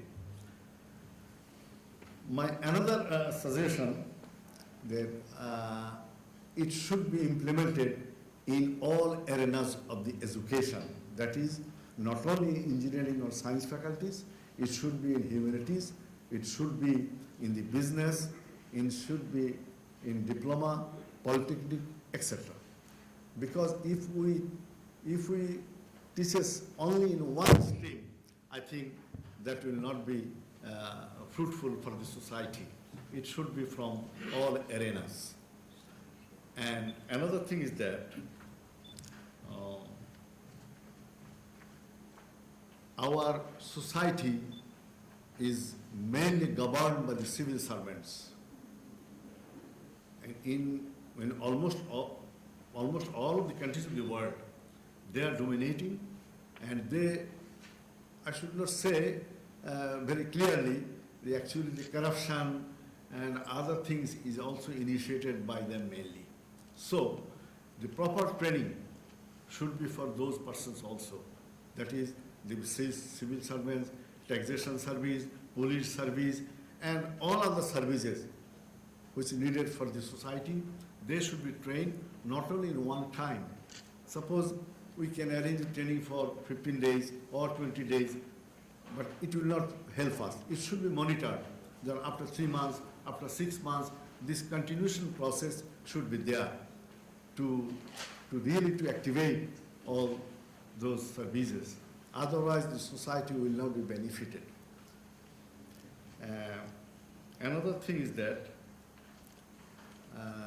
the school, college are the main tools to organize all these things. So, if we organize, then ourselves, that is the teaching community, first should be trained.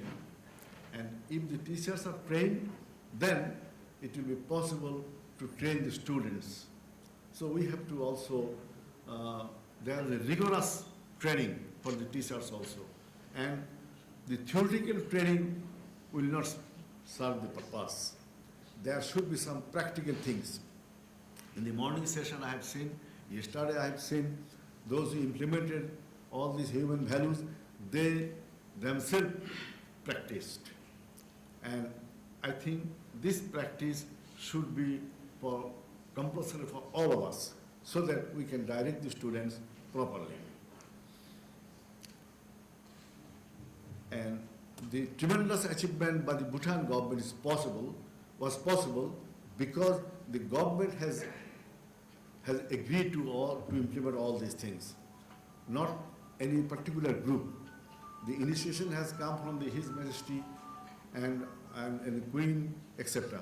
So that was possible. So this type of initiation from the government of all the countries should be. Otherwise, piecemeal, if we work piecemeally, then I think it will not be very fruitful. The government should come forward. Even if we look at the society, what we observe, actually the political leaders are also responsible for many corruptions. So the proper training also should be political leaders also. Otherwise, if we do or if we practice in the education institution, I think that will not be very fruitful if the politicians and the civil servants and all the service people, if they don't come forward, I think our mission will not be successful one. So I think the members of the parliament and the ministers, they also should be trained, even the ministers, because corruption also spread by their followers. So if they are in right path, I think things will be all right. So now the curriculum. Curriculum should be a very important factor, and we have to think about the matter collectively, not individually. Opinion discussion is very important factor. If we discuss the matter with many persons, many brains, if we accumulate the many brains, and positive things will come forward, and in that way we can design the curriculum. So my complete suggestion is that it should be started from the primary level, then secondary, then tertiary. The another thing is that it should be spread in all the arenas of the education sector, that is humanities, business, science, engineering, etc. as a whole. And then the government officials should be trained, and the politicians also should be trained, ministers also should be trained, and if we go ahead with this mission, I think we'll be able to be very successful in this mission. And without this education, actually this should be started even from the family. right from the home. And then our children will be educated, they will be able to know. Then I can cite one example of corruption in my country. One of my friends, he has a plot of land at Dhaka. He made a plan with a good architect. The plan was very beautiful, and he submitted it to our authority, that is, we call it Rajdhani Unnayan Kortripokho, that is Capital Development Authority. But one engineer says that, oh no, this is not very good design, you have to remove. He says that I made it from a very good architect of the country, and he's a renowned architect, and I think everything is. Then he says, no, there are many paraphernalia which are not in accordance with the rules. So then he said, what I should do now? Well, then one thing you have to do, then you can reject it, or if you like to make it in a positive way, then you have to wait for some time. So why I will wait for some time? Then you have to give some speed money. If you give the speed money, then it will be, in total it will be passed. So why, he says, why I will spend this speed money? Well, you see, I'm serving, I'm getting the salary. But I'm helping you. That's why you have to give speed money. So the those who are corrupt, they are so shameless. What they are telling, even they can understand. So openly, and a very literate person, can he say like this? So this is our society. So we have to change this society. So in our home, if we train our children, if we behave them properly, if how they will talk with their maid, how they will talk with their relatives, this lesson should be from the home. So I think if we follow all these things, and if we move collectively, if we have to convince the government, so government should come forward to implement the human values. I think we will be successful. With these few words, I'd like to conclude, and I'm giving my warm thanks to you all for giving me the patience hearing. Thank you all.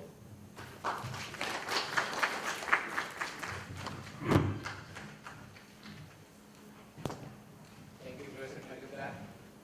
Now, Interrupting you for a moment, sir. Professor Naveen Sheth, PC, Gujarat Technological University, Ahmedabad, has arrived with Dr. J.N. Shah from Rajkot. We welcome sir.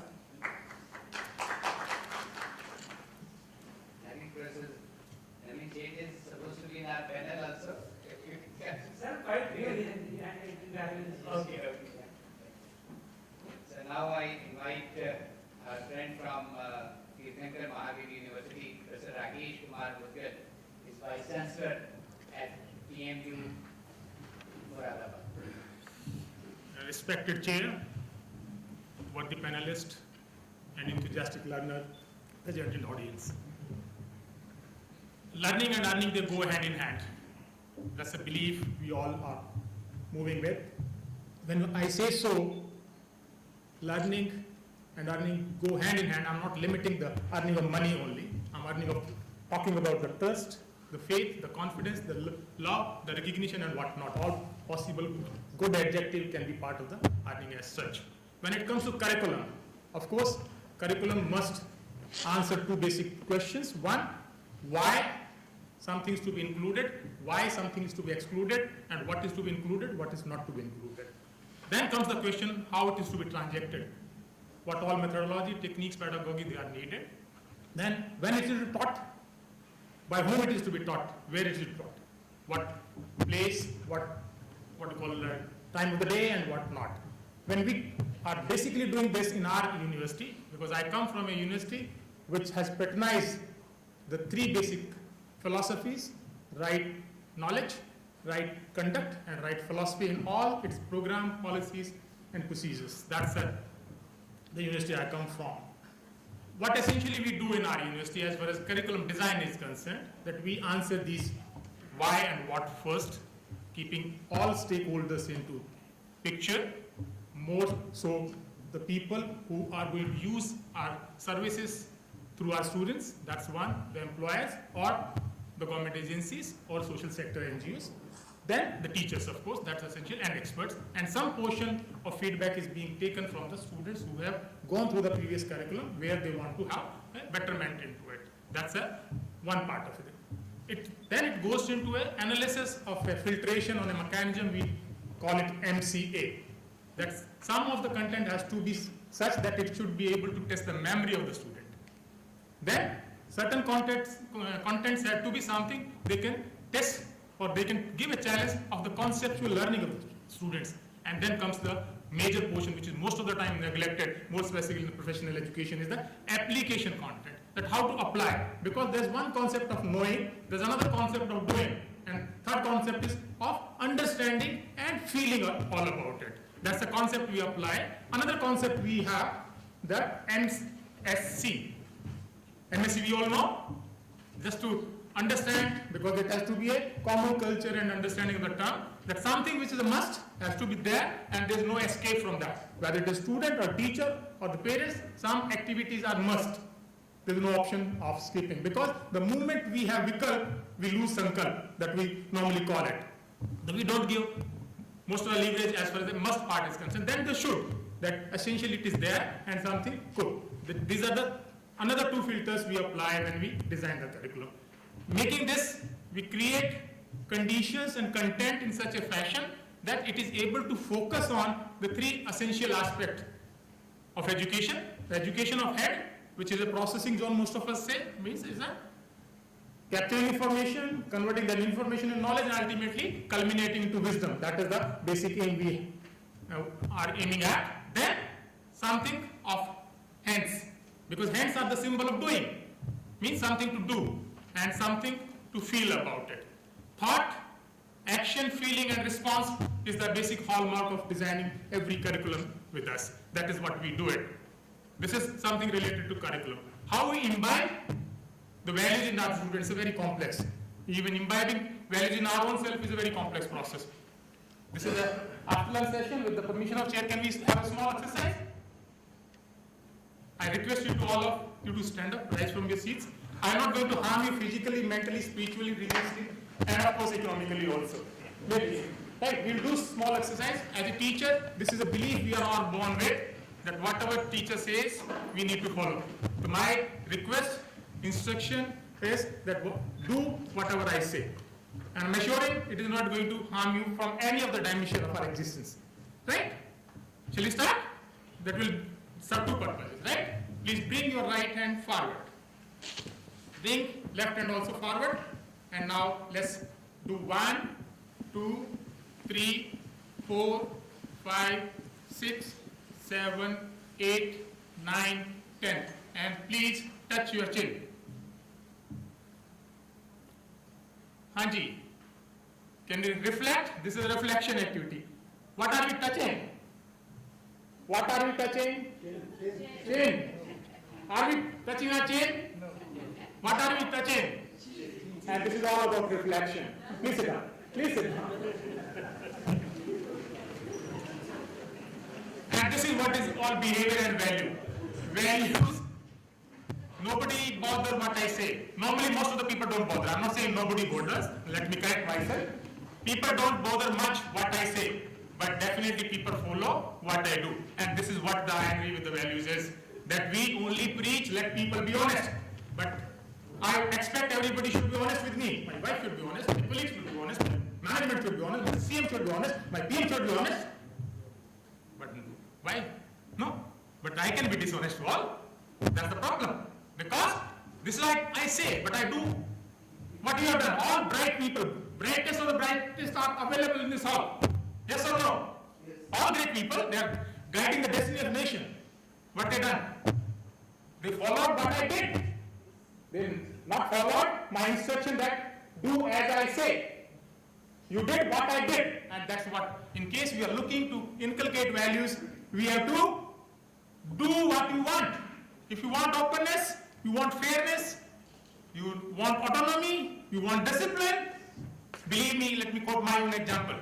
Most of the people, because I come from a farming family, I was born in a village, brought up in a village, And then you don't want, and somebody gave a presentation also, I think somebody was from Bhutan, that nail polish, the teacher stopped using nail polish. Of course, because nail polish does not nurture you. And we never wanted that our daughter should use nail polish until she pass out from the school. Because after that you are adult, you can elect and select the government of the day, so you can do anything for you also. That's for right. My wife never used nail polish until she graduated out. My daughter graduated out of the school in 12th. Of course, she passed out from BITS Pilani as an engineer in electrical electronics engineering. That's a separate issue altogether. But you have to lead by example. My father never bought a television until we all graduated out. It's not because, see, temptation is always so tempting. That is another issue I'm coming back to. So please, in case you are looking for injecting the word called value, let's not use the disvalue, because somebody was arguing and discussing in the previous session that it should be unconditional love. When we don't write anything, it is always positive. When I say 10, what is our assumption, understanding, and application knowledge? 10 is plus 10. We never say minus plus 10, then we say plus 10. No, please. If it is a minus 10, then we say minus 10. But when we write 10 somewhere, we assume, we recognize, we value, we respect, we understand, it is plus 10.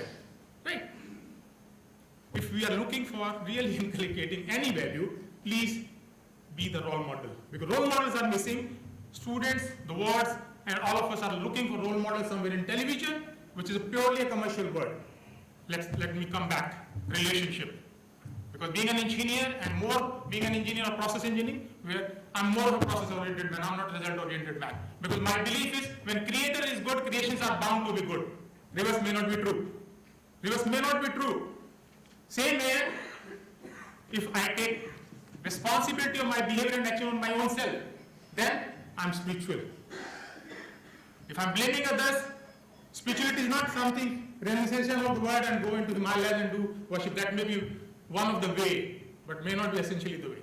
Now, coming to relationship, I've done a lot of work onto this, because in any situation, our job is to convert resources into results.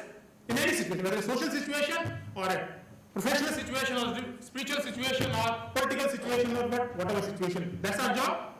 Now, for what? Again, why we are doing it? For what? For rewards. Those rewards could be, this is a 4-hour theory by Rakesh Mukdil, right?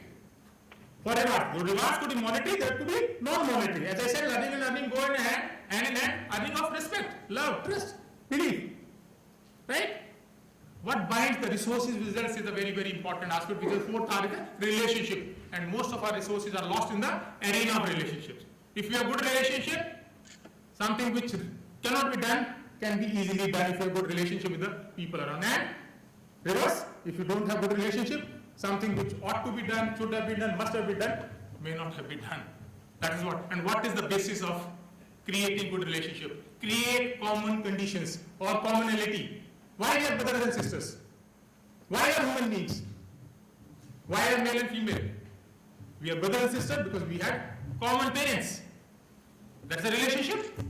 We studied in the same school, we were boarding from the same bus, we were going to the same library, mosque, church, temple, institution, playing, whatever the things. More commonalities are there, stronger the relationships are. Because how it is to be done is a very, very important thing. One day my father taught me, मैं बहुत तेजी से खाना खाता था, and he gave me very simple tip. That Vaisal Gandhi ji said that you have to shoot 32 times, I suppose, or 36, 32 or 36. Don't pick up the next niwala unless this person particular has gone inside. You will never come across a condition of eating fast. Don't pick up the next one unless this goes in. Simple. So very, very simple. Now, what is to be done? A family which eats together, stays together. This is another belief my father has injected in all of us. Try this. It's very simple. Because to be simple is most difficult. We can have complexity. When we were traveling, Rajaji said, yes, we have solved big problems, but we are not able to solve small problems. We created a missile which can hit exactly at 6,000 kilometers sitting from Kanpur itself. Right? But in that process, we are lost to contact a person who is just living next door. So create condition of commonality. Now, coming to another formula. The teacher, because everybody is expecting that most of the things we should be doing from teacher. Under 2 minutes, sir? Okay. Teachers. There are 4 categories of teachers. as my proposal is concerned in the normal term. This is something very, that has given me very, very clear thought that we have to propose, not to impose, right? That's a very important lesson, at least I am carrying home. As for my proposal, there are three teachers: mother as a teacher, father as a teacher, teacher as a teacher. We pay teachers, of course, and then grandparents as a teacher. One personality can have four also, but they are distinct responsibility to deliver certain values. As a mother, and there is a concept of offer and receive, not give and take. Give and take is a business. Take and take is terrorism. No? Everybody is interested in looting only. And give and take, business. And take and give is the government. And give and give is a charity. Give and give is a charity. But I have converted this into the concept as offer and receive. Samarpan or sweetheart. Whenever somebody is offering you what we call the shawl, what do? We bow. We are happily accepting it and giving respect to the person who is giving. This is offer and receive. The mother as a teacher, offer love, receive dedication. Or it is a reverse also. Offer dedication, receive love. That's a mother management or mother's value management. Father, only love is not going to work. That's a pakka thing. They will spoil. Most of the people say, "Maa ke pyar ne bigaad diya." That's a very unnecessary we get. Right? Then father management. Offer value, receive work, and offer work, receive value. That's a two-way traffic, not a one-way traffic. Teachers, as we are, offer knowledge, receive learning, offer learning, receive knowledge. And most important, most neglected in today's competitive world is the grandparents. Do you think we have got a trustworthy society? What are we looking at? Trust is in a decline or it is on increase? Decline. And why it is decline? This is my proposal. Don't take it otherwise. Because we are not able to live with our grandparents. We say, grandparents, my parents are living with me. Are we so big that we can have our parents with us, or it is good to be with them? Thoda shabdon ka fark, but it has got a great value into it. That offer, responsibility, receive trust. Offer, trust, receive responsibility. This is 8-way management. This is essentially needed. Now, two simple principles for value addition, being an engineer. Value is a function of functional and cost. Or leave aside the mathematical constant into it. For discussion sake, keep V is equal to F by C, which is a fraction. And all of us are interested more in doing value addition or otherwise. What is our option? What are we choosing? What is our natural acceptance? Value addition or? Anji, what do you think? We should add value? Like, keep smiling, it enhances the value. That is what the normal saying we have always. That is what our chair does. Right? Now, what is the alternative available as? V is equal to F by C. Phi is a functionality, means utility. If we are able to increase utility and reduce cost, that's a value addition. By chance, we are not able to reduce what we call cost, we have to increase utility. Or by chance, we are not able to increase utility, we have to increase cost. That is the only way of creating value as far as the physical world is concerned. Of course, mental world, I don't know the equation. Now, the last take home is what we need to do as teachers. Teachers are categorized starting from a mediocre, there is no poor teacher. God has, by default, given us a privilege to be starting from a higher datum. Right? That's a mediocre teacher, there's a good teacher, there's an excellent teacher, there's a great teacher, right? That is what the classification. And what is the key? If you are only categorized as a, what we call as a mediocre teacher, our focus most of the time you will find is only telling, do this, do that, don't do this, come in time, wear properly, do your homework, submit your assignment. That is the most of the time we will be focusing on. That student will be able to put us in there, or we can also put ourselves in the mediocre category if we are focusing primarily on this. If you want to go up, starting from telling, please transfer into explaining, and then we become good. That this is how it can be. Right? If you want to be excellent, focus on demonstration. How many of us can solve our question paper we set for the students? If we are not able to demonstrate, definitely we are creating condition of not reaching the level of excellence. That's a pakka thing. We can make paper from any of the good books, 7 books here and there, and with the Google Baba around, we can do anything. But can we demonstrate that I can solve paper within 3 hours with the same level? And the last, if you want to be a great teacher, inspire people, right? And this is what I have tried to do from that exercise, that Yes, we were expressed from two aspects, saying and doing. When there's a conflict between two, doing prevails then on the saying. Thank you so much.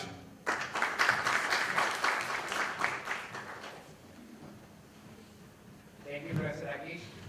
We really had Nice presentation there.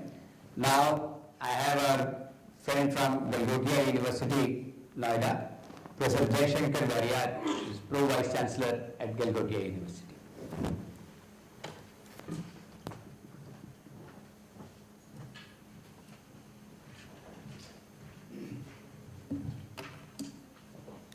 Good afternoon.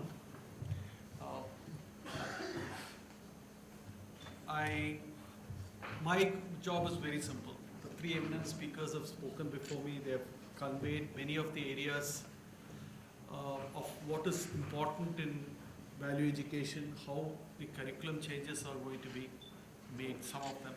Now I'll focus more on the what is it that we expect from a human being. The human being basically, the way I look at it, has four dimensions, which is basically thought, behavior, work, and realization. So with that, what the human being does is he tries to have different levels of living, which is at the individual level, then at the family, and then at society at large, and then in harmony with nature. Now, in many of these cases, when we were discussing, we were talking about the physical needs. Now, I used to teach I'm a chemical engineer by profession, but I also used to teach environmental studies, which is a mandated course by the Honorable Supreme Court of India. And there are reasons why it was mandated. Now, while teaching that, what I found was that many of these things which we are discussing today was something that I used to put into that course, because there are many areas here which, unless you transform as a human being, you will not be able to implement. And the thing is, from the environment, if you look at it, there are many tools now that are available to convince, for example, an engineer. In many cases, we are not able to convince them why you need to do this. Why should I not drink Pepsi? Or why should I not drink coffee?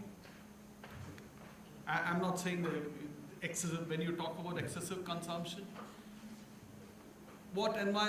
some of these tools tell you is, for example, the amount of water that's consumed when you make rice, when you make sugar. Okay? And those are all done to actually satisfy our physical needs. Now, in a sense, when we integrate both when we are talking about values, it's in many cases, once we make sure that the students understand that the physical needs that they expect cannot be met, then the remaining transformation in my mind actually happens quite holistically. Now, the other point is actually what does society at large think about us as an educator, as educators.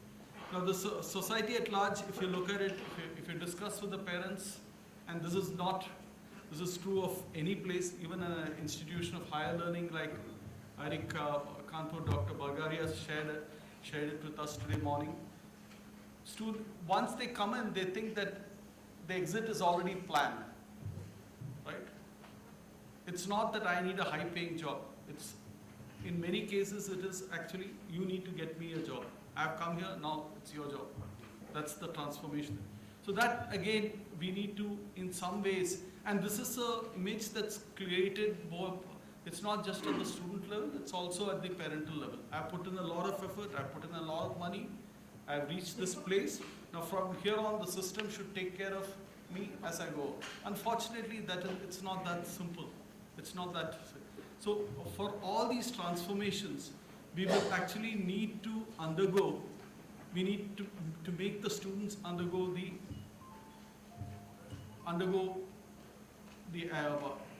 how values have to be imbibed. How do you create value for yourself and also for society at large? Okay. The third issue is actually the generation change. I think this is particularly true for India because the advent of internet was somewhere in the late 90s. The advent of mobile phone has happened in the classroom, has happened in the last 5 years or 7 years. This again, these two disconnects, what it does is actually it reduces the attention span of the student. The traditional lecture, for example, if you look at the presentations we've had presentations for about 40 minutes, 50 minutes.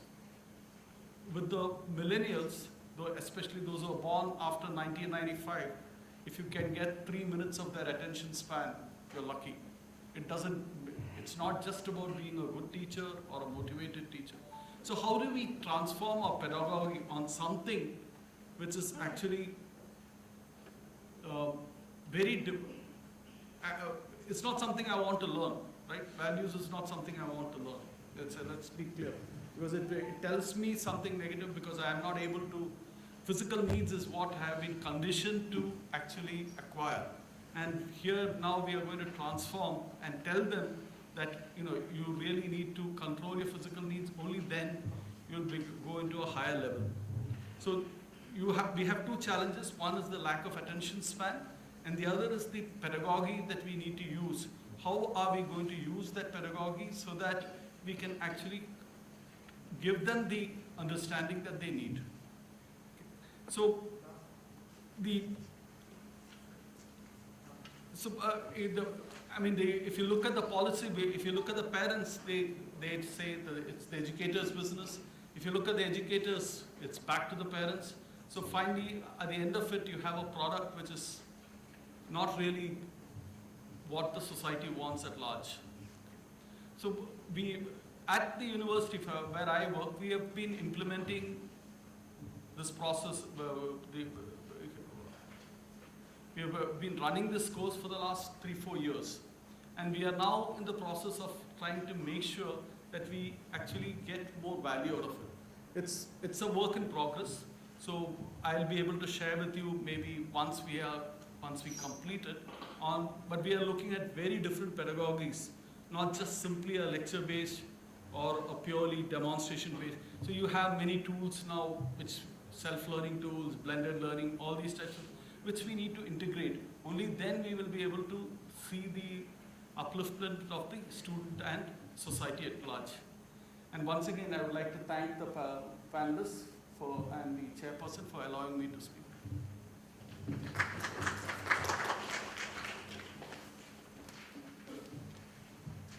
Thank you, Professor Jayashankar. Now we had presentations by all the panelists. Now it's open to the house. I'll request the audience to come forward and we can have your views on this specific issue of curriculum for holistic education.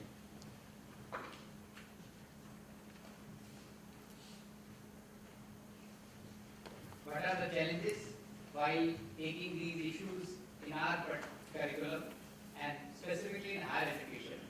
Because all of you are there for higher education. Yes, come, introduce yourself. You can come and speak from here.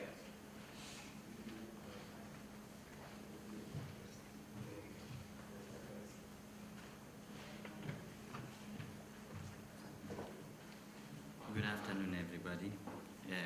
Thank you.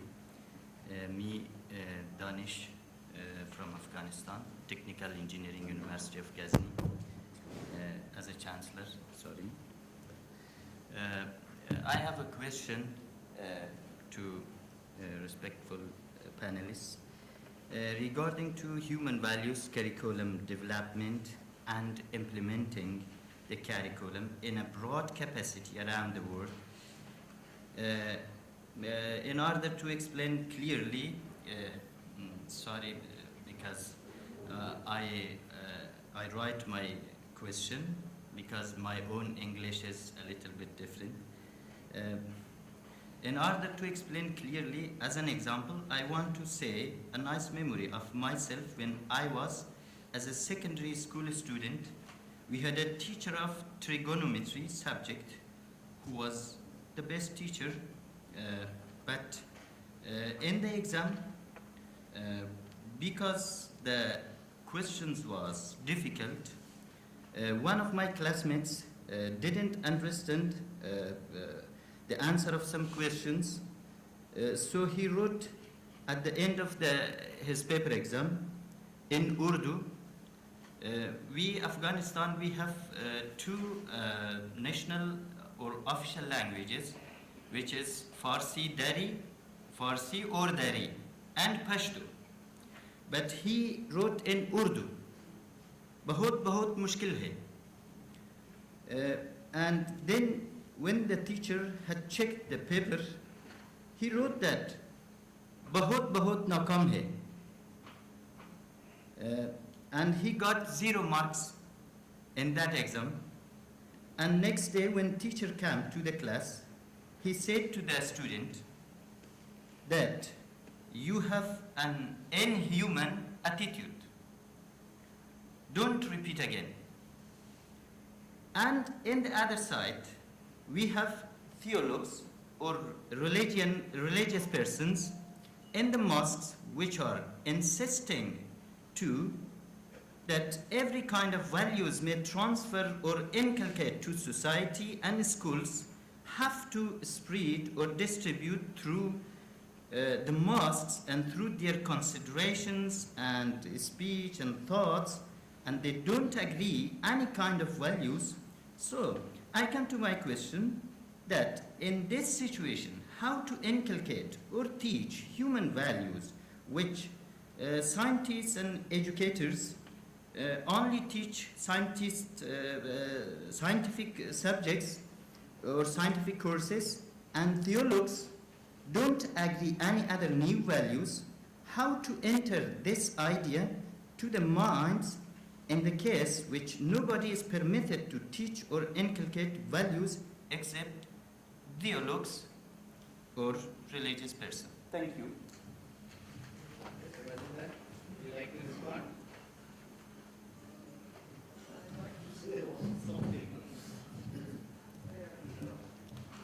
I think we should motivate. Motivation is a very important factor. If anybody made any mistake or if anybody make any wrong thing, then motivation, I think motivation is the only solution. Very coolly, very politely to motivate the things. I think if motivation is followed, I think the problem will be solved. Thank you very much.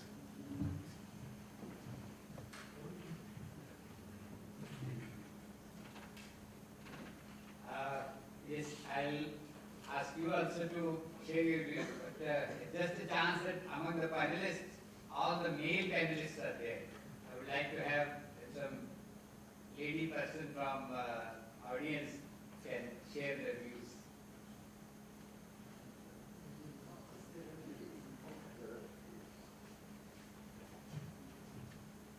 Okay, we'll have just your views and then we'll request them again.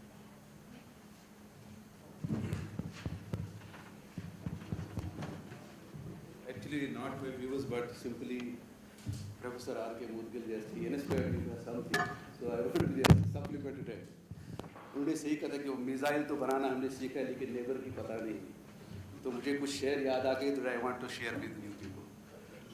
ढूंढने वाला सितारों की गुज़रगाहों का अपने अफकार की दुनिया में सफ़र कर न सका, अपनी हिकमत के खम पेच में उलझा ऐसा आज तक फैसला नफजर कर न सका, जिसने सूरज की शाहों को गिरफ्तार किया जिंदगी की शब तारीख को सर कर न सका. Myself Shakil Ahmed Bhai, I am Director of Education at SUKAS, Srinagar, Agriculture University at Srinagar.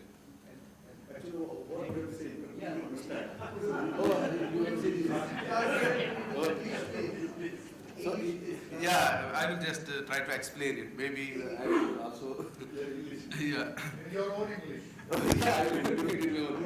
ढूंढने वाला सितारों की गुज़रगाहों का. That means he is looking for the moon, the stars, and he is traveling to those places. लेकिन अपनी अफकार की दुनिया में सफ़र कर न सका. He is not able to understand his views. He is not able to understand himself, and then he is not able to give his own views to the society. अपनी हिकमत के खम पेच में उलझा ऐसा. He is only looking for science. He is only looking for physics and chemistry. और इसमें इतनी अक्ल दौड़ाई उसने that he has run his all senses there, but he could not decide what is good for him and what is bad for him. जिसने सूरज की शाहों को गिरफ्तार किया, he tried to catch the rays of the sun, but is yet to able to, though the rays are there to make him to delight or to get enlightened, but himself he remained always in dark.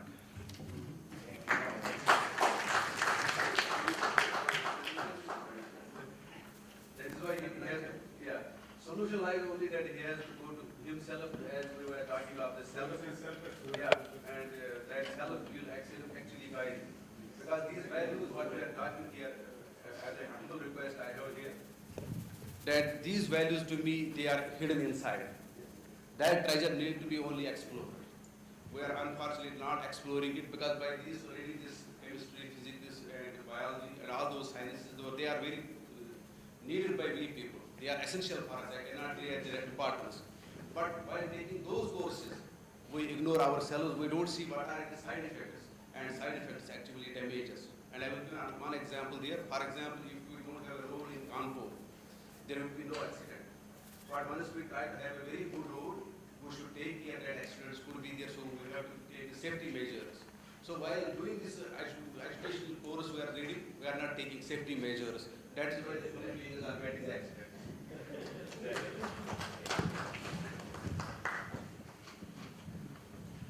Yes, I have two hands from men only. Yes, go ahead. How you present that?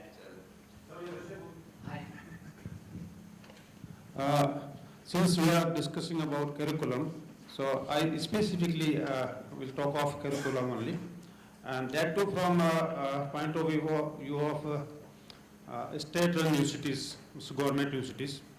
There, as you know, to decide a curriculum and to do a subject like this in engineering is very difficult because a variety of views are there in the persons, and we have to pass through number of the bodies. Start with the board of studies, then faculty, then academic council, and ultimately board of management and so on. Anyway, once we introduce this the way you have introduced and all others are doing it, we have also done to some small extent. Now we are facing two problems. It's a theory course, credit course, means that it to be evaluated, means continuous evaluation as a midterm test, and that's the end term exams. Now there are two problems on the part of students. One is a medium problem. We can explain them in Hindi. It's better to explain them in Hindi so that it can be better understood and better to be practiced. Now when the question comes of writing the same, they are not able to write. One thing. And secondly, as I come to know, you have allowed them to write in other languages rather Hindi or Punjabi. Even then, if we allow them to write in Hindi, the level up to which we expect them to express this subject, they are not in post to explain. So this is what I wanted to know from you, how to tackle this problem. We'll have you with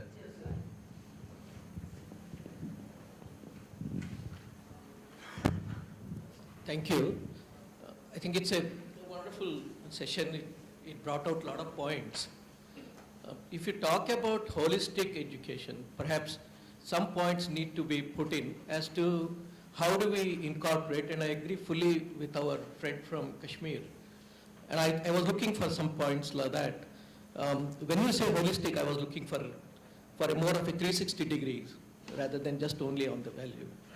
Lot of effort has been put in terms of the curriculum. Lot of research has gone. The course is wonderful, though I have not seen a whole lot of it. Like in any other aspect of incorporating or implementing, perhaps we need to look at the point of view of how the course needs to be administered at each instance. I'm sure we are doing, but I'm just saying what needs to be done. Rather, what is the strategy that we need to adopt in this institution at this point of time by looking at the students or the audience perspective. And then comes the point of leadership as to how do we do that so that, yeah, there could be some minor irritations or so, nothing is smooth, but then how do we inspire and how do we put, I expected those two aspects. I think perhaps we can share on that. Thank you. Okay. Any other comments? Yes. I'll take it up in my concluding. Yes, sir. I'll take it. Can I speak? Yes. Myself, Rajni Vish, I'm Associate Professor Electronics Engineering at ICHVHE Kanpur, and I'm doing IIT, at IIT Kanpur, I'm doing PhD. Student I'm here, under in QIP lead.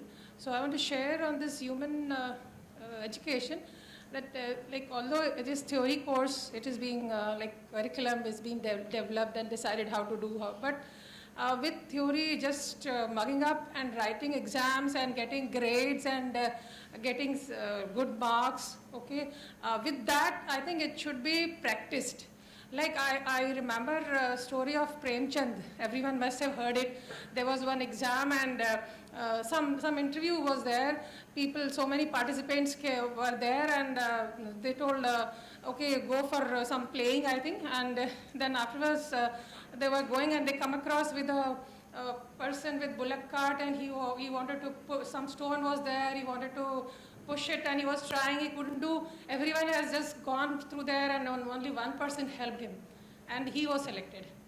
So I think with this theory teaching and exams, I think practicing should be there. Like in previous years in Gurukul, we hear from our grandparents, like they were very good teacher to student ratio was there and teacher was used to be vigilant that what he is teaching, very slowly what he is teaching and what they are actually learning it, and by that he decides the time, how much time it should be practiced.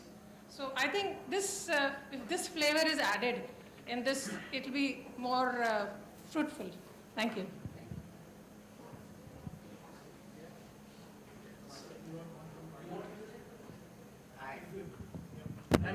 Yes. I'm Geraldine Everett, okay, a teacher touching the hearts and minds of students. And as sir was saying, that there's so much of corruption around. You know, we have to pay bribe everywhere. I agree to it. But actually, who's responsible? When I was small, I was told, when you are pointing your finger at someone else, they are responsible. Keep one thought in mind that there are 3 fingers pointing to you. He is wrong once, you are wrong 3 times. Why am I wrong? Because I am paying that particular bribe.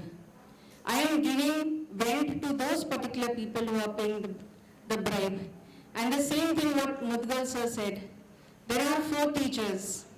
We are just one among those 4. Touching the hearts and minds of the children. Where there are 3 at home. But today's children, how many of them are actually having good family time? How many of them are actually being able to speak to their parents and getting the values from them? If today I am a valued person, it could be because I received values not only from school, but even at home. Today's children are missing that. How is this particular course going to fulfill that? That is my question. Thank you. Good afternoon, sir. I'm Dr. Manorama, Regional Director, IGNOU Regional Center, Lucknow. I just want to add a few things to what my colleague has said. These days we are moving to single family and both the parents are working. And the children, they don't know where to go. They have to stay with maids and they start behaving as the maid behave. And these days it is very difficult. Like we say ki power hai, paisa hai, money hai, sab kuch hai. Both of us are earning, but what we are giving to our children? Nothing. We don't have even time to stay with them, to discuss with them, to give moral values with them. We don't even stay with their grandparents. No female these days, bahus and all, they don't stay with the grandparents. They want to stay alone. But at the last, they have to pay for that. These days, children have so many equipment. They have Facebook, they have social medias. Most of the time, they are interacting with that. They are not sitting with their parents. Parents don't have time. Father is sitting on the one laptop, mother is sitting on another laptop. Nobody is having relationship as we used to have earlier. We used to wait for a father, that when father will come, we'll have lunch together, we'll have dinner together. But these days, father, mother, children, they are all alone. Where society is going, we all know. Every day things are coming on the paper. We are seeing everything. Such type of moral education, value education, it should be inculcated right from the day one when the child is born. Mother is responsible for that. First teacher is mother, then teachers, then senior teachers like you, professors like you, then only society. We will be living in a good society, fearless society. These days we have fear to send our children alone to any place. Even to friend's place, I can't send my daughter alone. I have to send somebody with her, a driver, a responsible driver I have to send. I can't send alone. So where society is going, we all don't know, sir. So we all have to sit together, put our heads together, and so that we may live in a good society, a fearless society. Thank you so much.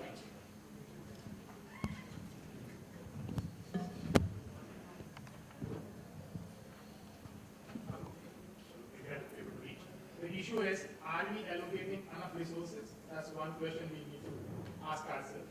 Where to draw a line? Another aspect.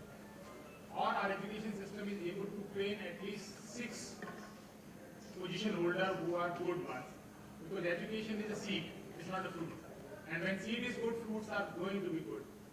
That's the essential part. Because teachers have been blessed by God having capability to trust the future. That's the essential part. Now, as PM, if we are able to select a good PM, we are safe. We are able to select good CM, we are safe. And we are able to create or select a good DM, we are safe as far as administration and governance is concerned.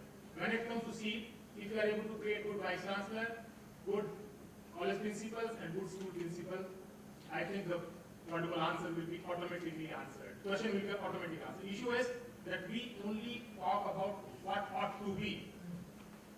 We are not really imbibing those values with our own self, and we are waiting for somebody to sacrifice his or her child for saving the nation. We are not really ready to have that. Bhagat Singh was born in my family, or Chandrasekhar Azad was born in my family, or Rajguru was part of my family, or Guru Gobind Singh was part of my family. We don't have that. Let it be born into other family, and we just what to call, शायद हिंदी में बोलूं बुरा नहीं लगना चाहिए. हम सोचते हैं कि उधार का सिंदूर लगाने से स्वागत बने. That's not possible. We have to own that responsibility. We have to involve ourselves and come out with implementation strategy to improve upon everything. And because implementation, improvement, involvement, they all begin with I, and that I has to lead. That is what I wish to say. Thank you.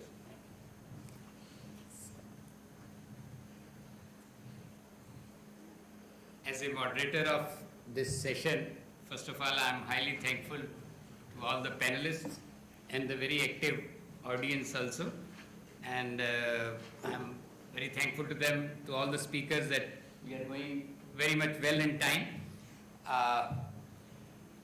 Just to conclude this session, we all are very clear that the issue which we are discussing is really need of the hour. It's already delayed, and it is not only the problem in India or the problem in Asia or only in America, it is now all over the world.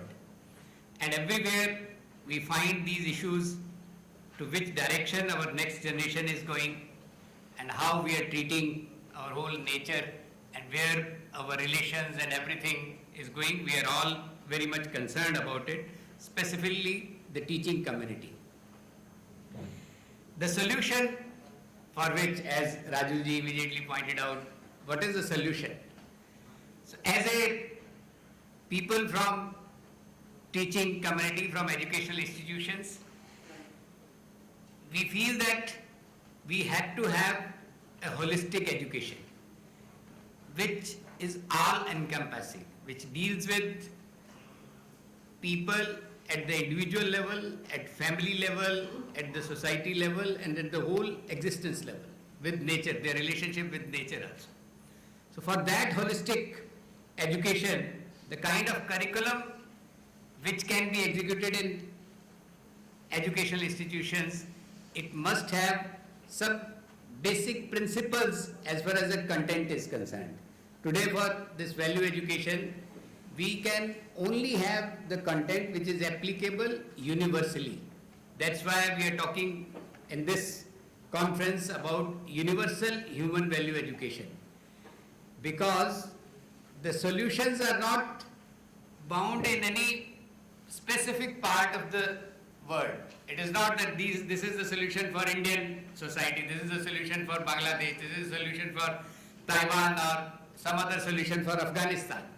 So the content has to be universal in nature.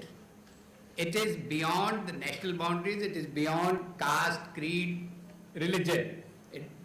The values cannot be, these are the only Hindu values, these are Muslim values, these are the values for Christians.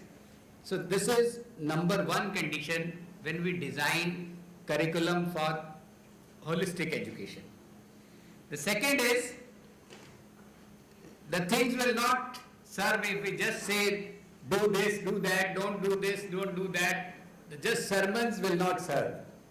Only the rational issues which appeal to human reasoning. It is not only that they appeal to human reasoning, but they are naturally acceptable to the next generation. They can verify it on their own right. They are verifiable. They are not just based on some dogmas because it is written in some book, some big book. ये तो गीता में लिखा है, ये तो कुरान में लिखा है, ये बाइबल में लिखा है. This will not work. Is it appealing to your reasoning? You can explore within yourself, you can think within yourself, and this has to be the basis of our curriculum for holistic education. And because it has been said by some big person, ये तो क्योंकि स्वामी विवेकानंद ने कहा है, ये तो क्योंकि स्वामी दयानंद ने कहा है, ये भगवान कृष्ण ने कहा है, ये तो मोहम्मद साहब ने कहा है, ये भगवान बुद्ध कह गए हैं. This will not work. Whether you can verify on your own right. So this is the condition for curriculum for human holistic education. Then it has to be all-encompassing. It has to be related to your individual life, family life, life in society, your relationship with nature, your work, behavior, realization. It was pointed out by one of the speakers also. And at the end, all these issues, all these proposals must lead to harmony at all levels. There cannot be contradictions at different levels. Yes, it is good in our family, but it is damaging the neighbors. It is good for our society, but otherwise it is damaging the nature. So those kind of things cannot be. There has to be harmony within yourself, within family, within society, and harmony with nature. So only that kind of content will succeed in taking up all these values to the next generation. And it was very well pointed out by many of the speakers that those who are involved in this process of teaching, they themselves will have to be learners for these issues. They have to practice these issues in their own life. Otherwise, only putting it in books, only just talking or having good presentations, beautiful pictures and all other things, good English, good language, that will not work. It was real good exercise that touch your chin, but nobody touch the chin. Just क्या teacher कर रहा है उसको देखते. We have many stories in our books. We have a story that there was one religious man, one of the followers, one mother went to him, my son is very fond of sugar, so just tell me how I can stop him to take so much sugar. He said, come after 15 days. So you say, he came after 15 days. That religious person, he just said, okay beta, चीनी ज़्यादा नहीं खानी है, गुड़ ज़्यादा नहीं खाना है. Okay, she'll do. He will not take sugar now. She said, you could have told this thing 15 days back also. you have asked me to come after 15 days. The person said, because at that time I was also very fond of sugar. If I am taking sugar, I cannot stop anybody else. It applies to everybody. Then there was issue that how to manage our different bodies in our educational institutions. Anything, if it is to be added to the curriculum, it has to go through Board of Studies, Academic Council and Board of Governors, Senate, Syndicate. Yes, they are all stakeholders. So before taking it to the students, we have to have a good dialogue with all these people, at least to the leaders of these bodies, at least to the management. That's why in the earlier session, I shared that when we introduced it in Punjab Technical University, we had all the top leaders in the university, all the top officers, all the senior professors, deans also, they also undergone about this content of universal human values education course curriculum. They had 8-day workshop. We conducted 8-day workshop for them, and it was then only it was easy for us to take it through the different bodies, and I found that this is the only way we can introduce curriculum in our system where all the stakeholders have to be involved in this process. Then there was issues that we find the people of establishment in the society. We have religious people. He pointed about Afghanistan, then other places also people can challenge. This is the job of mosque, this is the job of temple. You are just to teach them physics, chemistry, psychology, sociology, and all other things will be taken by religious people. In Punjab also, we came across this issue. When it was introduced in Punjab Technical University aggressively, it was being taught in about 400 colleges and large number of workshops were conducted. So everything was in open, it was not a secret kind of thing. So the complaint was sent to Chief Minister by people connected with Gurdwara Prabandhak Committee that something is being taught in Punjab Technical University as per RSS agenda and it is against Sikhism. So it was really a letter came from CM office that how can you teach something which is against Sikhism. We worked very hard at the initial stages also. We were expecting such kind of issues in this whole curriculum and in this issue itself. In our bodies, in our academic council, in our board of studies, Board of Study for Value Education, all the Sikh academicians were also there. Even the chairperson of our academic council and chairperson of our Board of Studies, both were Sikhs. And majority of them were Sikh. They had undergone these 8-day workshops. There is nothing which is against any religion, which is against or pro any religion. There is nothing like that. It is universally applicable everywhere. They knew it. What we did, I sent the textbook and the teacher manual to the CM office, and I also sent a panel of 5 Sikh experts, academicians, senior people, those who had prestige in Punjab, ex-vice chancellors or senior principals, professors. I said, these people have undergone this content. You can send this book to anybody. Let them read it. Without reading, you cannot blame that this is against Sikhism or pro-Hinduism or something like that. So after that, there was no communication from CM office. There were newspaper, media coverage, because it is against Sikh Panth, it is against Khalsa Panth, it is something RSS agenda. But everything subsided when we went formally, we worked formally, and we were ready to have dialogue with anybody and everybody.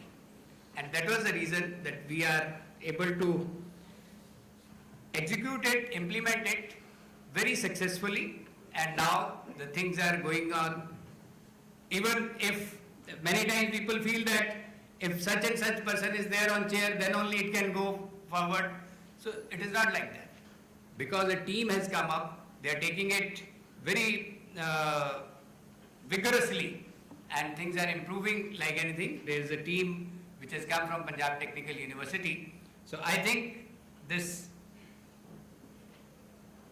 taking the curriculum for holistic education on ground, these are the basic issues which everyone has to face, and if we are prepared, then we can do it very well. And then the other thing, preparing the teachers for that, just 8-day workshop will not do. Like Calcutta University mentioned that they are having weekly meetings for that, every Wednesday or every Friday, so that the teachers are always updated about the issues, because when issues come from students, every teacher is not able to answer those things. If they are in touch with the central team, then the things go very smoothly, and with this kind of smooth dialogue at every level, starting from top management to the teacher concerned who's teaching in the class, we can take it rigorously. I think we are very much in time for our session. We will have this summary again in the next session when all the 3 other panels will also put up their summary. Thank you. Thank you, speakers and the audience again. Thank you.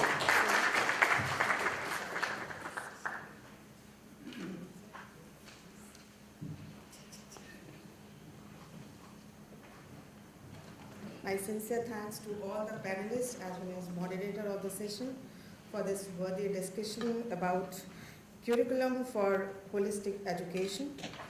Now it's time to felicitate. I request Professor Rajneesh Arora to felicitate the team. Very first. Thank you for coming from Taiwan.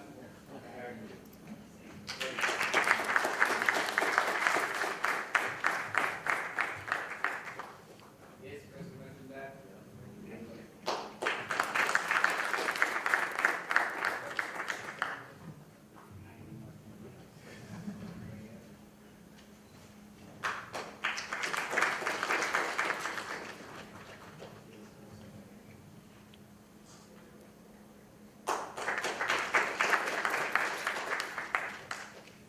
Thank you, Rajneesh sir, for conducting it very responsibly and wisely. So, departing from here for next 15 minutes, sir, is it okay? For next 15 minutes, and we'll come back after 15 minutes for next discussion. Thank you.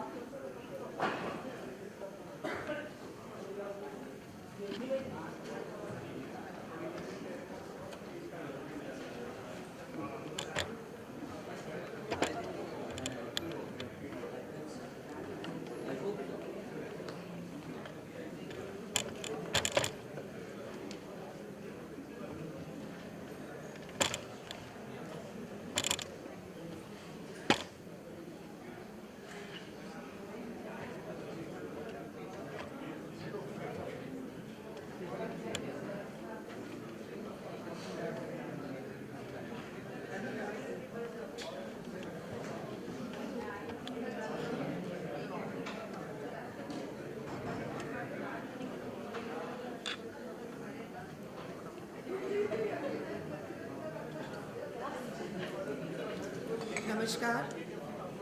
On the second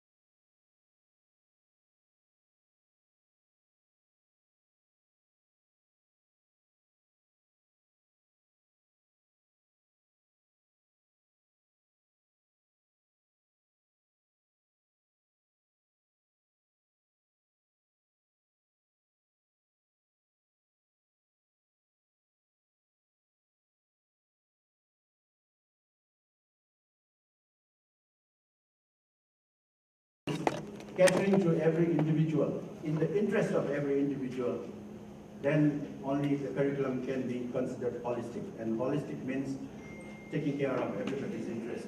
And this is very much possible because UHV has already done it. Now, if we go beyond it, we need to align all our subject areas to these human values. So I think this was what we discussed. I sincerely thank the panel members for their active participation and the audience who were there in panel B. Thank you.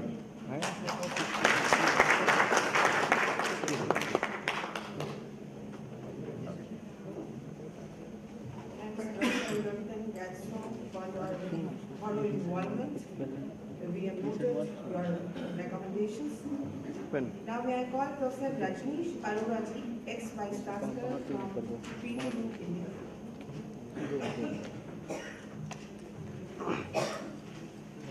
In our panel A, we had 4 panelists. Professor T.M. Lin, who is President, Nanhua University, Taiwan.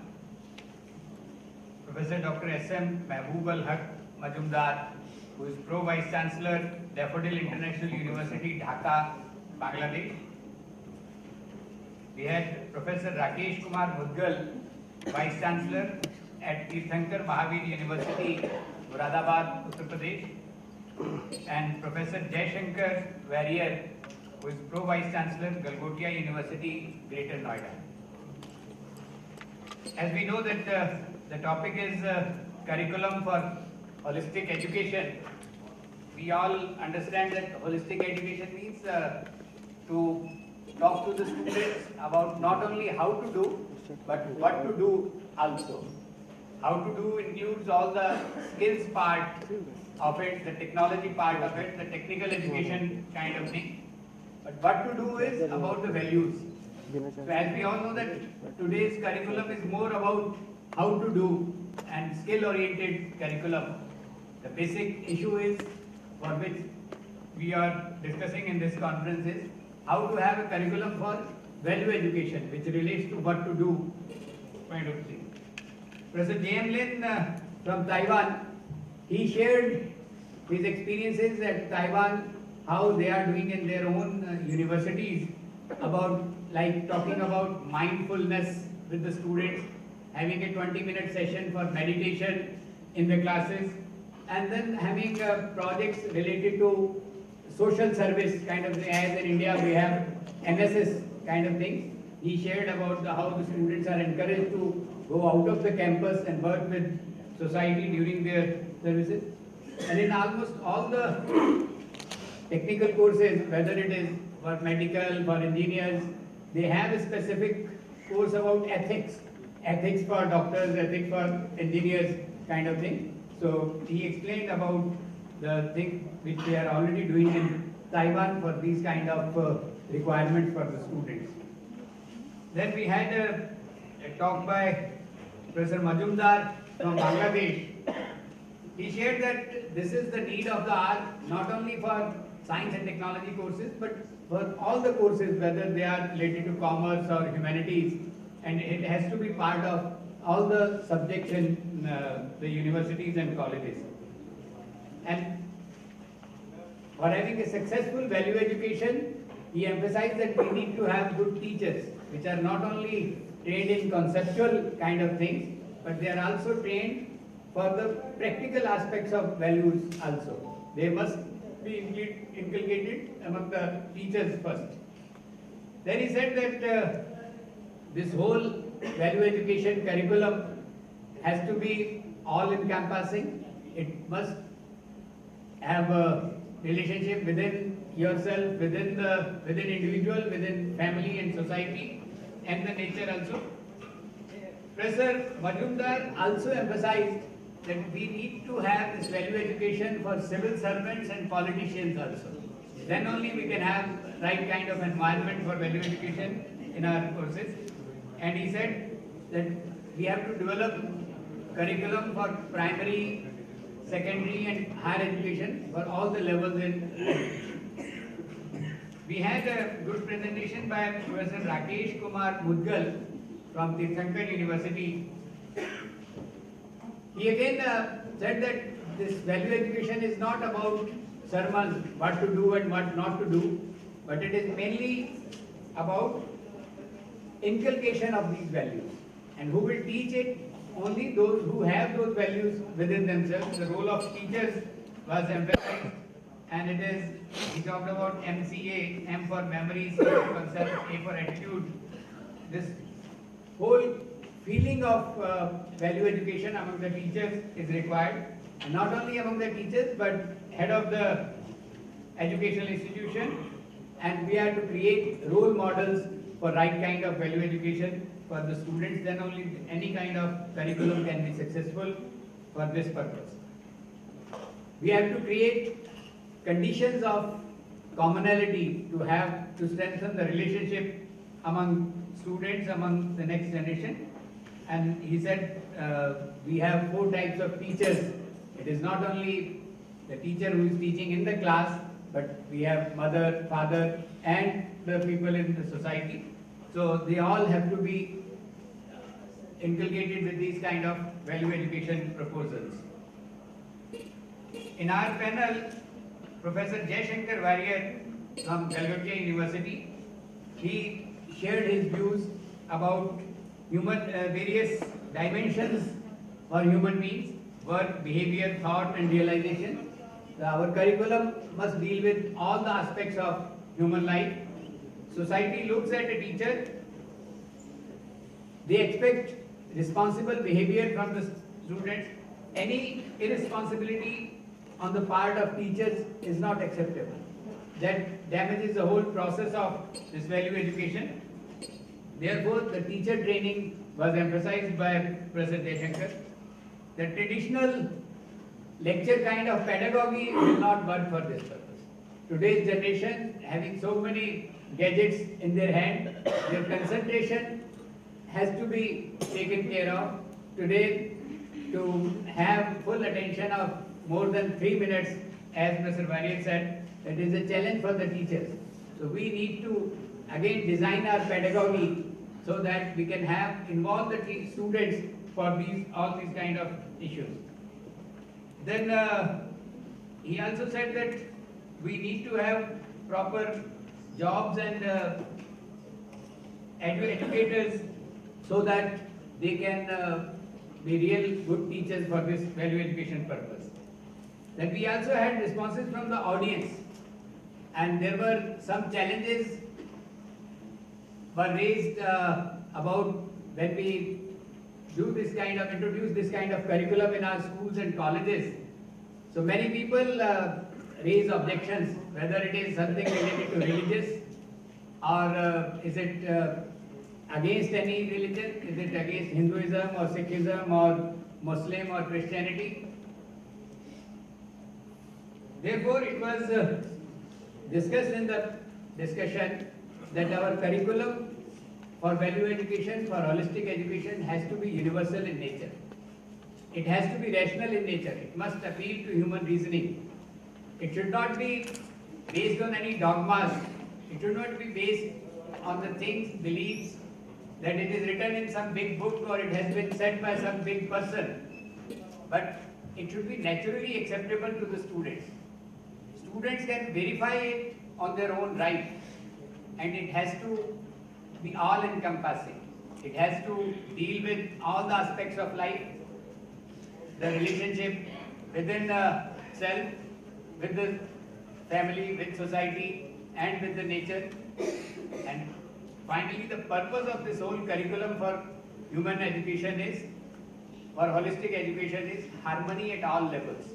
Harmony within self, body and self, harmony within family, harmony within society, and harmony with the whole existence.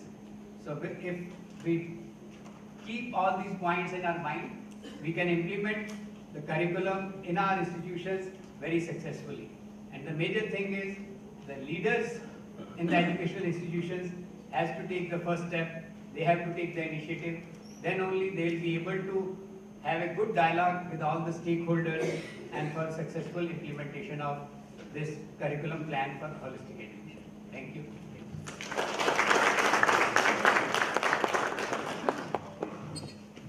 We are grateful Arora for your support in conducting one of the panel discussions successfully. Now, I would call Professor Sundar Iyer, Professor of Electrical Engineering at IIT Kanpur.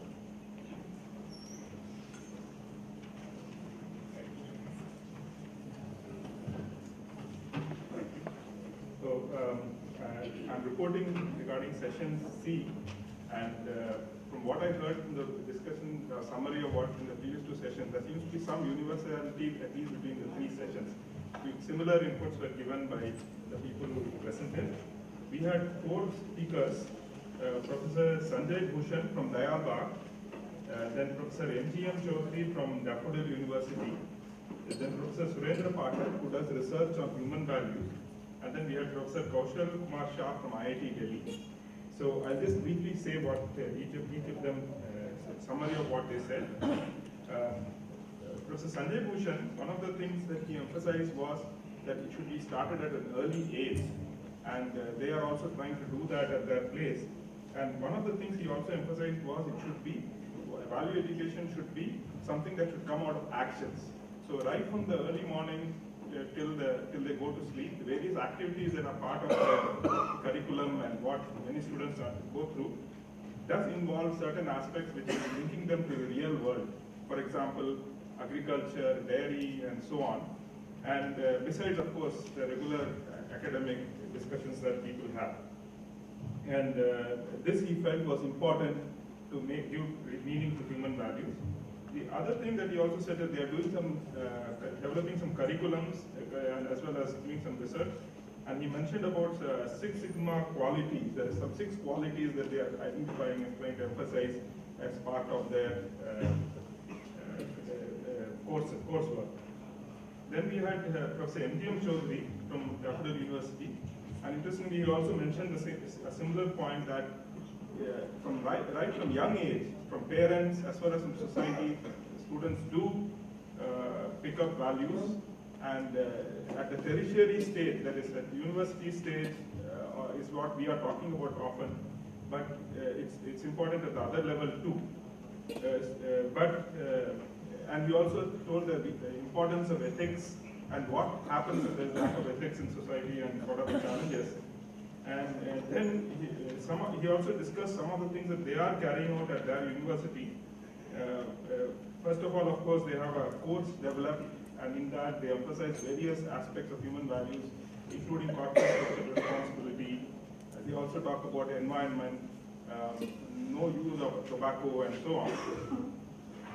Then also they have certain activities that I thought was interesting. They have students, especially when they join, in front of all their peers and parents and teachers, go through certain activities, emphasizing that they will ensure to take care, for example, their parents and so on.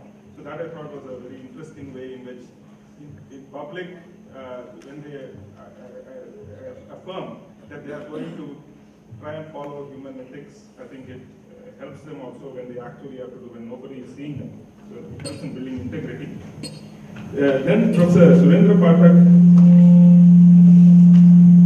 speak back. So that means I'm too loud, so maybe lower my voice. Professor Surendra Pathak, he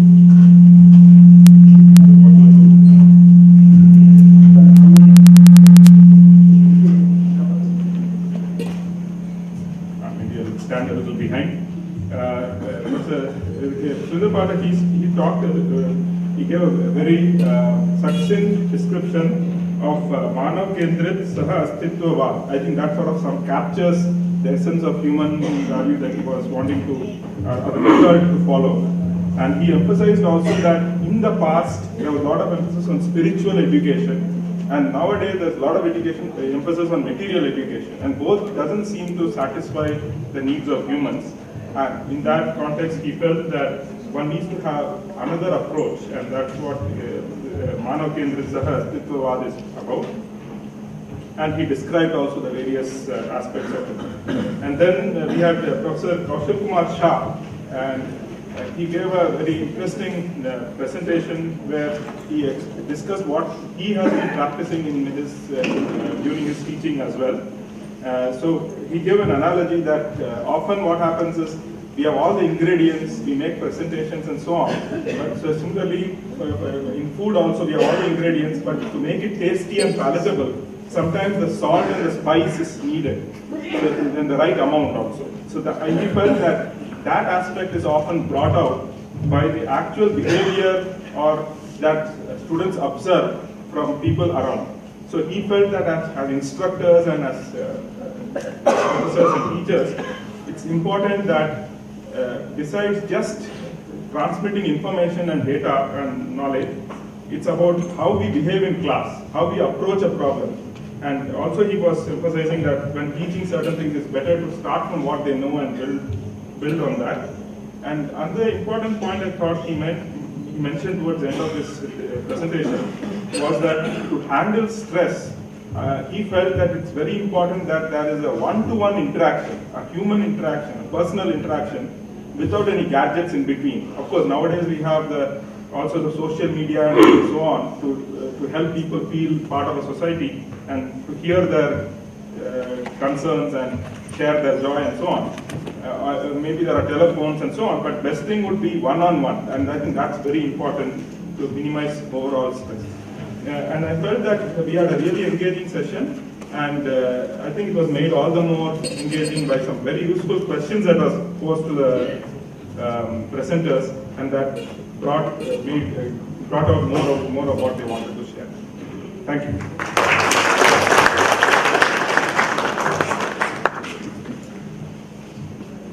Thank you so much, Iyer sir, for your recommendations and concluding remarks after panel discussion session conducted in conference or seminar number 3. So this way this session is being over. Next is again case studies and experiences, number 3. And this session will be hosted by my friend Dr. Manishi Mishra. So I'm inviting her to host this session.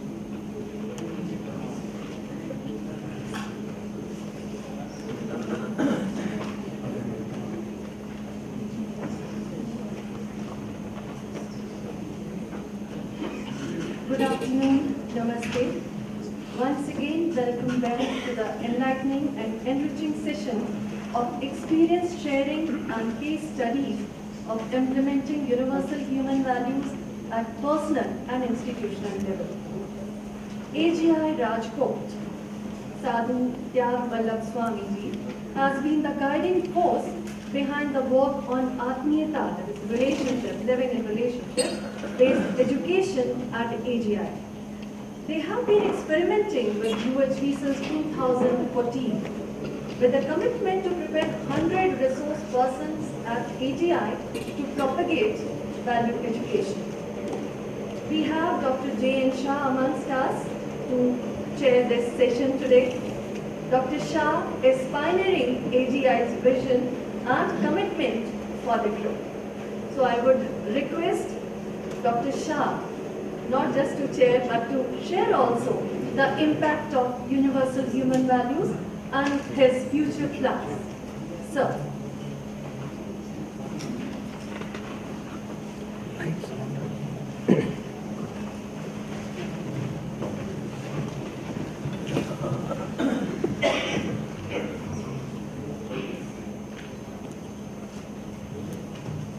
Distinguished delegates, I am given 2 duties. One, to present our experience at our group of institutions about introducing human values in chairing the session. Indirectly, I am given more time to present.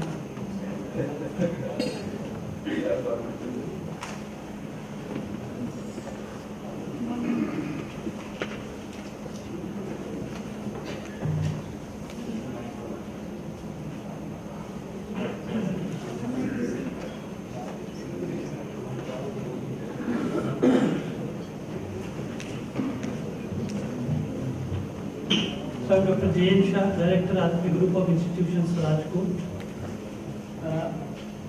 I will be talking about the journey of implementing human value education at our campus.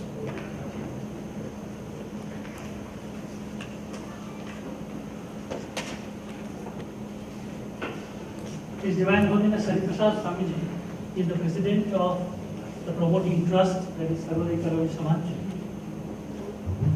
He is the chief mentor and the source of inspiration for all of us. He started this campus in 1987. His mission of life is spreading Atmiyata. He says, "Oh Lord, whether anyone else becomes Atmiya or not, please make me Atmiya."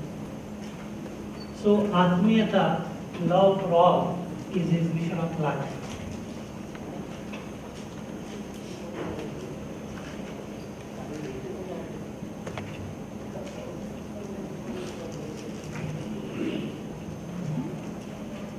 Nityananda Swamiji is our secretary, and he is the person behind bringing this universal human value education to campus. He took over this campus in 1987 when it was in a very bad shape.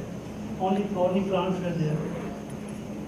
Hardly 32 students were there in Virani Science College, Granty Gate College, and 52 faculty members. So he worked day and night and brought the campus to the state it is today. Those who have attended the International Conference on Human Values last year, they must have seen the campus development it is. So established in 1987, promoted by Yogi Divine Society, which took over Sarvodaya Karavali Samaj, which is a trust. We have 6 colleges in the campus, 2 schools, English medium and Gujarati medium. Total students 10,000 plus, total faculty 650 plus, and other staff more than 200.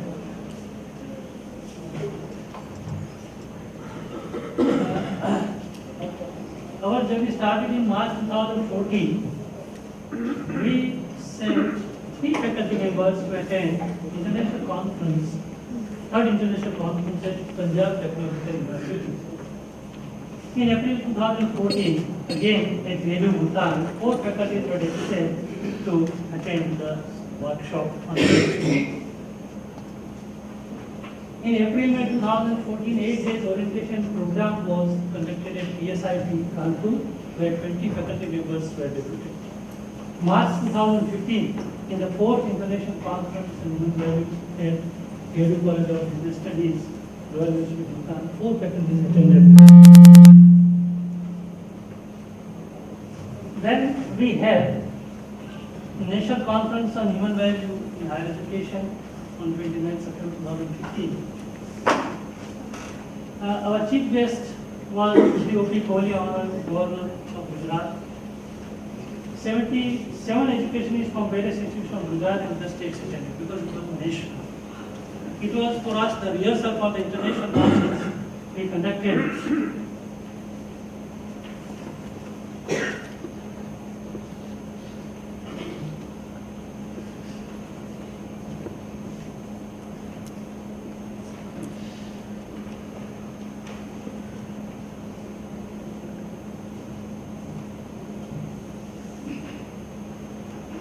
We conducted, organizers are the same, had organized international conference in 2016 at our group of institutions, wherein 170 participants from 13 different countries attended.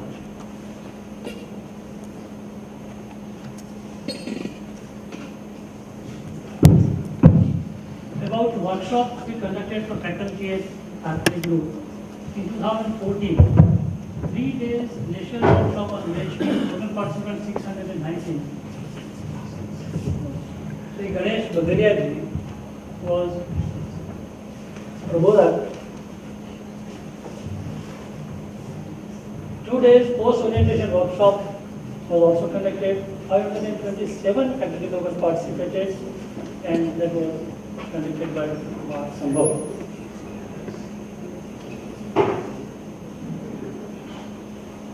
In 2015, 8 days workshop on universal human value at AGI and residential workshop at Sea Southern Gate Forest, the only abode of lion in the country.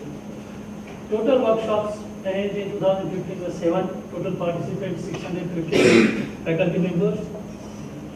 And out of the 7, 5 workshops were conducted by the Column, 1 at Gir Forest by Kumar Sabot, and 1 on Jivan Vidya by Sri Vidya. And these workshops were followed by many recreational workshops also.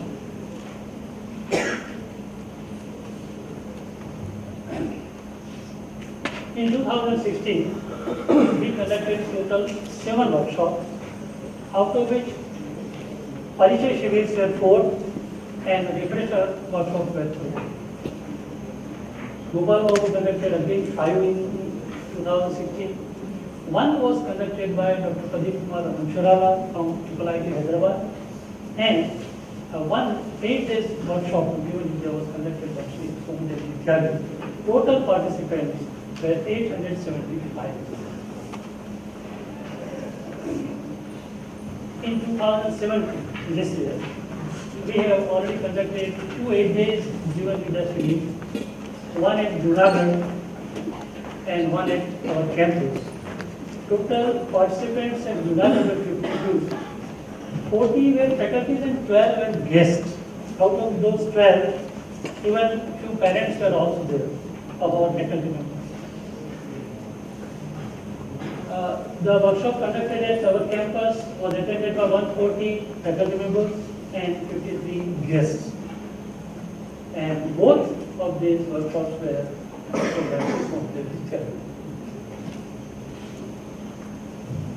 Now, other initiatives which we have taken. Our management has got one campus at Vallabh Vidyanagar, Anand, where we conducted one day seminar on 6th March. It was conducted by Sri Pradeep Kumar Amshurala.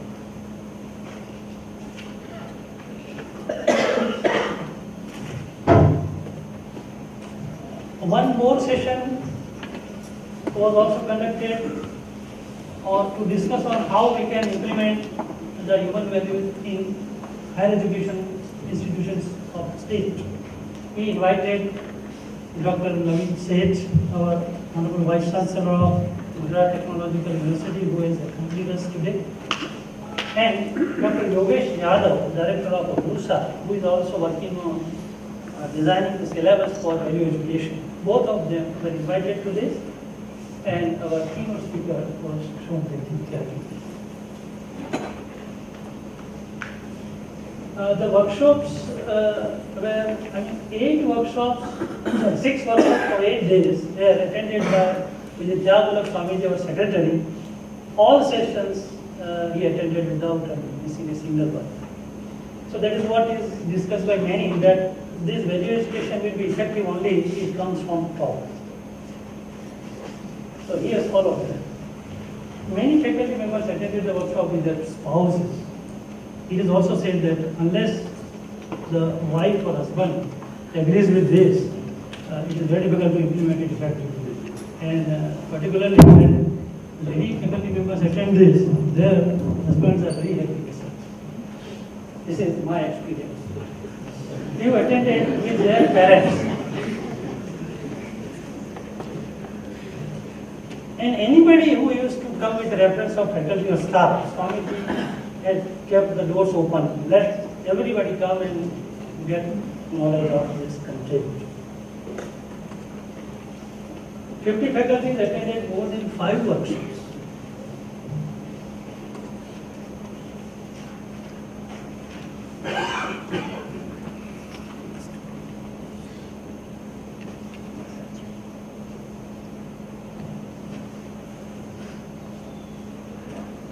Now, what transformations we have observed? In students, most of them during their sharing say that we have now stopped becoming angry with others. We, instead of reacting to all the points, we now respond positively. They have started, analyzing their basic necessities. So they have stopped luxuries, buying luxury items. They have realized that relationship is more important than physical facilities. This is what they have been telling. They have become regular and sincere in classes. Attendance has increased. They have started respecting their parents and understanding their feelings. They have started paying attention and requirement before shopping. Many of them told that now we are not buying the things we don't need. We analyze first, do I need this or not? That is something very nice. Increased feeling of happiness and prosperity because they understand what is prosperity now. They have become friendly with nature and started saving electricity. Now many students have developed a habit that after the lecture is over and it is recess, they put off the switches of pens and ribbons. Started spending more time with their family. So this is a picturesque representation of what was the status before workshop for the students and what happened after workshop. Say before workshop the happiness was defined as a lot of physical facilities by 48% students. Ensuring respect from others gave happiness. Ensuring fame was happiness for them. Fulfillment of all my desires is the only happiness. No contradiction in myself is happiness, but it was very little portion of the total. After workshop, you can see 89%, more than 89% started believing that there is no contradiction in myself and I feel happy. So far as relationship is concerned, the students used to say that I am not related to anybody, I am related to none. Some say I am related to one, some said I am related to many. But after the workshop, most of them confessed that yes, I am related to all. So far as the intention of others is concerned, the students used to believe 87.9% that intention of every person is not good. But after the workshop, they realized that the basic intention of everybody is good. Natural acceptance is same for all. So far as faculty and staff members are concerned, my problem is also solved to a great extent. They have become very regular. Improved interpersonal relationships. No complaints are coming to me for petty things. So they are now looking at larger picture than small things. Give more importance to relationship in family too. I'll also share with you their sharings. They show affection towards students. They used to neglect the students earlier. Now they have started having affection for them. Stop complaining for petty things. Look at larger picture. Increased participation in socially relevant activities. Many faculty members are now taking students to villages and at other places where they do some social service. They go to old age homes, they go to orphanages, they go to hospitals, they distribute clothes which they are not putting on now. Started explaining how technological knowledge can be applicable for good of humanity. Now they come forward for Shramdan also. Earlier they used to feel that this is the job of gardener to plant trees. Now they come forward and they do it. They have become more duty conscious. Earlier they used to stand up from their place after the bell rings. Now they are before 1 minute at the class.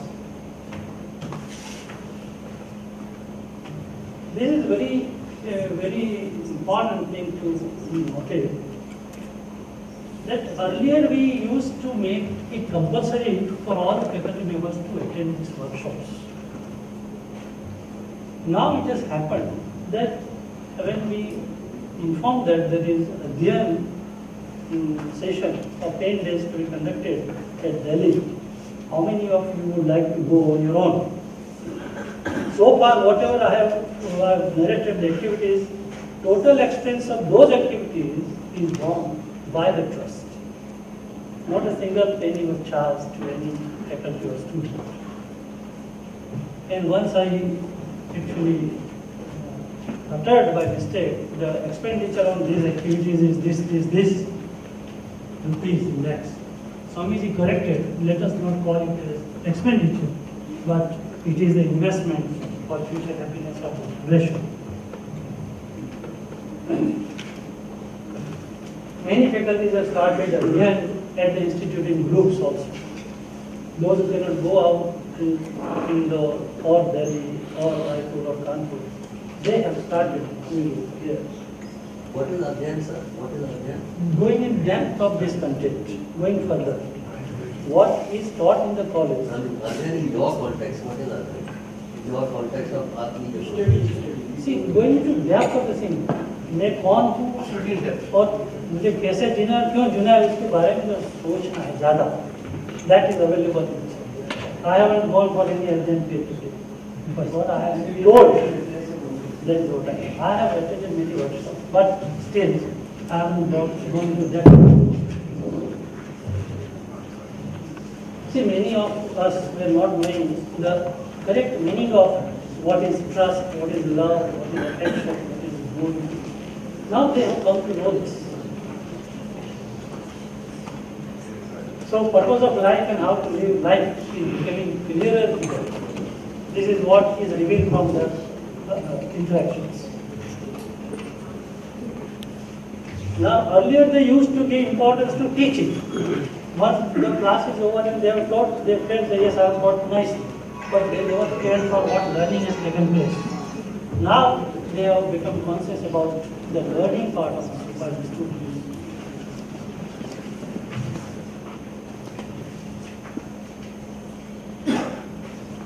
So what activities we carry out to sensitize the students towards social service or be harmonious with family, society, nature.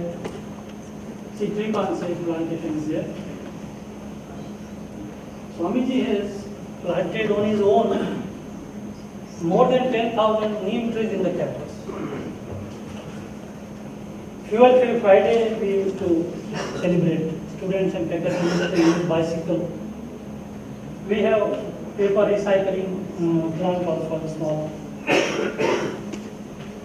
We conduct competitions on save nature. People, students are cleaning the building on their own and thalassemia test.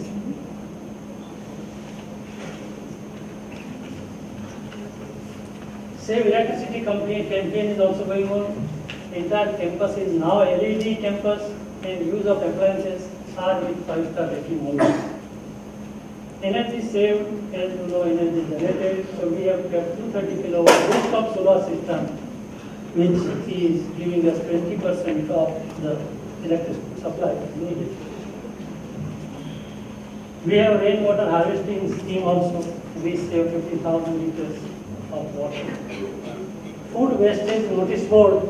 This is what we have implemented, and every day we write on the board how much in terms of weight the food is wasted by students and how many people would have paid by that. So they have become very conscious in now taking the food in the dish. Group-wise preparatory meeting of faculty is arranged by ICHVHE-17.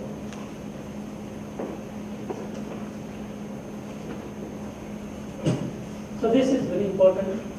A girl student after the workshop told that I was not even talking terms to my father, but after this workshop I went to home, hugged my father and told him that what I was doing was not right.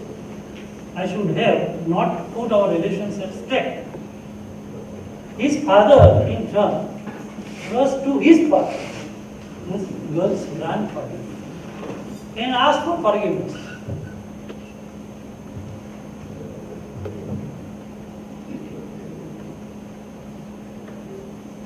One boy told that my parents are calling every day.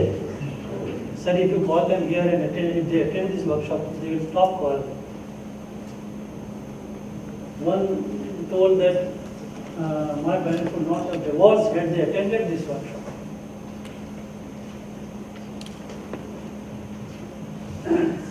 Few students on Sainik welfare fund at the Sainik day went to some shopkeeper for donation.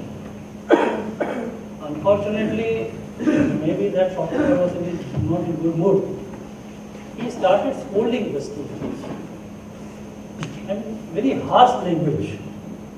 But our students, we don't know how they learned it, but they attended many workshops and they were even volunteers. One of them went to the shopkeeper and just told, sir, please put your hand on this box. You bless us and it's over, your contribution is received. That person gave money.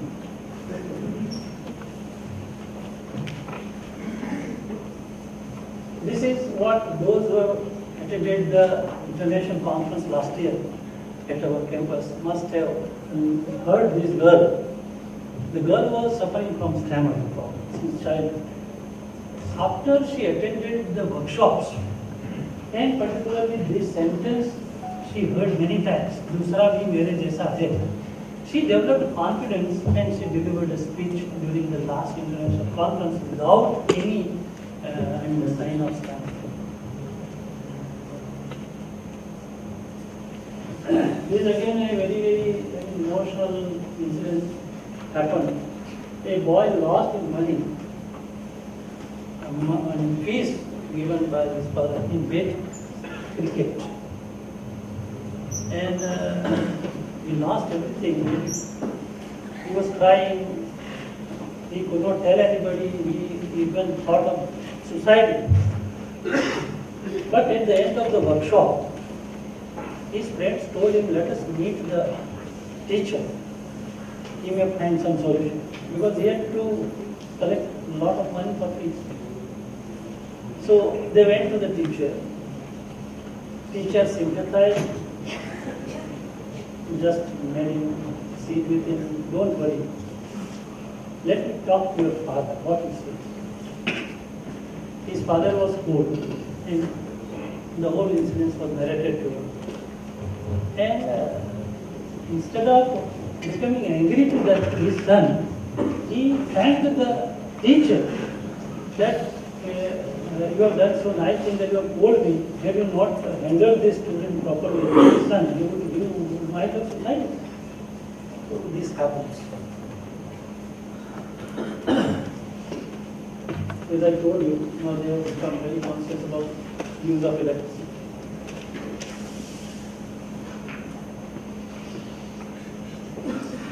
This is one incident which took place after a workshop conducted by Gopal. As you know, generally the wives tell their husbands that when I come back, if it is ready, please take the clothes inside, which are there in the house. Generally they don't do, isn't it? And then when the wife comes, they have a quarrel.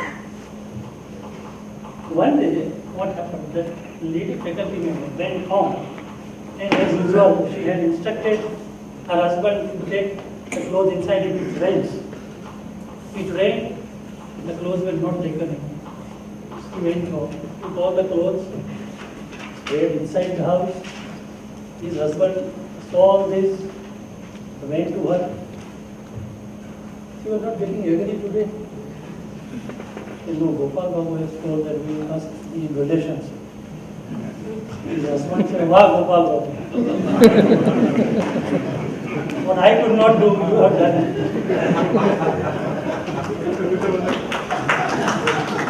Not tuning with in-laws, one faculty. This is again a very, very serious case. One lady, senior faculty member, not tuning with in-laws, always there were tense moments. She also attempted to suicide once.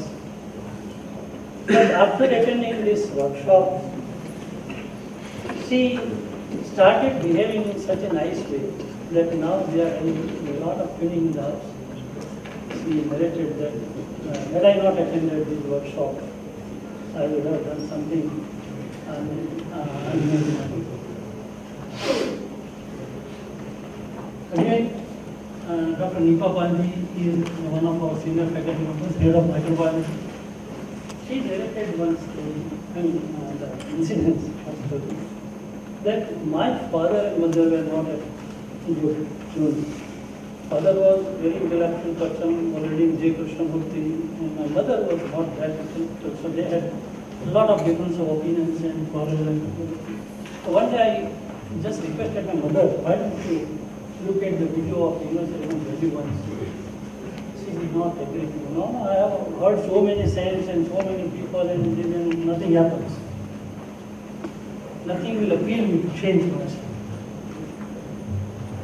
See, one day, force her at least to see 5 years ago. So, after her mother saw that video, she stopped after 5 minutes. No, nothing is going to happen. But in 5-7 minutes, she could listen something. So, during night, when she was not having sleep, she decided to see the whole video. Nobody was watching her and she watched the video. And in the morning, they phoned her, that इसमें कुछ है, इस चीज में कुछ है. Then she started listening to videos more and more. A June who used to work for our auditorium also got attracted to this content of universal value and spent Rs 200 for books of students in Islam every month. The faculty started paying fees for 2 children of his servants.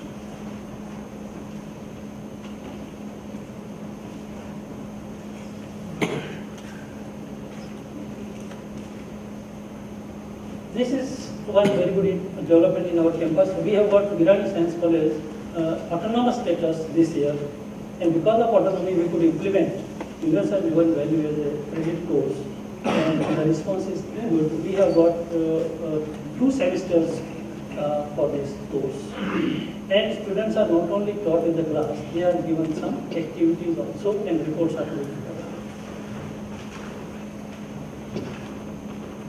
In engineering college and other colleges, what we experienced that when we made it compulsory for them, then also there was not effective teaching.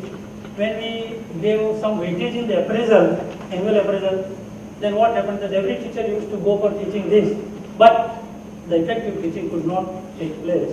One incident, the teacher went to the class, was teaching this human value. The student said, no sir, I don't agree to this what you said. Teacher said, maybe यार समझ तो तेरे से पर मुझे तो यही पढ़ाना पड़ता. So this kind of masked the whole spirit.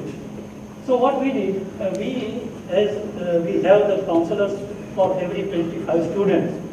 We have this year we have them that you do some activities on universal human values, and if you do one activity, you will be given 5 points in appraisal. If you do 2 activities, 10 points. But the activities to be done are to be selected from the list of activities, and the students have to do at home, and what they report is to be assessed. So assessment requires the teacher to go through the content and what actually is the response. So as I told you, Swamiji says this is investment, don't call it an expenditure. And 3 faculty members are fully appointed for this teaching, who have been in universal value since 2014. They have undergone a lot of workshops on universal value. So what we now intend to do is, we want to be model center of universal value and extension of UHV program to higher education schools. Want to be a living model in the JI campus. We also started measuring CO2 in the campus by Science College. What happens when there are vehicles in the campus, when there are no vehicles in the campus. Swamiji has his Satsang Samaj all over the world, lakhs of disciples are there. international conference last year, which was organized at SAARC Group Institution, was attended by many Satsangis from the group. We are also in the process of translating the content of Gujarati in Gujarati for school. This is one project we have been implementing. We are making our students of electronics and communication department to prepare the projects on solar-based electricity for the farms in the rural area where they need only 2 bulbs and 1 fan for 10 hours. This can be utilized at a very low cost, 4,000 only, and no maintenance. So students, those who have got farming background, they would like to do it. We are going to have collaborations with CG Gosala Rajkot for producing products based on cow, tiny tech plants, Rajkot for solar and wind solutions, as well as developing self-sufficient villages. He is a guardian, Mr. VLG by the side. Manoj Bhai Solanki has got a very good farm in which he has been having a lot of products which makes the village self-sufficient.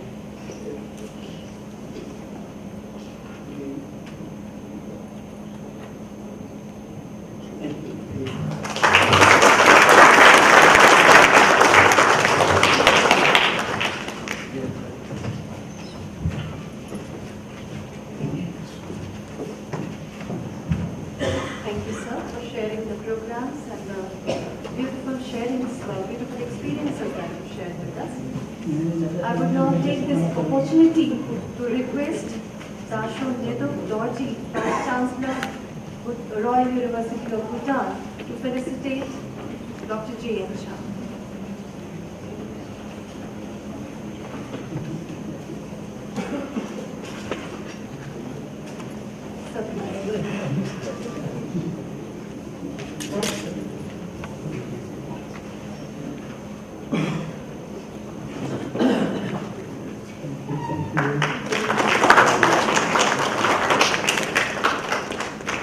Thank you, sir. Thank you so much. CVMS University is a new evolving university in the process of exploring how alternative education may look. Today, Professor Surendra Pal, Vice Chancellor CVMS University, is amongst us. He is an alumnus of IIT Delhi. He has a rich experience of industry. He held a senior position at Coal India. Professor Surendra Pal took voluntary retirement since getting in touch with concept of universal human values to explore this new possibility and lead CVMS University. So, kindly share your thoughts with us.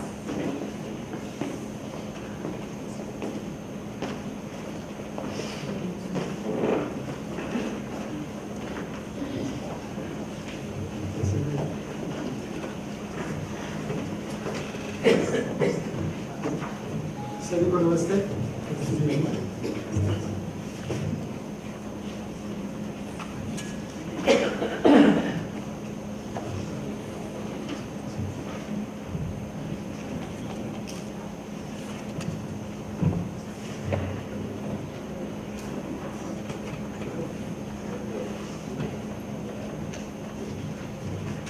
Manisha Reddy had just told me we have 10 minutes. My intention, as we discussed in the morning, is to complete it in 10 minutes. But my competency, you will all see. First of all, so let me go through very quickly, that will be at the time. चेतना विकास मूल्य शिक्षा विश्वविद्यालय सबसे पहले due to lack of time, since I was told already, I must mention it here that there is a society behind it, which is Gandhi Vidya Mandir at Rajasthan, which is supporting this endeavor, along with Divyapat Sansthan, which is based in our country. And both together, we are putting up this university. What are the basic theme, basic ideas of this university? I will be only outlining today. And of course, if there are bound to be questions, I'm very sure about it. We can discuss when I am here tomorrow also, or some other time. So let me take you through very quickly. Chetna Vikas means conscious development, consciousness development, and that is through value education. That is how we are proposing this idea. What does it mean? Why is there a necessity for this university? As we know, animal instinct is for survival. This idea we have discussed today. And if we look at the animal kingdom, we will find more or less, largely survival process is harmonious. But the human aspiration, seeking happiness while ensuring their survival. And what is our aspiration? We seek harmonious living in self, family, society, and nature. This is more than survival. But there is a dilemma. What is the dilemma? The process of survival in human beings is causing an increasing rift and conflict at various levels in family and society while aspiring harmony. There seems to be, at least in the present circumstances, no all-encompassing solution available. We have succeeded, and mind you, as a human race, we are continuously endeavoring to find solutions. That's our own inherent propensity. And we have definitely succeeded in prolonging average human life, human span, and it's an achievement. If you look at the bottom line of all our development, at least this is what we have achieved. But what about harmony? We find it still eluding. What is missing? What should we do? Is there any solution? So there is a proposal. It is existence-based human-centric philosophy. We call it Madhyas Darshan or Sahastitva, coexistentialism. This is based on realization of coexistential truth, Sahastit Param Satya by Honorable C.A. Nagaraj, just like another inventor, as there have been many in human society, and discovered, propounded, and established Madhyas Darshan through contemplation and understanding of reality. What is the proposal? Fulfillment of human aspiration through education is possible. This is the essence of the proposal. How we can do it? There are certain attributes, we have been talking about it. So by now, I take it for granted that we all know about it, what these words mean. When we look at the proposal, it is universal, studiable, livable, and secular, natural. So these are the, and also there are few more attributes. It's holistic, covers 4 dimensions of human living: thought, behavior, occupation, understanding. These are the 4 aspects that any human being lives in, and it covers the 5 states of human living, that is individual, family, society, nation, international, coexistence. What is the proposal? The education is fundamental to human beings. What a great knowledge, we all know it anyway. Human beings have power of imagination and freedom of action. This is again key part of the proposal. Human beings can understand the design of existence. This is part of the proposal. Can understand self, can decipher the human goal, which is more than survival, and the social goal.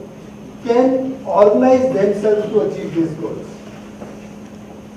That is, there is no need to lose hope. Education is the key to achieve these goals. That is why we all are here. That's everything on this topic. How do we decipher the goal? What is the education for? If you look at, we are now today looking at the education at the higher level, higher education. But education starts right from the childhood. So, what for the education is? Essentially, if you look at it, education is for the child. If you look at the universal traits of a child, it will give us the clue to find the goal of humanity. A child by birth is justice seeker, he wants justice, he is inquisitive, curious, he wants to know, desire to do right things, he wants to do all the things rightly, desires to behave rightly, and speaks truth. Human beings strive for happiness, people want to live a meaningful life in harmony with others. With these clues, if you look at the goal, this can be very well defined at 4 levels. The goal of an individual is to attain happiness. And what is happiness? Peace, contentment, and bliss. And this can be achieved through attaining wisdom and living in accordance with that, which is called resolution or samadha.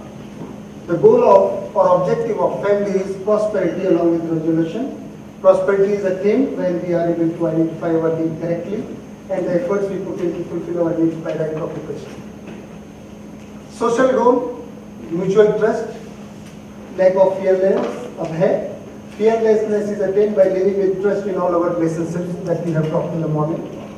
And coexistence, when we have been able to achieve harmony among all the state of being, that is called coexistence or sahastitva. These are the goals. Let's look at it. Now, we know child, so we can work backward. What do we want a graduate to be? Can we define what is a graduate? When a child starts gaining education from the right childhood, gets into the college, and when it passes out, what kind of graduate we are looking at? This is one attempt. We can all free to work out, and I give a proposal that we can all work out what kind of a graduate we are looking when he graduates, when he gets a degree. Today, one of our friends said that the child or graduate when he passed out, he is not either employable or family says he is not livable in the family. But here we are looking at certain traits of a graduate. Trust in self. He has to have the confidence, trust, respect for excellence, equilibrium in intellect and personality. These all have meaning, but again looking at the time, I'm only mentioning it. Self-reliance in occupation, social and behavior, and has competency. Intention is always there. He has competency to realize human goal, what we defined just in the previous slide. That is what a graduate, if he passes out, should be capable of living and delivering and achieving that goal. How can we achieve it? What kind of education and curriculum, which is what we just deliberated in our previous session where we had 3 panels. What could be the holistic curriculum? Here is one proposal of that curriculum. There are 2 parts of attainment of goal of education, needed redesigning mainly into 2 components. So it's just a proposal based on which we are putting up this university. That one is wisdom. A child gets opportunity to explore and nurture his or her inherent traits and gets understanding of justice, existence, truth, right behavior, right understanding. This would provide necessary wisdom to live happily and in harmony with everything else in nature. That's the first part of curriculum. Second skill, provide necessary production techniques to ensure physical healthy survival. This is how. Now what kind of curriculum we have designed to achieve this? This is an attempt. This is what we are planning to create in our university. We are looking at currently 6 faculties or 6 departments to begin with. And we think first 3 are compulsory for any student and next 3 would be optional to begin with. And we think and this is going to be 4-year course, first 2 years are going to be common and next 2 years there are going to be some specializations in this university. What we are looking at, first faculty is we are calling it Gyan, Vivek or Vigyan. We say knowledge, wisdom and science. What are its educational content? Existential understanding. Understanding the realities in existence. Madhyas Darshan, human aspirations and philosophical thoughts that human society has explored so far. Is that time? 2 minutes. 2 minutes, right. Holistic health. Every one of us wants to be healthy, wants to live a healthy life. That has to be part of the curriculum, fundamentally for every child, every graduate. Wisdom is compulsory, holistic health, understanding of that, how to live healthy is compulsory. It is going to include healthy lifestyle, some of naturopathy, Ayurvedic system, allopathic system. So rather than going into the pathies or having contradiction of 5, we are going to look at a wisdom, which pathy to apply in which circumstance. Then we are going to have faculty of production, which is engineering, management, technology. What we have understood through wisdom, that whole engineering, management, technology is for management of production and for production, not for warfare techniques, just to say what not for. And it is going to have food, housing, accessories, transportation, sustainable energy, telecommunication. These 3 faculties are going to provide fundamental courses which are compulsory for every graduate. Next 3 will have some options, that is education. Educational philosophies, techniques, methodologies and content preparation is going to be part of this faculty. Social science, sociology, psychology, economics and anthropology, whatever has been explored and what is provided by the current Madhyas Darshan study. Social science, law and social justice, understanding the constitutions of the world and legal frameworks seems to be a lot, but that is what we are planning, or we are working, we are undertaking a lot of research, how this all can be essentially provided in 4 years, all this with graduate. I will miss the campus right now, since there is only 2 minutes. I will just focus on the teachers' qualification for the time being. What is going to be, who are going to be the teachers, professors in this university? First of all, they should be capable of taking care of their own needs. They should have the academic qualification as per governing body rules, UGC, ICHVHE, UCC, but it is desired. What is compulsory? Study completion of Madhyas Darshan, what we just somebody asked earlier. Of course, since it is based on the Madhyas Darshan, so Madhyas Darshan is going to be the essential part of understanding it. It's compulsory. Willingness to live in campus and willing to contribute to production for one's living. So since there is not going to, he is going to be capable of fulfilling his own needs, they are going to be, it's compulsory. And foremost, no expectation of salary. That's another requirement.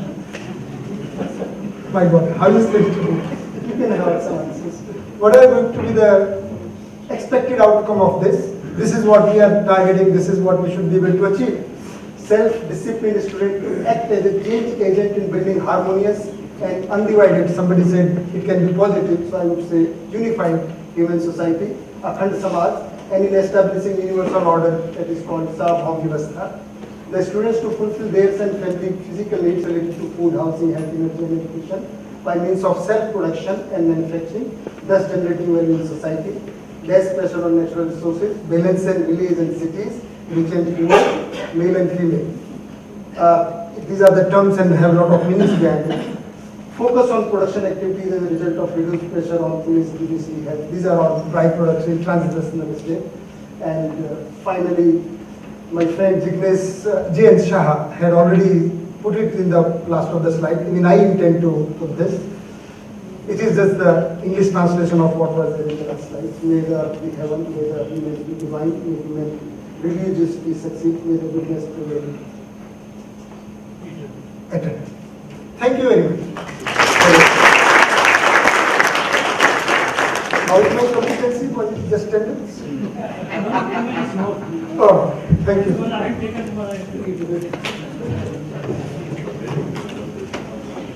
Thank you, sir, for this thoughtful sharing of yours. Nan Hua University, Taiwan. Professor Lin, shouldering the responsibility as the president of Nan Hua University, Taiwan is amongst us. They too have been exploring alternative education models since long.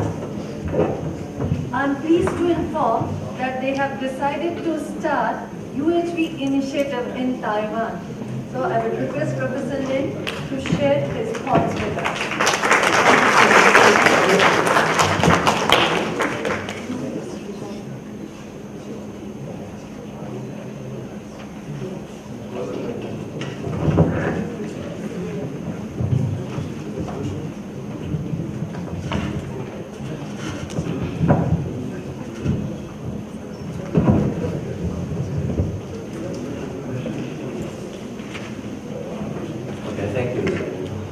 Thank you so much to the organization committee for giving me this chance to come here and share the experiences that we have there in Taiwan. Probably the situation is quite different. However, we do have some kind of promotion activities, and I hope it can give you some kind of reference. And in case I do hope you can understand my English. Okay. Okay.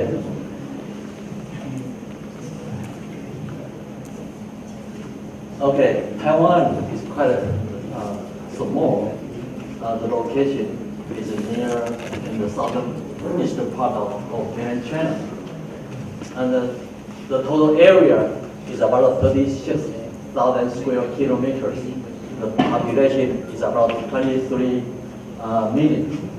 The per capita income is around $22,000. But the purchasing power, according to the economic magazines, indicated that the purchasing power of the people in Taiwan ranked one of the best, the top one in the world. The ICHVE World Ranking is, in the global competitiveness rating is about 14. The World Economic Forum's ranking is also the 14th in the global competitiveness rating. And in the past, we do emphasize a lot in the development of the economic situation. However, we do have some kind of side impact of economic growth. The first one is that the internet is like opium, and the suicide rate is a little bit higher. I think according to the calculation, in every 2 hours, we have 1 person suicide. And the bullying is also quite popular, especially in the higher, in the middle high school. Drug abuse is also quite popular, especially for the younger populations. And Taiwan is limited in resources, but the natural disaster is also quite often. Therefore, the government need to emphasize about life education.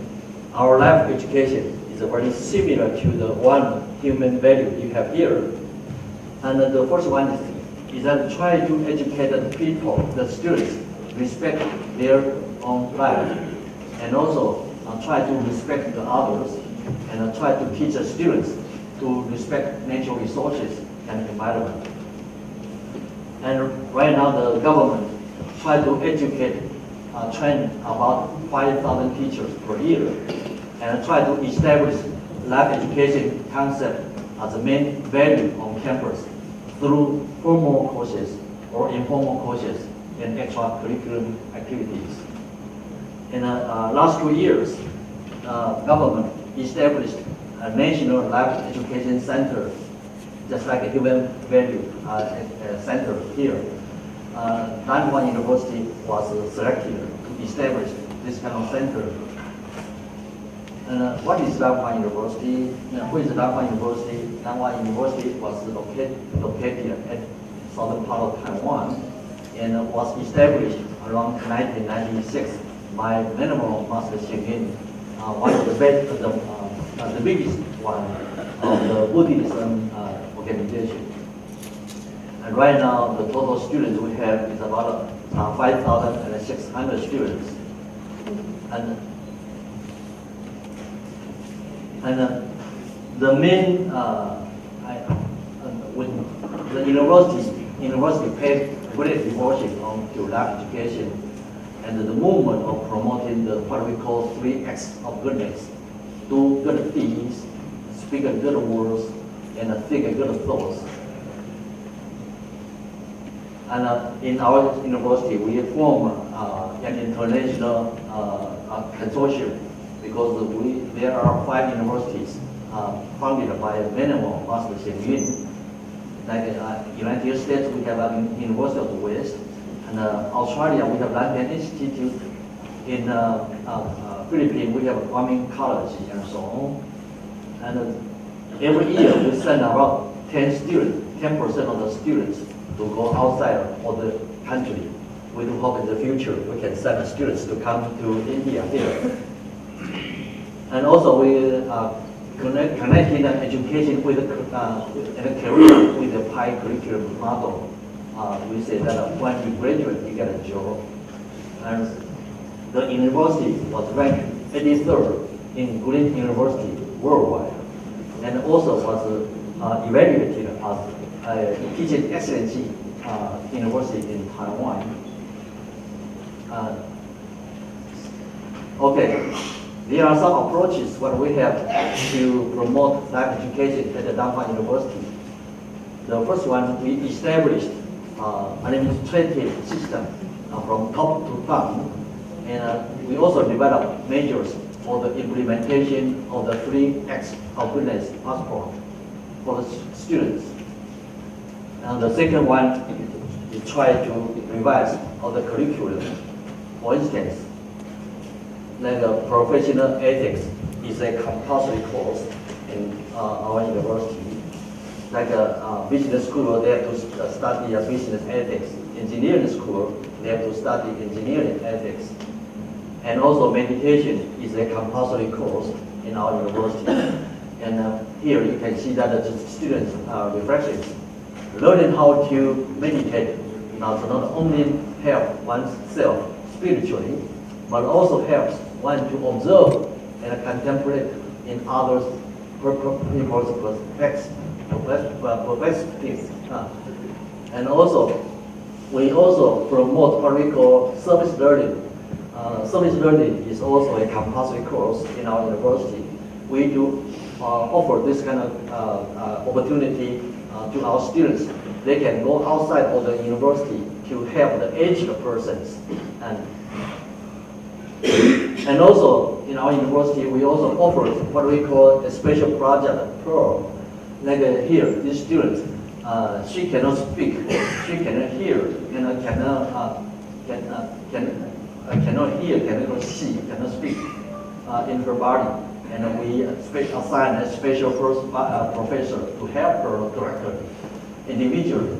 And finally, after she graduated, she said that education changed herself for life also. And to those students who wanted to surpass themselves or try to benefit to others, we give them this kind of chance for them to apply. They can apply some kind of financial aid from our university. And also, we offer this kind of opportunity for to our students. They can draw some kind of inner feeling to the paper. They can draw something in the paper. And also, we invited quite a lot of professors, experts to come to the school to give lectures. And here, this is our custom. I don't know whether you have this kind of custom or not. We have what we call coming of age celebrations. We invited parents coming from different areas to our university. Especially at that time, we teach the students, try to pay the appreciation to the parents. And when parents come in, the student talk to them about, Mama, I loved you so much, and I appreciate you for your help and your bring up. And at that time, our parents usually quiet immediately. And I do believe that this is a very good chance for us to educate the appreciation and compassion for the students. And also, we established what we call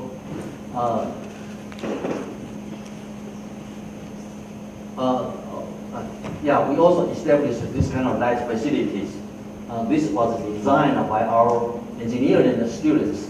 And like here, they can push, like here, you do something good today, and you speak a good word today, and you have a good thought today. If you have, you push that button. Like if you speak a good words today, you push one button here. If you do something good, you do push the button here, and so on, so that students can examine themselves every day. And also, we have a lot of 3 acts of goodness flags around the campus.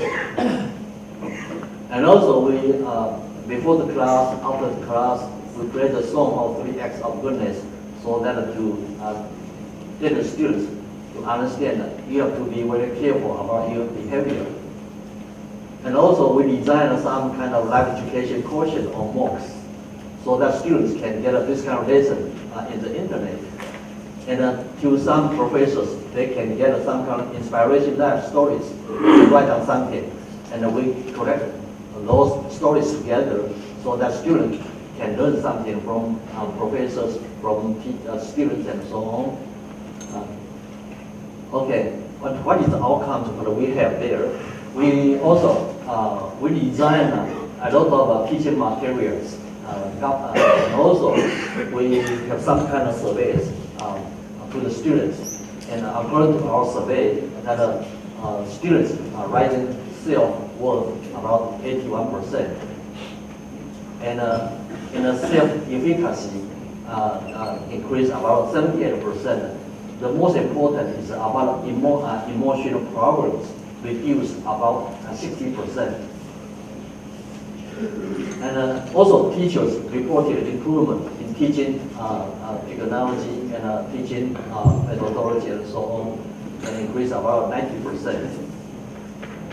And because of their performance is quite good, government established a National Life Education Center at Dafan University and tried to ask us to use this center as a platform to coordinate universities and high schools and local governments and central government, so that some kind of life education concept can be spread out nationally. And I personally is also the president of the Institute of Engineering Education here in Taiwan. It is responsible for the international accreditation and also responsible for this kind of life education center at the Dafan University. Therefore, in the future, if you want to have some kind of exchange ideas or some kind of information related about engineering international application or human value concept, you're welcome to contact with us.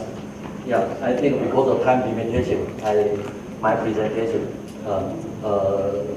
will be finished at this moment. And in the future, if you have chance, you are very welcome to contact with us. Thank you so much. Thank you.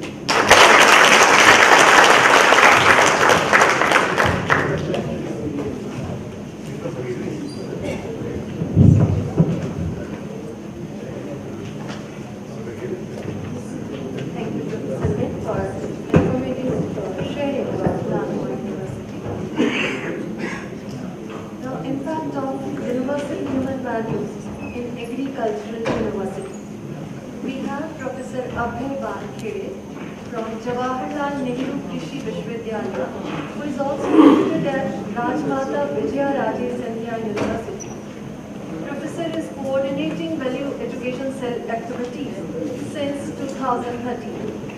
He is the key person to take universal human values at university level as a practice. I would request Professor Van Khede to share his journey.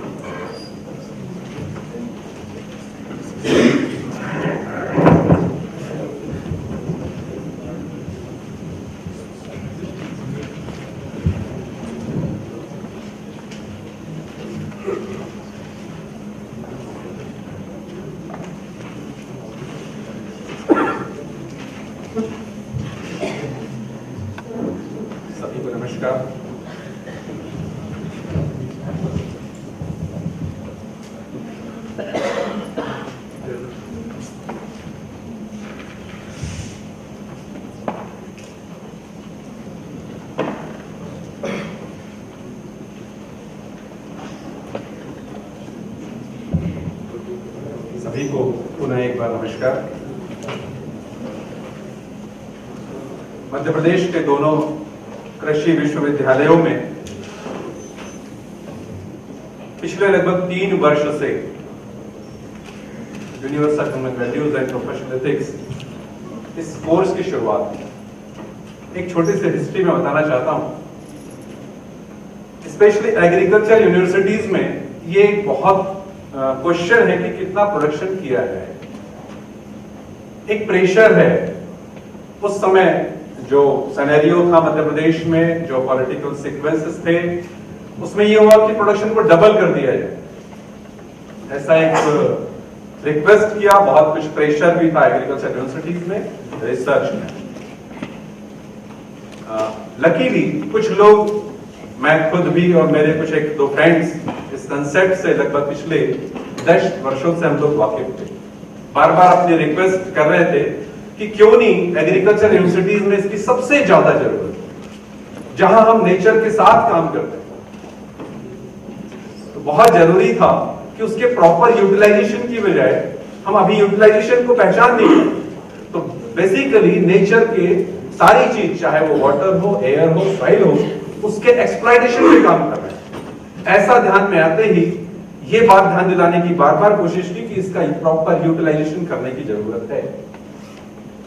Luckily काफी कुछ approach यहाँ से गणेश जी के द्वारा हुआ, वहाँ कुछ मित्रों का सहयोग हुआ। दोनों यूनिवर्सिटीज के vice chancellor and agriculture minister इसी कैंपस में आके हम लोग 7 दिन के वर्कशॉप में रहे। नियर अबाउट 6th डे ऐसा एक डिसीजन हुआ कि एग्रीकल्चर यूनिवर्सिटीज में इसको कंपलसरी क्रेडिट कोर्स के रूप में शुरू किया जाए। फर्स्ट फेज ये था कि वहां जो फैकल्टीज है उनको पहले प्रिपेयर किया जाए। नियर अबाउट दोनों यूनिवर्सिटीज की अगर मैं बात करूं तो दोनों यूनिवर्सिटी में जो कोर्सेस हैं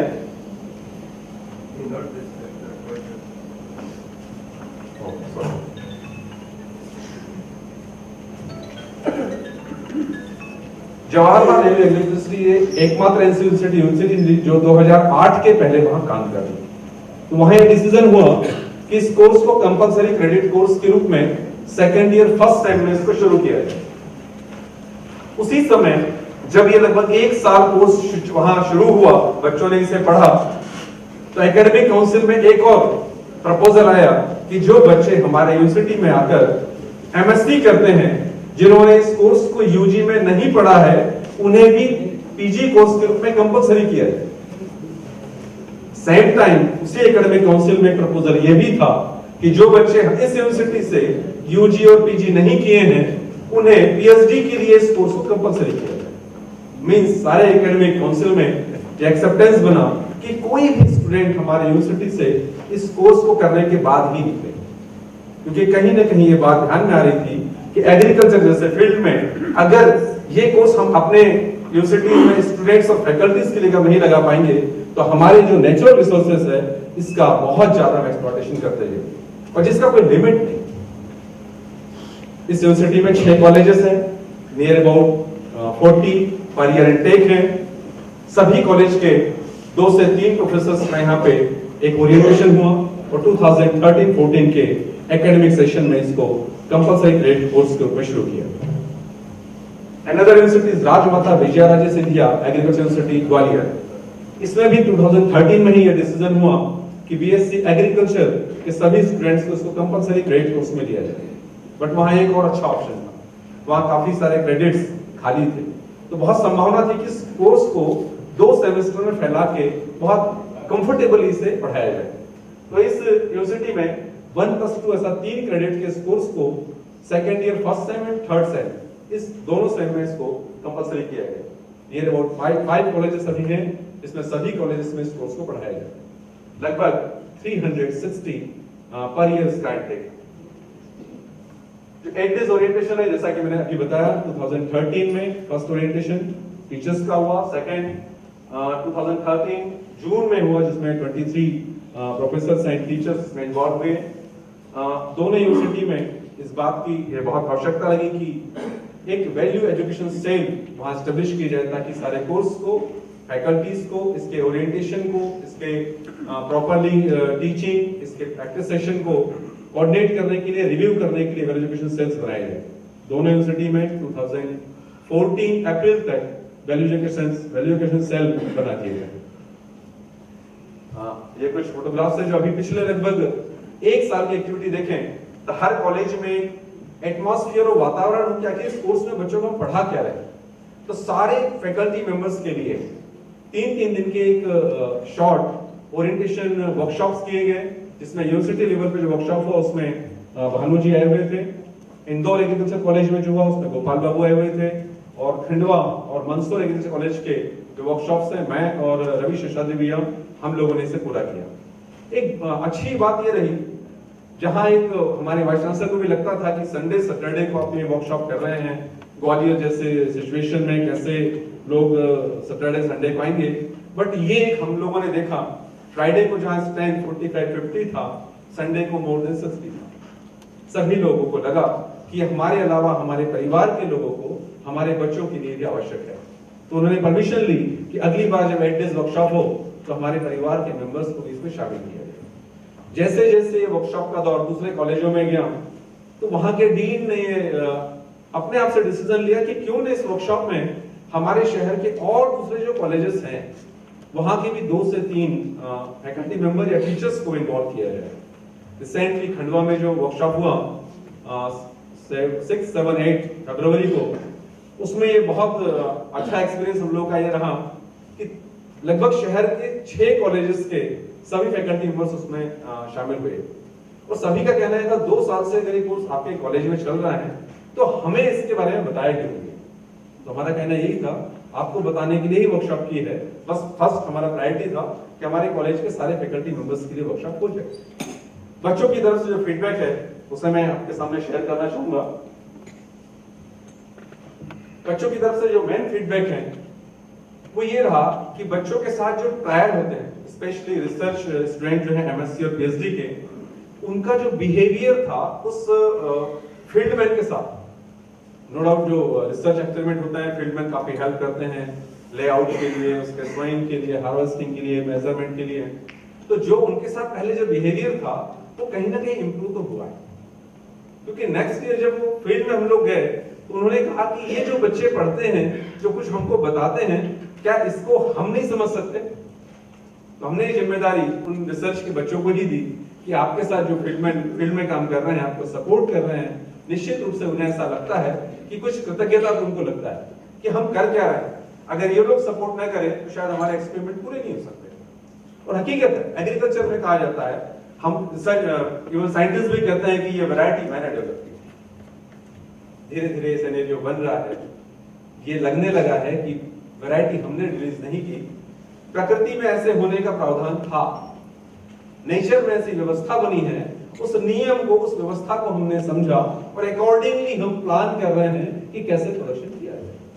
तो धीरे धीरे अपना जिम्मेदारी समझ में आया और एक कहीं ना कहीं जो अहंकार में हम चले जाते थे कुछ करने के बाद, वो घटा। तो इस बार ये डिमांड निकल के आई खंडवा एग्रीकल्चर कॉलेज और इंदौर एग्री कॉलेज से कि जो फील्ड स्टाफ हमारा है, जो हमारे रिसर्च स्टूडेंट को सपोर्ट करता है, उनके लिए भी एटलीस्ट 1 डे का वर्कशॉप तो किया जाए। मैं अपनी जर्नी की बात करूं तो निश्चित रूप से ये लगता है कि एग्रीकल्चर फील्ड में, सभी फील्ड में आवश्यकता है जहां एज ए ह्यूमन बीइंग है। अभी तक देखा ही जाए ह्यूमन बीइंग, आदमी को छोड़ के हर चीज का स्टडी हुआ है, चाहे वो हायर एजुकेशन में कहें, चाहे वो रिसर्च में कहें, चाहे प्रोसीजर मैनेजमेंट में कहें, हमेशा दूसरों को मैनेज करने की बात आई है या रिसोर्स को मैनेज करने की बात आई है। अपने आप में तो ये लगता है कि सारी चीजों का इंपॉर्टेंस तभी है जब सबके लिए जो काम कर रहा है मूल में ह्यूमन बीइंग, उसे अपनी स्टडी करने की आवश्यकता है। अगर हम अपने आप को समझ पाते हैं तो सारा विकास हमारे लिए पूरक है, वरना हम प्रकृति का शोषण करते रहेंगे। और निश्चित रूप से अभी हम देख ही रहे हैं, ग्लोबल वार्मिंग, फैमिली वार्मिंग हमारे सिर पे है, उसका एक ही रास्ता समझ में आता है, हम अपनी जिम्मेदारी से बिहेव करें, अपने नेचर के साथ जो भी हमारे प्रोशल सिस्टम को है उसको समझ के कॉम्प्लीमेंट्री हमारे लिए है, ऐसा समझ में आता है। धन्यवाद, नमस्कार, thank you.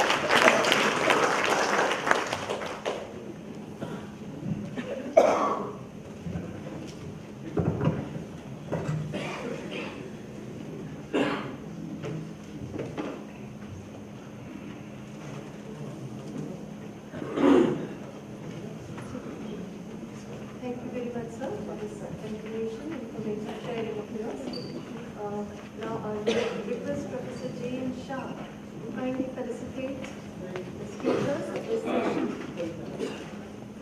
Professor Surendra Pal, Vice Chancellor, CBMS University. Professor Surendra Pal, Sir. Professor Lin, President, Nalbua University. I would request you to kindly come to the stage. Professor Abhay Vankre.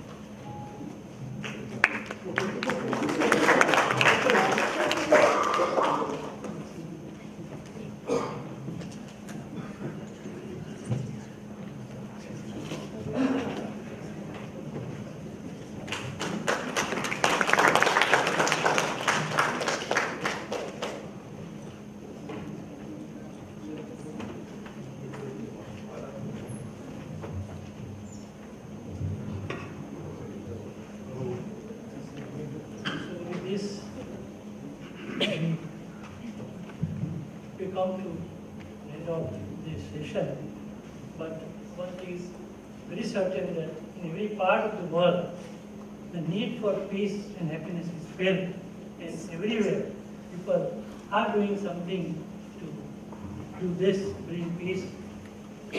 अभी तक एक मतलब के content, it has proved that so far we used to believe that we can bring horse to the water but cannot make it drink. But this content is such that when we bring the horse to the water, it invariably drinks.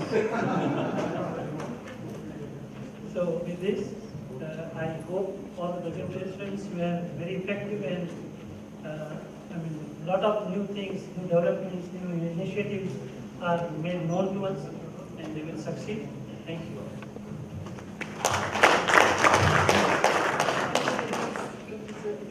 I will now hand it over to Umesh Shadavji, my friend, to take it over. So, thank you, Manishi. It was really tough time to conduct the sessions after heavy lunch. But you did very well, Manishi ji. In fact, I was sitting on the other side when this session was going on. And after the heavy lunch, generally, we intend to take a nap. But it was such a powerful session. Yesterday evening, there was so much of confusion. But all these panelists who shared their individual experiences and so much of activities taking place at the level of organization really, remain. At least I was sitting on the other side and I remained awake. It was really inspiring, motivational experiences shared by everybody. So yesterday evening we had a first keynote which was addressing to understand the basic aspiration of human being and how to fulfill the basic aspiration. We came along with those three things in the diagram: right understanding, relationship, and the physical facilities. This morning keynote address was an extension of it, understanding the 9 feelings in the relationship, and those 9 feelings are definite.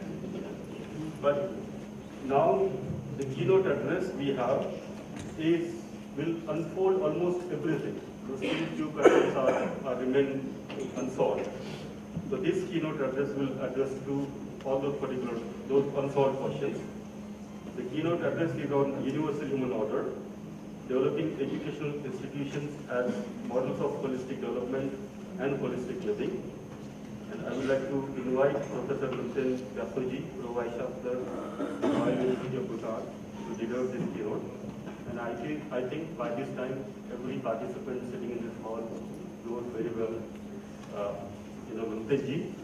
So I cut short with his introduction, just in the interest of time.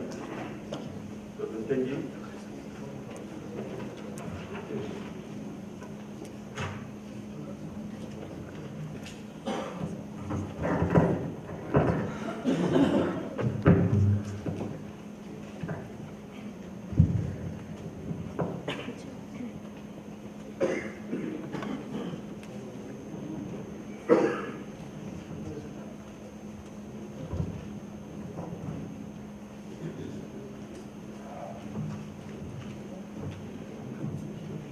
Good afternoon.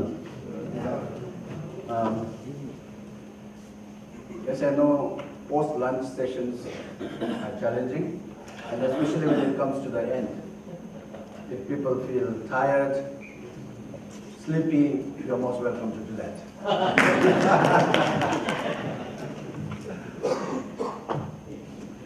So, we looked at this the human consciousness from yesterday. We talked about human being and animals. And just a little while ago, somebody talked about the animal instinct.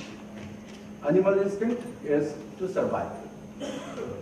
Survival, once the survival process is taken care of, animals are happy. That's the instinct, right? And for that, your 5 sense organs are good enough. But the nature of human being is such that only when your survival processes are taken care of, then only life begins. That's the difference. And yesterday, Ganeshji was saying, when you have eaten, when your stomach is full, then you have 100 other things to worry about. So that corresponds to this idea that human beings are not just happy by ensuring this, which is physical facility. For human beings, it has to be this, and this. Right understanding.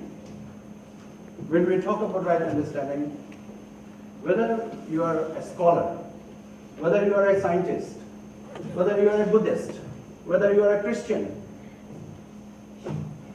we all need right understanding. We have to ensure this right understanding. Because only when you have ensured this right understanding, then you are able to see that your happiness is coming from fulfilling your relationship with other human beings and living in harmony with the rest of nature. That clarity comes only when you have ensured right understanding. Otherwise, without right understanding, we'll always assume that physical facility is everything. Money is everything. And so, for human beings, we need to rise above. We need to move up. We have to ensure and awaken ourselves towards higher dimensions of our mind.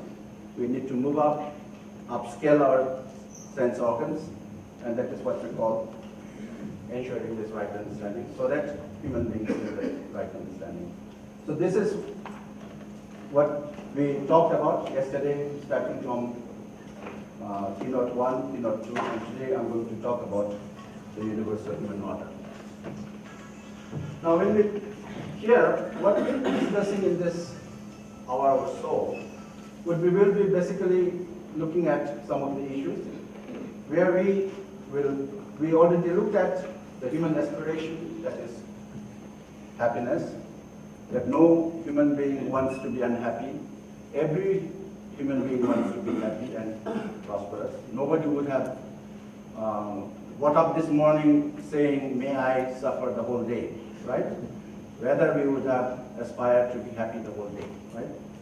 So, human aspiration and its fulfillment, we did talk about right understanding at all 4 levels. And then we talked about human-human relationship in terms of feelings, right from trust, respect, affection, care, guidance, glory, reverence, glory, and gratitude and love, which, if you ensure it, then it leads to undivided human society. Now, with this background, what we can do is we can talk about the universal human order. We can talk about roles of educational institutions. Now, what do we mean by universal human order? Universal human order basically talks about human goals. And then we'll also look at what are the human goals and what is the system that is required to achieve this human goal and what is the scope of this system. Today, before I move on, let's look at this, where we are. We have certain scenarios here. Families living together in a relationship of mutual fulfillment with common goal. This is what we call society in true sense. People living together, but not in relationship of mutual fulfillment. Their goals are different. Then this is what is said as crowd. And then there's the third category, people living separately, in opposition, struggle. Again, it's not just different goals, it's conflicting goals. So where do we belong to? Do we belong to the society, crowd, or battlefield?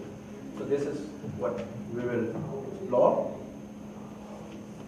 So now coming to human goals. Right understanding in every individual.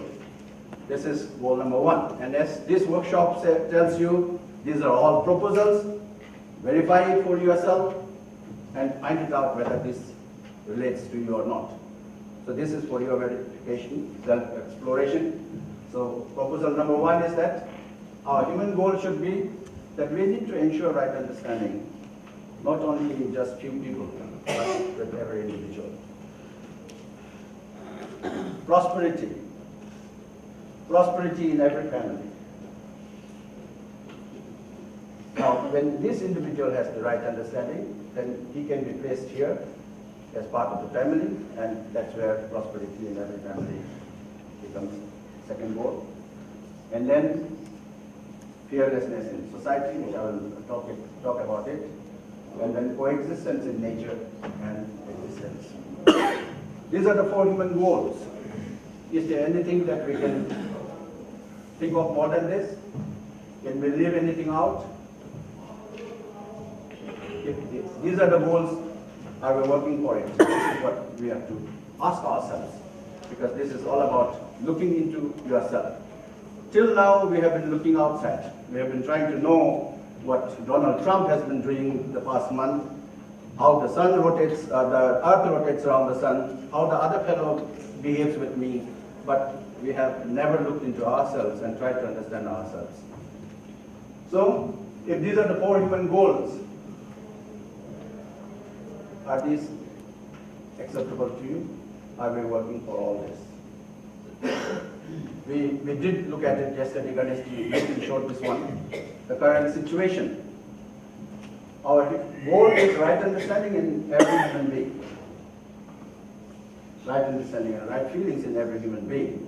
But if you look at the current situation, is that the case? Is right understanding and right feelings there in every individual? Or instead of right understanding and right feelings, is there assumptions that money is everything? We all want to be happy, right? In the inaugural session, I remember I did mention this one. Even a criminal wants to be happy. In fact, the urge of happiness of a criminal is much, much intense than ours. You and I can wait for the month end to get our salaries. You and I can stay in the queue and wait for your turn. But the criminal is never willing to stay there. He is ever willing to jump across the Lakshman Rekha. Right? So everybody wants to be happy. Now, the definition, our expectation of happiness, our understanding of happiness is that so long as I have money, money is everything. And if I'm going to get money, let my relationship mess up with anybody, whether it's your father, whether it's your mother, whether it's your spouse, anybody. Is that the case?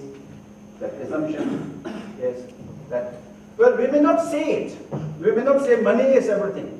But at the back of our mind, the way we conduct our lives, the way we give importance, the way we give priority to money, isn't this the case? That assumption that money is everything. And in the name of prosperity, prosperity means ensuring more than what is enough. Because when you have this clarity, when you understand that your happiness is actually coming from within, from feelings, and when you ensure this feeling of love, respect, trust, care, affection, etc., look into your state of being. When you have devotion for somebody, when you have respect for somebody, when you have shraddha for somebody, when you have that feeling of sneha, what is the state of your being? You are happy, unhappy. And on the contrary, when you have this anger, anxiety, jealousy, what is the state of your being?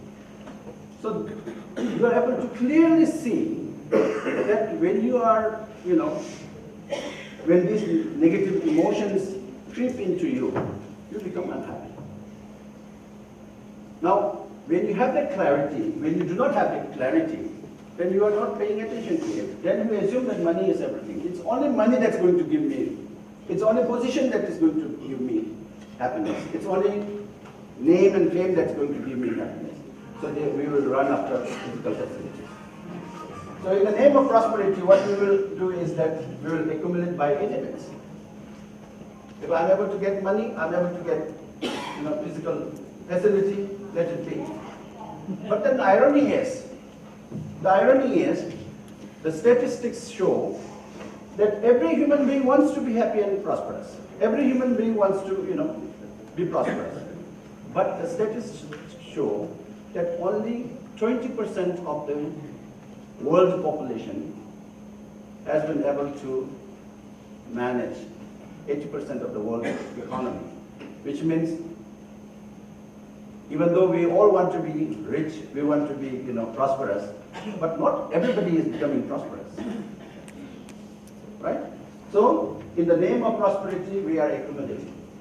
So now, when you do not have this right understanding of prosperity, now the possibility is that you assume, what do you assume? That money is everything, and when you assume that money is everything, then the next step is that you accumulate by any means. And when this happens, then the outcome is that you are obsessed. Mindless consumerism comes in. Your obsession for profit comes in. Your obsession for sensual pleasures comes in. And when you have this obsession, we all know to which direction we are heading to. Similarly, when there is the goal here is fearlessness, because you understand that your happiness is coming from relationship. And when you fulfill that relationship, there is trust in the society. But when you do not have this right understanding, you assume money is everything, therefore accumulation, therefore there is domination and exploitation and fear. Now, when you dominate, is it naturally acceptable to the other person? When somebody dominates you. See, today what we call business, what we call economy is all about expansion. We are trying to expand our territory. Now when you try to expand, there are only two things. Whether you would like to expand on the basis of domination, or you want to expand on the basis of relationship. That's the only choice we have. Now if you go by domination, then we all know that you have to really force upon the other person. And the other person doesn't buy that domination or exploitation. So the other person will work out all possibilities to make your life miserable. But when you try to expand not with domination, but through relationship. Relationship means feelings in relationship. And when you have this feeling of love, trust, care, affection, etc., your behavior is touching the hearts of other people. Other people bow down to you because you have touched their hearts. So, instead of trust in society, there is domination, exploitation in the society, and when that is happening, we all know many wars have been fought on this basis. Terrorism, some terrorism, terrorist activities started with good intention, but it led to some, rackets. We all know that because they were fighting against some kind of domination or exploitation. Then, our fourth goal is coexistence in nature and existence. But then what are we doing in the name of mastery over nature? We are trying to exploit nature. And when we are exploiting nature, then we know this is a huge crime that the whole world today is making. Resource depletion. Resource depletion doesn't mean that we did not use natural resources 1,000 years ago. We did use it. Pollution does not mean that we did not pollute, 500 years ago. There was pollution. But the difference is, today we are using resources more than what the nature can produce. And we are producing so much of waste and pollution which is beyond nature's capacity to absorb. So the pace in which nature can absorb, we are producing much more than that. Therefore, we are confronting with this problem of resource depletion and pollution. First, we play with nature, we exploit it, now we cry over it. And when we do not have this clarity, as I was saying, without clarity, when we are just groping in the darkness to find something that is useful on the basis of your assumption, carried away by our social, cultural, religious baggage, assumptions, we are basically literally groping in the darkness to find what you desire. And as a consequence to that, what's happening is that this is what's happening. And now we are talking about how to fix the world. Again, we have not understood. Our suffering is not coming from fixing the world. Our suffering is coming from not fixing the inner world. We are trying hard to fix the outside world. And if we try more to fix the world, there will be no planet left for us to fix. So therefore, this gross misunderstanding, which is the present situation, not acceptable. Therefore, this cross marks. So now, how do we, yes, these are the 4 goals, but then how do we ensure? And how these are possible first? Out of the 4, what is, where do we begin? So we begin with right understanding, right feelings. And therefore, this universal human order, human values is all about ensuring this right understanding, right feelings. We have to start from here.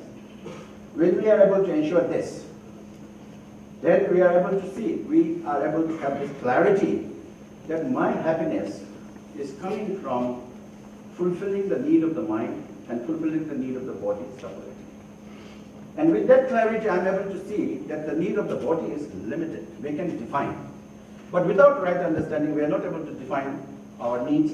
We know we need more, but what is more, we do not know. So we think of doing something more, getting something more than what you are, something more than what you have, and when that more, something more happens, again, you want something more, so that's an endless journey. But when you have this clarity, then you know how much is required. And when you know how much is required, then you will strive for it. And when you strive for it, since it is limited in quantity, you are going to fulfill it. As a result, through right understanding, you are going to be prosperous. Because prosperity is not in terms of accumulation, but it is in terms of ensuring the feeling of having more than enough.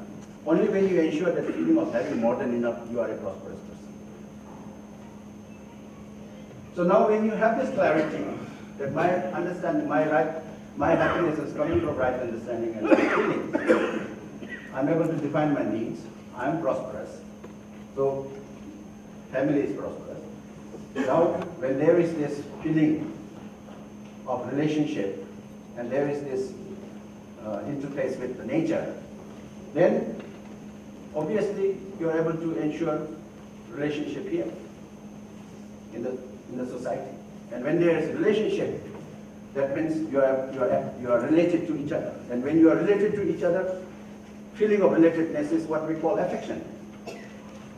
So you are able to see that every human being is related to me. Even quantum physics today tells us, I'm told, I'm not a quantum physicist, but quantum physicists tells us that at the quantum level, energy and particles are interchangeable. And if you look from this, sort of a gadget where you could see that quantum level, then it's not, 300 or 400 people, 200 people sitting here. It's all borderless. We are intertwined. So nobody is alone. Everybody is in harmony in the relationship. So that, if you have this understanding, then it leads to trust in society, fearlessness. Today you might say, there's no problem in the society. Everything is fine. Yes. If everything is fine, would you be able to leave your door unlocked for a single day? Let's ask this question. Because, if we do not think seriously, we might assume that everything is okay. But is everything okay? Would you feel comfortable to leave your, things unattended? That is the bottom line. So then, when we have this right understanding and when we are able to ensure how much is required, that means I'm not only able to define my relationship with human beings, I'm also understanding my relationship with the rest of nature. Now with this clarity, I'm able to see that even a blade of grass, the air that I breathe in and breathe out, especially the air that I breathe in, a blade of grass has its contribution. Now you are able to see that grass is your source of life. And when you see that this grass is your source of life, Isn't it your responsibility to take care of that grass? Isn't it your responsibility to take care of the air that we are breathing? Isn't it your responsibility to take care of the water that we are drinking? So the air that we are breathing, the water that we are drinking, the clothes that we are wearing, where it is coming from? It's coming from nature. And it's because of nature that we survive. And when we understand this holistically, then you have that ensure that feeling of respect, even for at least a single blade of grass. So now, if these are the 4 goals, then how would we ensure them? How do we ensure this? How do we ensure this? How do we ensure this? How do we ensure this? Is there a system? Is there a way forward? Yes, there is a way forward. We call the human order in terms of 5 dimensions. Again, these are proposals for us to verify. So we'll look into that one by one. Education and SAARC. Dimension number 1. Education is right understanding. SAARC means right living. In the panel discussions also it was expressed that today we need leaders, examples, who live by examples. And this is what we call SAARC. We learn, inherit from our parents. Children pick up from their parents. And somebody rightly said, nowhere in history, by telling somebody to calm down, has ever calmed down. Just telling somebody to do something has not worked, unless you understand why it needs to be done. So understanding is the key. So now if we ensure this right understanding and right living, so that means I'm able to ensure this, through education. And that's why this is, one way that we bringing people together, share, put them through this thinking process, and verify on our own. And if it makes sense, then you live with it. That is right understanding. So through education and SAARC, we are going to ensure this goal number 1. What do you say? Then goal number 1 be ensured with this education and SAARC. Is it important? Yes. Therefore, we are talking about the importance of education system. And now, when we talk about education system, let's look into our conventional mainstream education system. How much of values is it imparting? How much of happiness is it ensuring in the individuals? How much of right understanding? And right understanding was explained yesterday. Right understanding means understanding harmony in the individual, understanding harmony in the family, understanding harmony in the society, understanding harmony in nature and existence. Only when you have understood all these levels of harmony, then you live with it. And when you are living with this harmony, so understanding harmony and living in harmony, that ensures your happiness. Then, when you have this right understanding ensured, now through this right understanding, what will happen is you are able to define your need. And when you are able to define your need, then you are able to see the need of the body and the need of the mind very clearly. And what is the need of the body? Need of the body is food, water, shelter, air, basically, right? And what is your natural acceptance? For your body to be healthy, do you need to eat nutritious food or junk food? We have the answers. You don't have to look outside, because you have to look into yourself, and the answer that you get from within, that is what we call wisdom. Wisdom cannot be asked somebody and then somebody will teach you. No. Wisdom is looking into yourself, looking for the answer that you get from within, through your experience, and that is wisdom. Whatever comes from outside is information, and information is borrowed knowledge. Therefore, it will not lead to any kind of experience. So, now when you are able to define your need of the body, then you are able to see that what this body needs and what you have to do for the body. Because body is an important tool. The body and the mind coexist. And therefore, it is your responsibility that you are using this body like any instrument. You are using a car. Car is very useful because you do not have the capacity to travel 50, 60 kilometers every day. Therefore, to rightly utilize your body for some other meaningful way, you are resorting to a car. And when you are resorting to a car, don't we take care of our car? Don't we put a wrapper onto it every night? Don't we wash the car every week? Don't we change the fuel and lubricants every 6 months or so? We do take care because it's a useful thing. Now, if your car is a petrol engine, would you ever put diesel into it? You wouldn't, right? Similarly, if this body is a very useful instrument, then you should know what this body needs and what this body does not need. Because now you are talking about Sanyam. Sanyam means responsibility towards your health. So when you have Sanyam in the self, then health at the level of body is taken care of.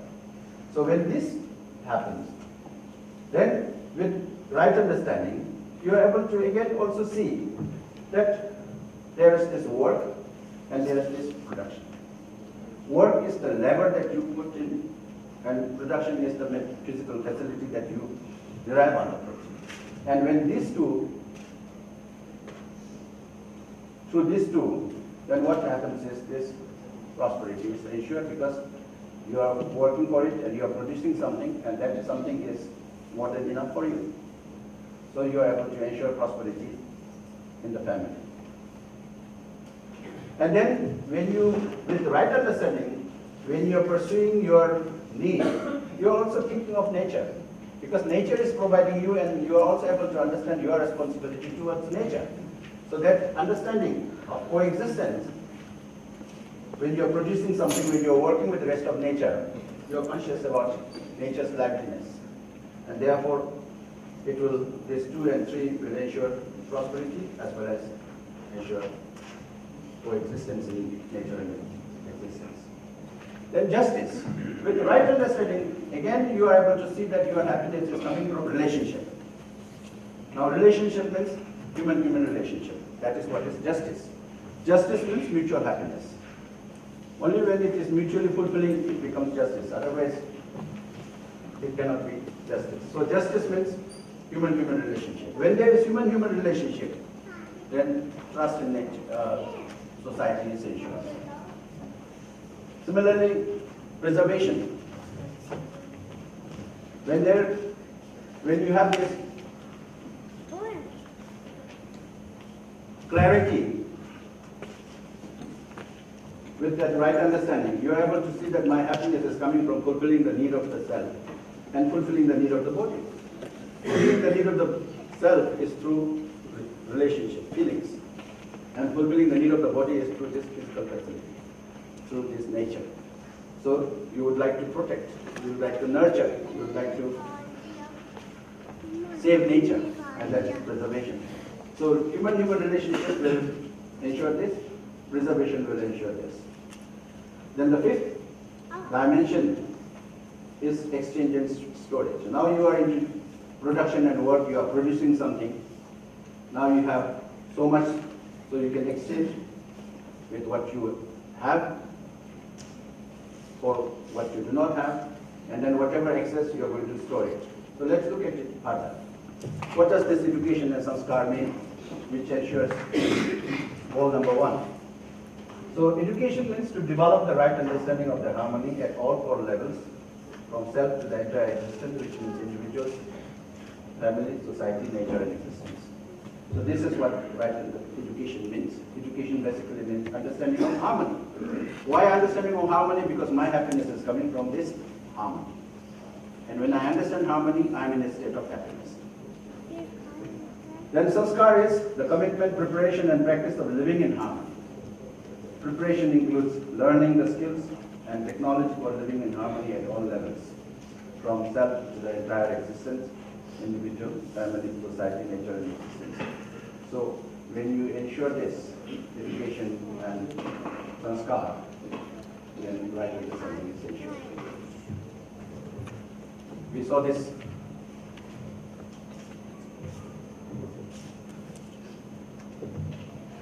So we have seen this one, that the education system is, it's only the education system that will enable you to move from the animal instinct, animal consciousness to the human consciousness. And once we have ensured this one, then people in turn will participate in the system to develop, maintain, and then this continuum will go on.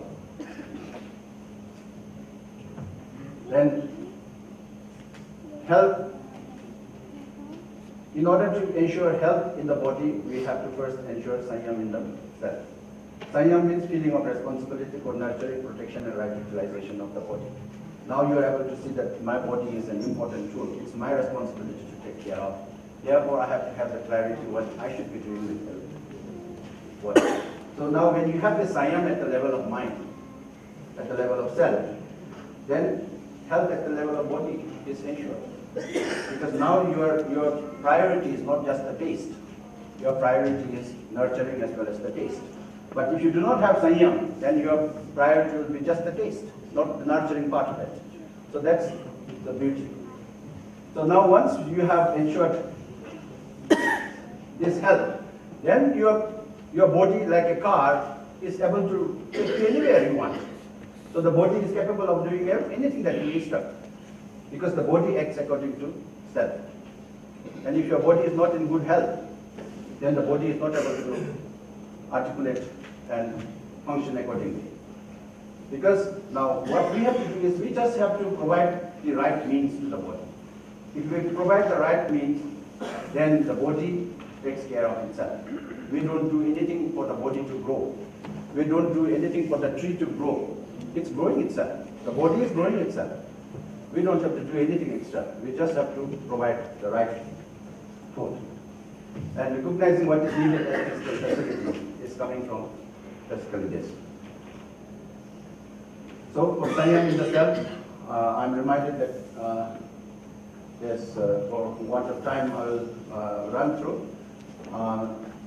Sanyam, as I said, responsibility for nurturing, protection, and right utilization of the body.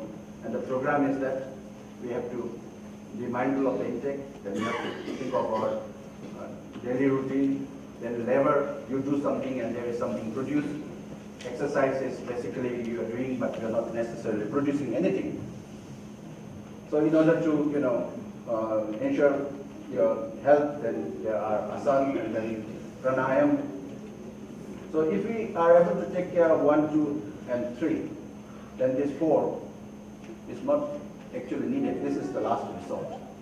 And this one is only at the last if you have nothing much to do. So health in the body, when you have Sanyam through this process, when you have ensured Sanyam in the self, then health at the level of body is ensured. Then when you have this right understanding, then you are able to, interact with the rest of nature. Then your work becomes mutually fulfilling. The labor a human being does on the rest of nature. So you know how much to take from nature. And you also know what is your responsibility to ensure that mutual thing with nature. And production, the physical facility obtained out of the work. So when you are doing this one with the right understanding, what's happening is, then you are aware of what to produce and how to produce. Today, what's happening is, without the clarity, we do not know what to produce, and therefore we are producing all kinds of things, whether it's for goodness or for otherwise. Then, when we have this clarity, we also know how to produce. And how to produce is mutually enriching in a cyclic manner. And not only mutually enriching and cyclically friendly, eco-friendly, but ensuring justice, which is people-friendly. So we become mindful of all these things. Justice, as I said, it's recognition of human-human relationship and fulfillment and evaluation leading to mutual happiness, which ultimately ensures this. Preservation means human rest of nature, so you know your engagement, you know your responsibility towards nature. As a result, what's happening is there is prosperity or mutual engagement between you and nature. Prosperity in the human being because you're getting what you want out of this nature, And you are also able to understand your responsibility because this is the source of your life. Therefore, you have a responsibility to ensure yourself. So enrichment, protection, and right utilization of rights of nature. So now today what's happening is exchange, even exchange is, for profit and exploitation. You want to give less and want to get more from the other end. But here exchange means everything is done with the view of mutual fulfillment, not with obsession for profit or exploitation. Whenever, when you are producing something and when the other person produces something else, you exchange mutually so that there is a mutual benefit. Storage, again, today what's happening is in the name of, thing, we accumulate, we hoard. When the market is low, you buy at a very low cost, and then when there is scarcity, then you exploit it, and then you sell it off at a very high price. But here, it's with the view of mutual fulfillment with obsession, not with obsession for profit or accumulation. So these are the 5 dimensions that we can think of to ensure this. And if we are able to ensure this one, then because there is this trust in society, starting from right understanding in the individual, then prosperity in the family, then upwards, then it will, from family order to world family order, it will move up. So from individual, when every individual has this right understanding, this individual is in the family. So with that one, you move to family cluster, village cluster, nation, world family, and this is how eventually world, family order is ensured. So now, if we take this one as a living model in our colleges, in our institutions, when we orient our students to this kind of a lifestyle, that it is you who is living this life. It is your responsibility to understand life and live it. Then we will be able to understand our responsibility. Then you will be able to appreciate nature. And when you appreciate nature, then there is an art to live in relationship with nature. Then you will appreciate everything that is around you. When you see a piece of paper lying on the road. Today at the moment what's happening is we don't see that garbage as a problem. We see that's okay. When the toilets are dirty, we are not able to see that there is a problem. We see that's okay. But the moment you are able to see that this is a problem, this garbage lying somewhere unattended is a problem. The moment you see that is a problem, human being by nature cannot avoid it. When you understand this is a problem, you will do something to solve it. So this living model is basically to keep in touch with our students, engage them into these activities. Then they learn from this one. And they tend to appreciate small little things that they do. So I will just take you to my college of Language and Culture Studies. We have now, at least I was saying, now our students know that unclean toilets is a problem. They are able to see that. They are able to see that garbage is unattended along the road is a problem. They are able to see it. Because we tell them, we don't sermon them, we tell them, when you see a piece of paper lying on the road, now stop for a while, ask yourself, what should I do? Should I pick it or should I leave it? Think about it, and it's up to you. If you think that this is not my headache, this is not my problem, you walk away, there's no problem. But the reality is, when you stop and ask this question, you have no choice but to think that this is your responsibility. So you will pick it up. And when you pick it up, now you are picking it up with understanding. And when you are picking it up, understanding, you don't mind bending yourself. But without this understanding that it is your responsibility to pick up, and if somebody else has to tell him to do it, then it's an uphill task. As I was saying in the panel discussion, if you are asked to get up 4 o'clock in the morning, you have a difficult time to get up, right? But if you choose yourself to get up 5 o'clock, tomorrow morning I have to get up 5 o'clock and say my prayers, say my mantras and jap my mantras. And for some reason, if you were not able to get up, you feel uncomfortable. Such is the case. So, at least through this living model, what we do is that we make our children understand. So now we are planning, we have already started gardening activity in the college. There are volunteers who have come forward to do kitchen gardening, and the deal is that they produce and they will sell it to the mess, in their mess, and we'll pay them. So now children are able to understand at least farming. Most of them come from, rural areas, but still they have been in the school system for the last 15, 20 years. They have not really had that opportunity to really work and soil their hands in the village. Now, to reunite to their, profession of their parents, we are starting this kitchen gardening. And children love to do that. Now, there has to be somebody to set it, somebody to drive it. And when that happens, 1, 2, 3, 4, and when a larger chunk of the students get into this, then the rest gets influenced, impacted. So people now begin to realize that the people are becoming now health conscious. People say organic. Now organic has become, this word organic has become a buzzword now.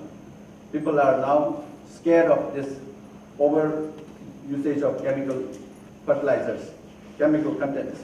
Newspapers, televisions are all the time reminding us there is huge chemical content in the vegetables and fruits that we eat. Now, the realization of the importance of organic farming is ever more, and now children are thinking. And we have asked our children that it's not necessary that they should, be in the urban centers.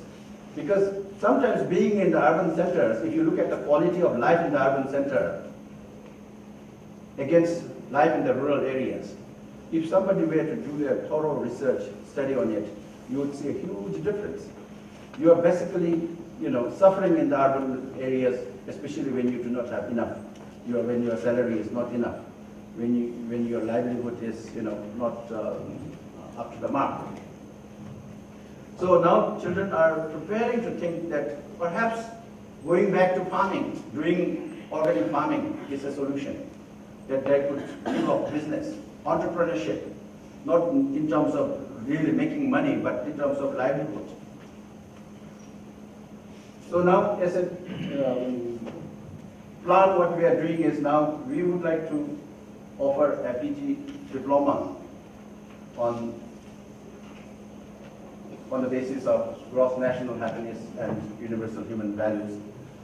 And this one, we did a survey, and then the response, because it's a mandatory process in Bhutan that when we launch a program, there has to be a survey done before the launching of the program to see the takers, and there has been positive response. And then there has been some interest expressed from other universities from abroad who would like to join this program. So we will be able to launch this program within the next 1 or 2 years. When students, as somebody was mentioning, that my college does not have sweepers to clean the hostels, the classrooms. Everything is done by the students themselves. And it is not an imposition that they should be doing it, but they realize that it is part of their job. It's the values that they have to learn and inculcate when they are studying. So they have initiated this, and they are doing the cleaning, they're doing the washing, they're doing their own cleaning. They just have to, study. The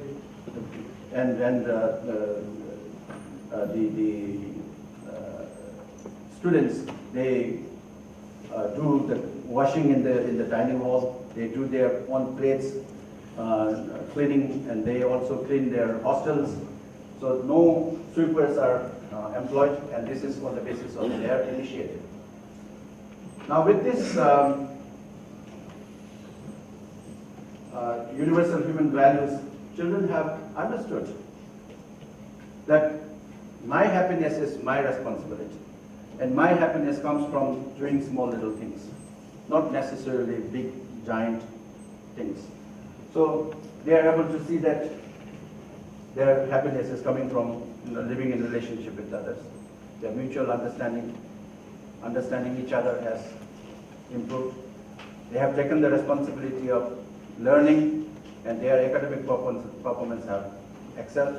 Now, ever since 2013, we have had very minimal disciplinary issues in the college. And literally there are no fights going on. Of course, coming late to the class, sometimes bunking, on the eves of a longer holiday, that still happens because that's, we have to work on it. But grossly, things are, fine. And in the organization, I think there is a mutual, trust and respect for everybody, because now we are able to see that it's not the director or the head of the college that matters. Even the sweeper in the college matters, because he or she is part of the organization. And everybody matters in an organization. And therefore we have made an understanding, a compact within ourselves, that whenever there is a social gathering, there is no division in the way we, sit. Usually what happens is the fourth class staff will tend to come a little late, and they would like to group on their own and stay in a different corner. But we said this was a little unhuman for us to have this segregation. We should all mix up together and stay together. So we have tried this one, and it's working. And now that understanding that everybody matters in an organization is very much there, and the work attitude, because now they feel responsible to the organization, therefore there is a huge change in organization. And self-discipline, as I was saying, when it comes through your understanding, now you are no more disciplined. Discipline means somebody else has to think, because you are not able to think. So somebody else has to think on your behalf and tell you what is right and what is not right, and tell you what you have to do and what you should not be doing. But when you have that clarity, then you are not disciplined. Then you become self-disciplined. Then you know what you should be doing, what you should not be doing. And that comes from within, and it becomes a natural process. So today, ICHVHE College of Language Studies is a center for coordination for all the RUB university colleges. We are the nodal center, sort of. We coordinate all kinds of these human values activities, dissemination of information, sharing of ideas, all sort of things. And our dream is that one day we would like to, become a center for human excellence and well-being. This is our dream, and where we will want to see that everybody has that humanness as the basic core, as the core quality. And as my colleague this morning, when he was presenting Bhutan's report, he was mentioning about schools now being piloted, and human values will be offered. And if there is an impact, then the good thing is that every school will have universal human values. Every teacher will undergo this universal human values. Bhutan is a very small nation, which is just about a handful of population, 700,000. I think we can do it and show the world that what human values could do to a nation, and that can inspire the entire world. So, and then this other thing outside the educational institutions, the civil servants at the executive level, at the leadership level, have to undergo this management leadership training organized by the Royal Institute of Governance and Strategic Studies. They all undergo this 2-day orientation of human values. And the good thing is, last time the National Assembly, the Parliament, parliamentarians, the National Council, except 2, including the speaker, attended the workshop, and they were able to see that when they are in the discussion, they always point fingers at each other. They realized it was our assumption that we doubted the intention of the other person. We thought we are the only party that is in favor of the country. We are the only party that is in the interest of the country. The other party is not in the interest of the country. But now we realize it's not the intention, it's the competence.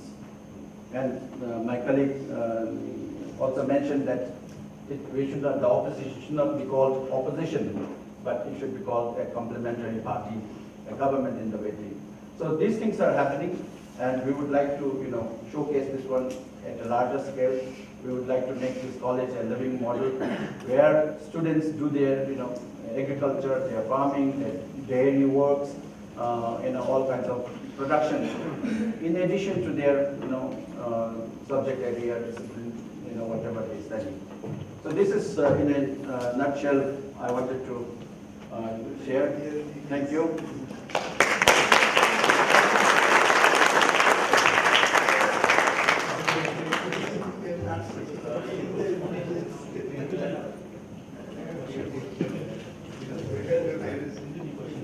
Yeah,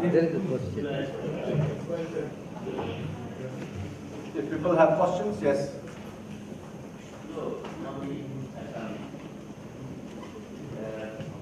We are speaking about relationship according to my conclusion.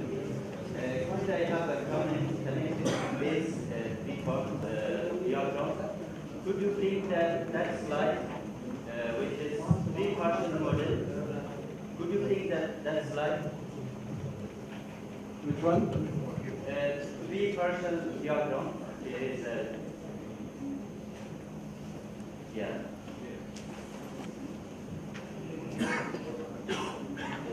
No, the model, the diagram.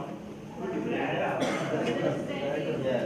Right understanding and relationship.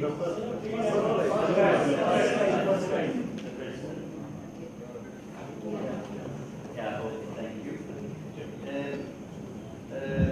According to my conclusion, connected to this three versions, which are right understanding, relationship, and participation in larger part of the nature. To go to human consciousness, could we change these three terms to newer one to find a better interaction and interconnection among these three partial models to go to human consciousness instead of right understanding using relationship with ourselves or human health or health self relationship. And the second term is good, I think, relationship with human relationship, but the third one could be changed to relationship with other part of the nature or human nature relationship. Sorry.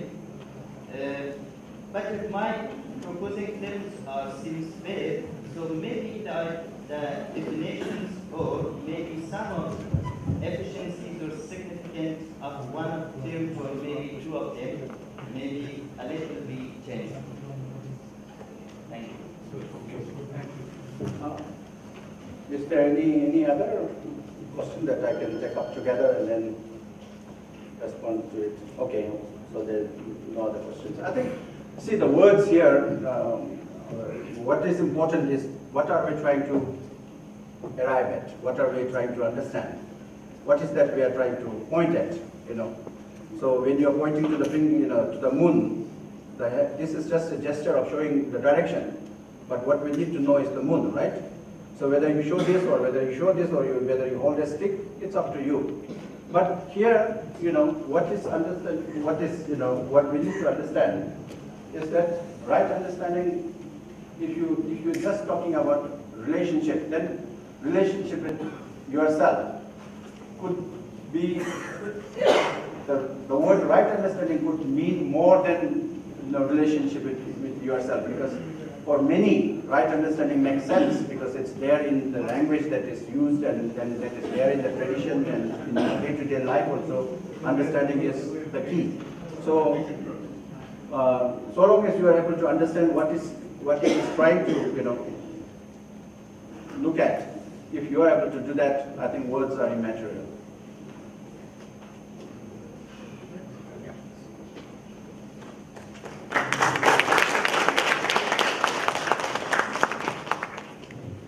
Thank you.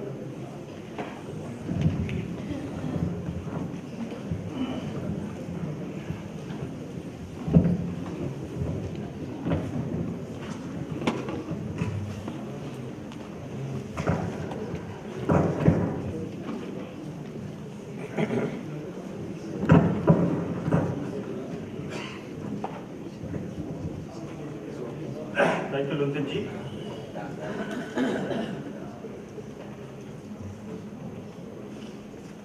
For your keynote on harmony in the society. Basically, society is the families living together for the mutual fulfillment of common goals. So that is how Luntenji has defined harmony in the society. I would like to request Professor Navin Seth Ji, Vice Chancellor, Gujarat Technical University, Ahmedabad, to felicitate our keynote speaker, Luntenji.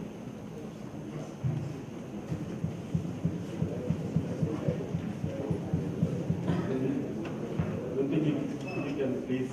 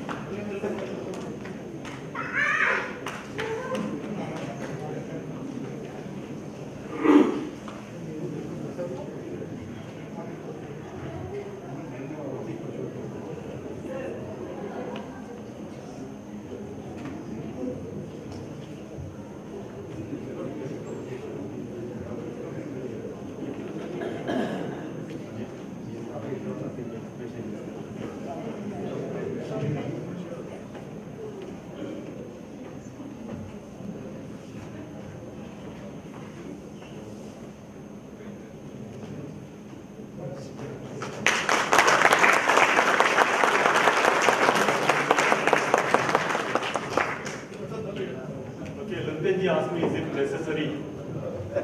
I said, your feelings and our feelings have already been communicated. This is just an expression of our feelings. So thank you so much, Luntenji, for accepting our expression of the feeling. So with this, we come to an end of day 2 discussions. Have a good evening and see you tomorrow at 9 o'clock. Sharply.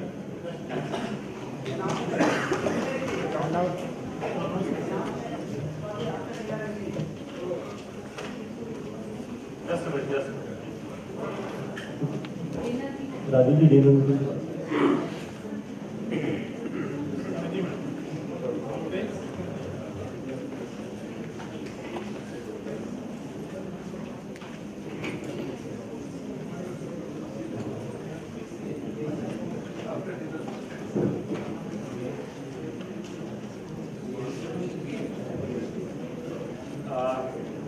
so there are 3 meetings are scheduled today at 8:30 p.m.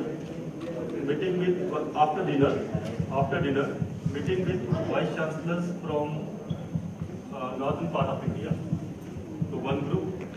Second is meeting with southern part of India, and the third is meeting with eastern and western part of India. So So these 3 meetings are being scheduled today. I just repeated, meeting with northern part of India's Vice Chancellors. Number 2 meeting is with southern Indian Vice Chancellors. And number 3, with eastern or western Indian Vice Chancellors.